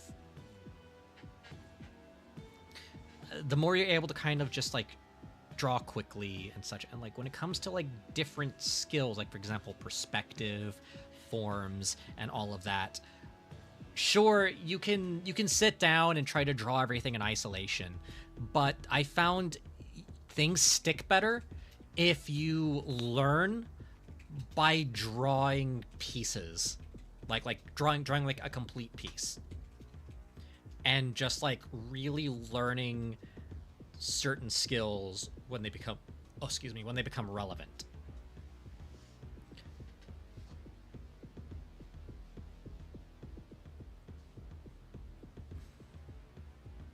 What do you mean by the comics? It's kind of a joke amongst web comic artists, where you can, if you want to rapidly improve your art skills, to just start a web comic.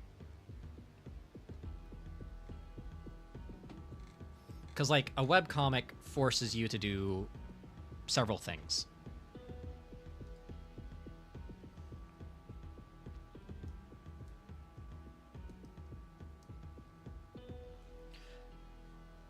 They force you to learn.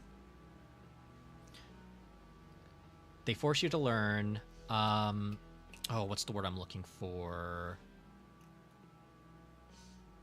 All right, they force you to learn composition.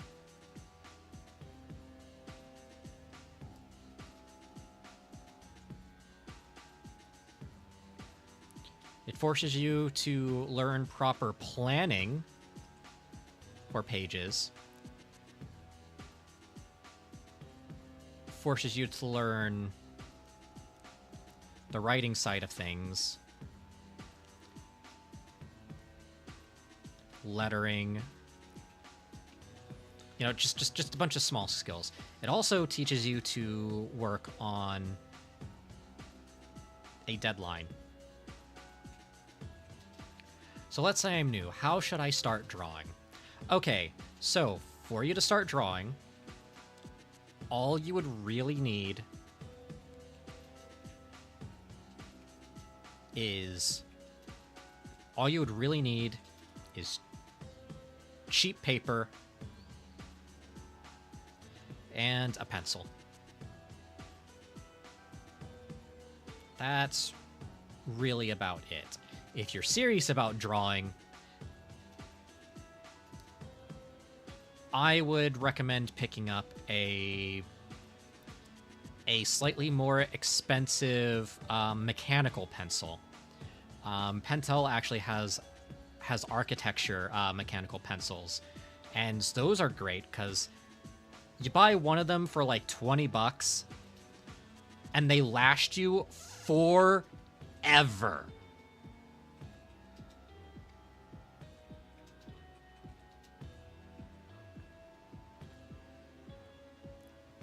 And of course, you'll need an eraser as well, a good eraser. Again, Pentel also does some pretty good erasers. On like in my community Discord, well, on a tablet, can you download any apps for drawing? You absolutely can. So what kind of tablet? Is it just going to be like the screen tablet, like the XP Pen or the Huion that we've been talking about? Or is it an Android tablet? Is it an iOS tablet? Yeah, the XP Pen. Okay, so the XP Pen is, because that connects directly to your PC. Really all you need is just the actual programs that you can find online. One program I would recommend is Krita. Krita is a free art program. It can be used for all sorts of stuff. It even has like very basic animation tools in there for frame by frame animation. And it kind of works a lot like how I have this set up. The program I'm using is Clip Studio Paint, but that's paid for. It's pretty much like industry standard for Japan in both animation and manga production. And I can understand why. This is a really powerful program, but all you'd really need is like either Kryta or like Fire Alpaca or anything along those lines. I recommend Kryta though. Kryta is very versatile and it's free and open source.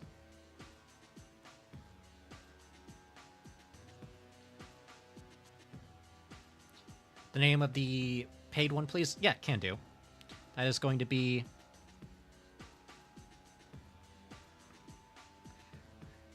Clip Studio Paint. And Clip Studio Paint is the program I'm currently using right now. I have the perpetual license for 1.x, so I have like the most outdated version of it, and it's still so stable. Like, I've never had this thing crash on me just out of the blue. And if it did crash on me at any point, it's happened so infrequently that I can't even remember.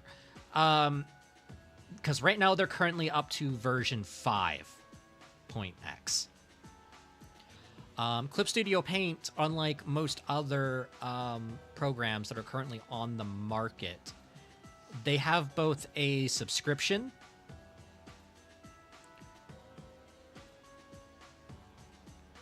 and they have a perpetual license.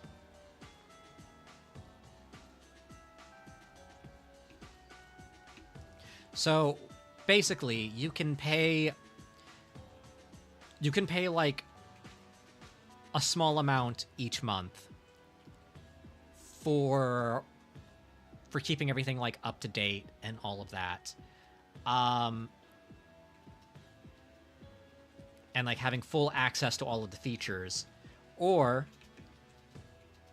you can buy a perpetual license for a one-time payment. I think the average is like, if I remember correctly, it's like $80 for the pro version. And then it's like, I want to say $250 to $300 for the EX version. And really, the only difference between these two right here are the tools that are available. So, for example, if you're interested in doing animation, you'll need to do EX. If you want comic organization programs, or to be able to like work on a comic directly and turn it into a PDF directly from your art program, you'll need to go EX. Otherwise, if you're just using it for artwork, the pro version is very affordable. And hold on. There is currently a Humble Bundle, so this is perfect timing, actually.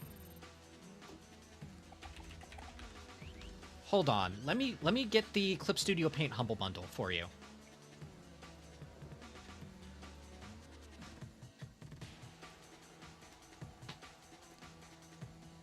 So this, I'm just going to link this right here in the YouTube chat for, oh wait, actually, are you,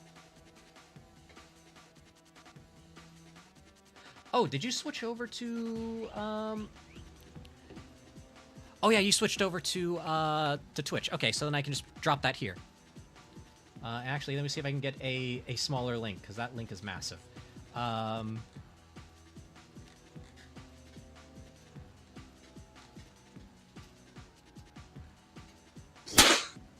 Oh. Thanks for the pits, I'm happy Sebacord. that you're a normal artist who could help me with this stuff and isn't annoyed. I'm happy that you're normal. Oh yeah, no, like honestly, I love helping people like start their art journey. Or at the very least get deeper into their art journey. So this honking link, this will take you to a Humble Bundle that is currently available right now. And this has a 12-month pro license for Clip Studio Paint currently. So it's like roughly $27, give or take. Oh yeah, obligatory time check. Oh goodness. Yeah, it's half 10. I should probably wrap this up here pretty soon. But yeah, if you join our community Discord, let me get the Discord here.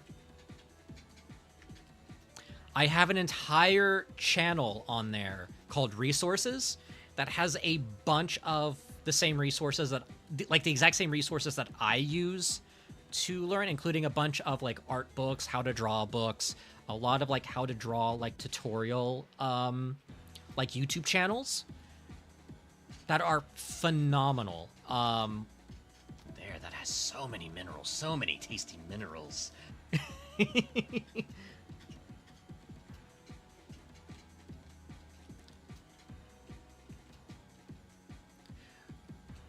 When will be again some drawing streams? So I do this every Sunday. Every single Sunday. Noon Central Standard Time if you're in the United States. Or 6 o'clock British Standard Time.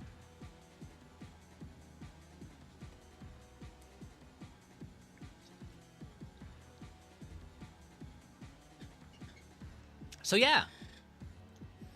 I'll also be streaming tomorrow. I'll be playing some MechWarrior 5 Mercenaries.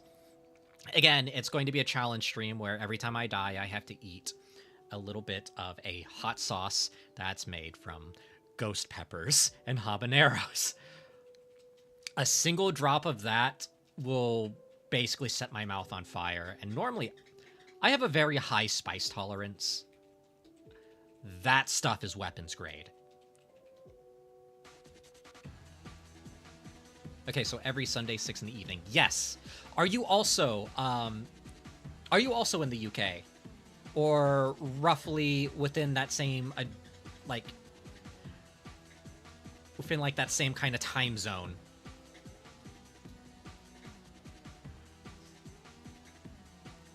Like, that general, like, EU, like, +0 time zone. Because I always stream at 6. So you have 1 hour? Okay. Yeah, so +1, so I think that'd be 7?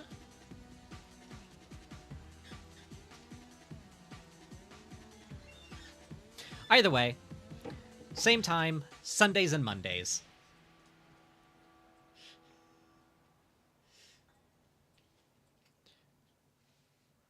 For me, it's 23:31. Yes, currently it's currently it is 22:31. So yeah, hour difference. So 6 o'clock for me, 7 o'clock for you.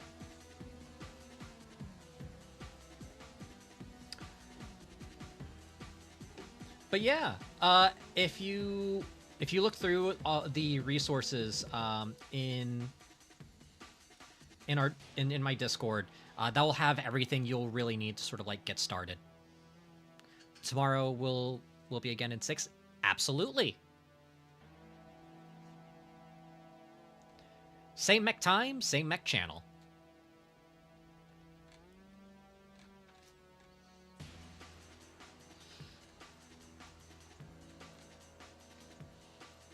So, while we are at it, let's see who we can raid into.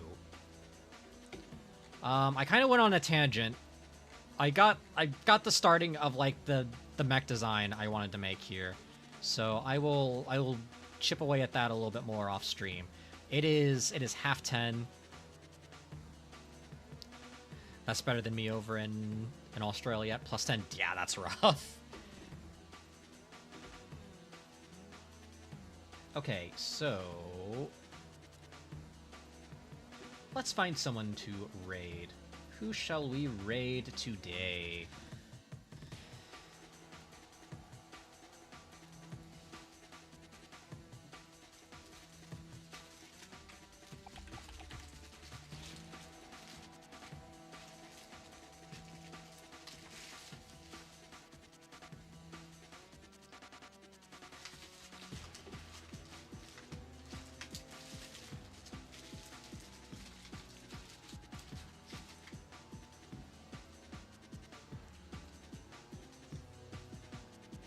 let's see.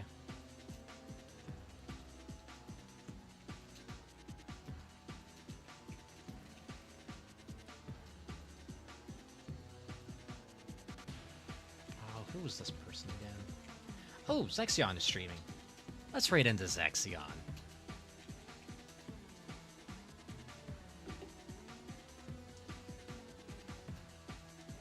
Because it looks like Zexion is playing Baldur's Gate 3.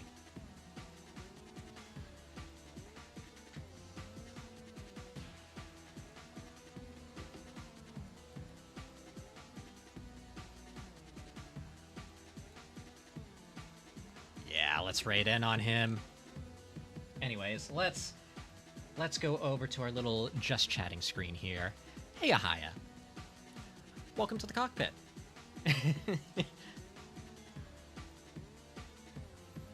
So yeah, had a lot of fun. Just like doing some sketches. I got really distracted, but I feel like for how distracted I was today, we still got a lot done. Even if I went on way too many tangents. I ended up doing an entire like sketch inside of a sketch.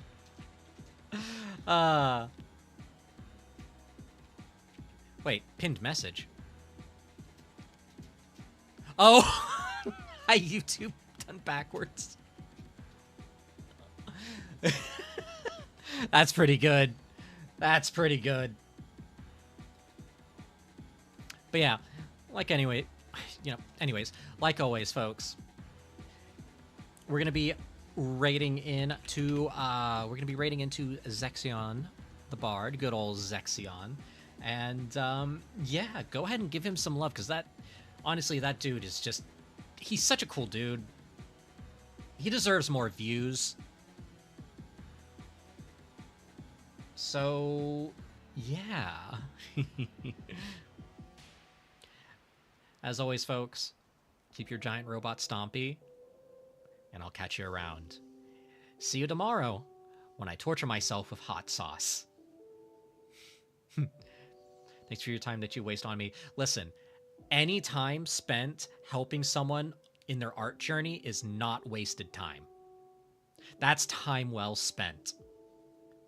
Now, go out there and make some cool art.